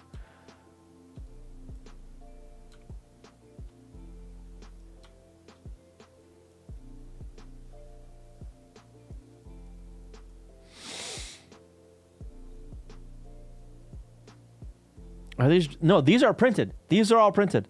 So what happens is there's like a mail-in form in every one of these, right? It's right here.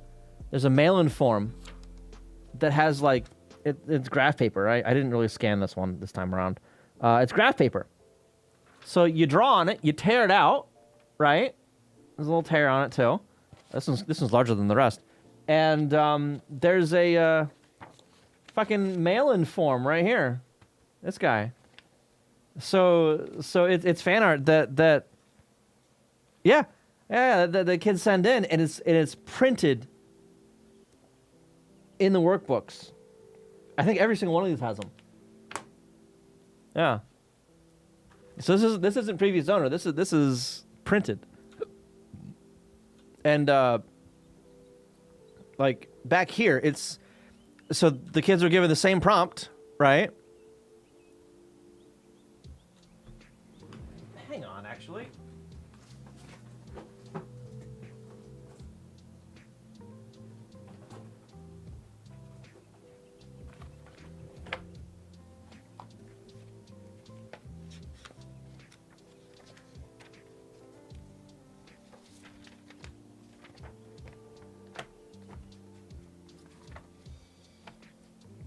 No, it's not on this one. Were these torn off? No, okay.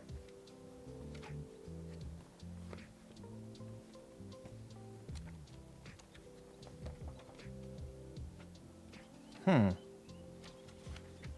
have swore I've seen that somewhere. Maybe not. Yeah. But yeah. So I guess like in one of the other workbooks, they were given a prompt somewhere. Or maybe some additional material or something else, something that came with it that wasn't in the book itself. Right? Damn, what does all this say on the bottom of these?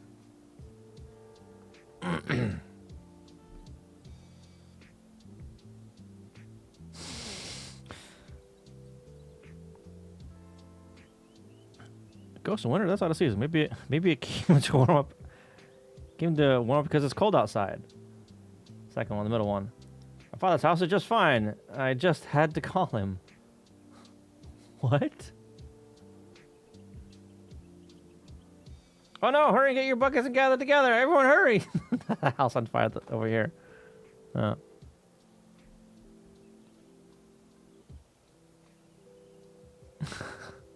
That woman just asked me for directions. I have a kind personality, you see. The professor's hitting on a woman. I saw something I shouldn't have seen.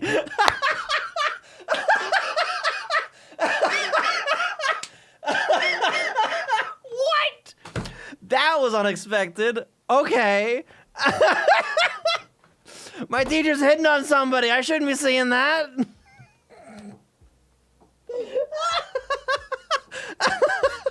This one here. That's funny. That's funny.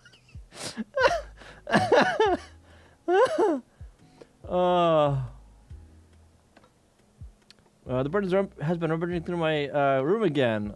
It's wearing camellias? Why? What? That bird isn't Ohm-kun. That bird isn't Ohm, is it?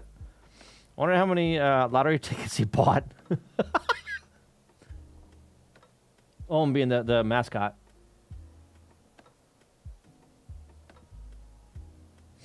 Well, that's everyone can enjoy a meal together and still be full.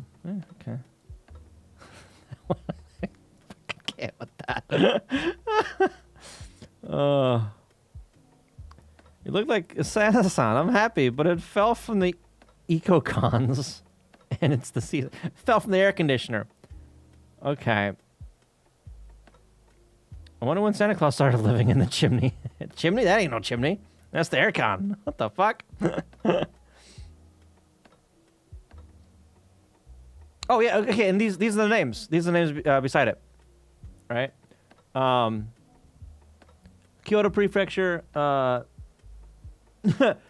Nishi Elementary School. Keisuke Katsura. That's I'm pointing at the screen like you can see where I'm pointing. That's this one here.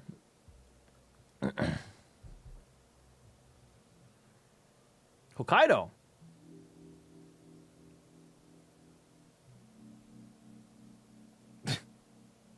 Doing clearly on the screen. Yeah, okay.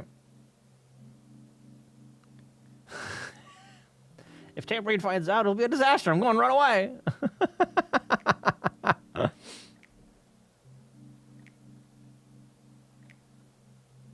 Osaka Prefecture.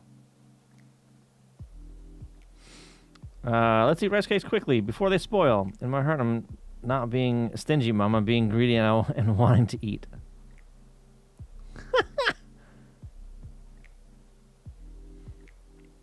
The Kagami mochi will be used in Ashimoto later. Please wait a little longer.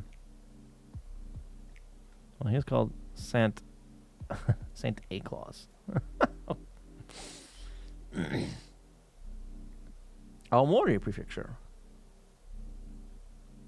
Mrs. Sachiko Nishimura.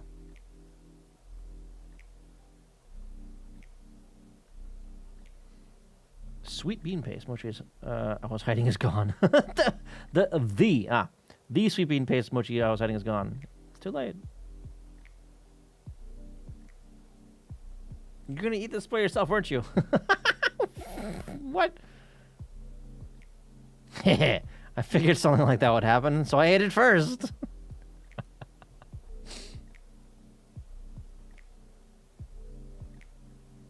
Before I knew it, Tambourine had become a huge star. Okay. The entrance is going to collapse. Hurry and go outside and say hello.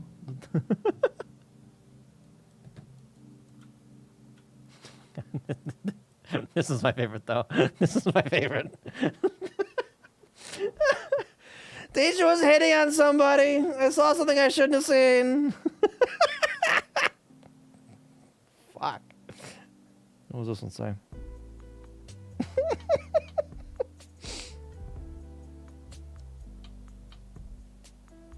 Professor's mother. Oh.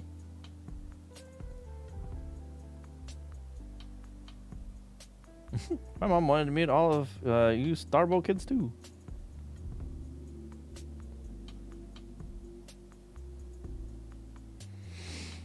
The kid knows their place, right? It's a cockroach! Gauss didn't used to just like cockroaches, so what happened?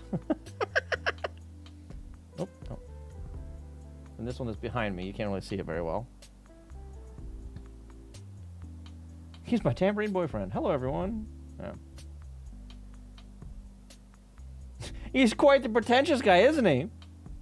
So this is the kind of guy Tambourine liked. Fucking A. So yeah, it's fan art and then like character responses to the fan art. That's hilarious. Oh man. Anyway, I'm gonna wrap up. I'm getting a little hungry. I need to find some food here in a bit. Let's see if anyone else is streaming though. I'll go somewhere. I'll send you guys off to someone else this time. And remember, next weekend I am not around, so I will not be streaming Friday or Saturday. Just a heads up on that. What was designing a circuit board? I might go over there.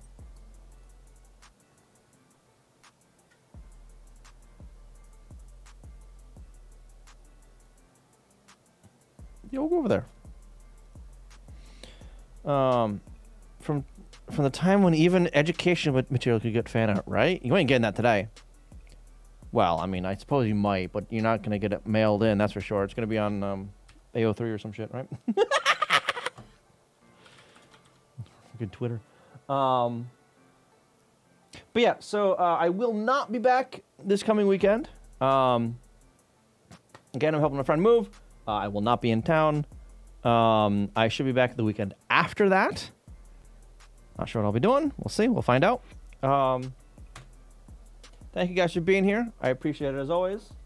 Come with me to say hi. I'd really appreciate that. And yeah, I hope to see you next time. Bye-bye.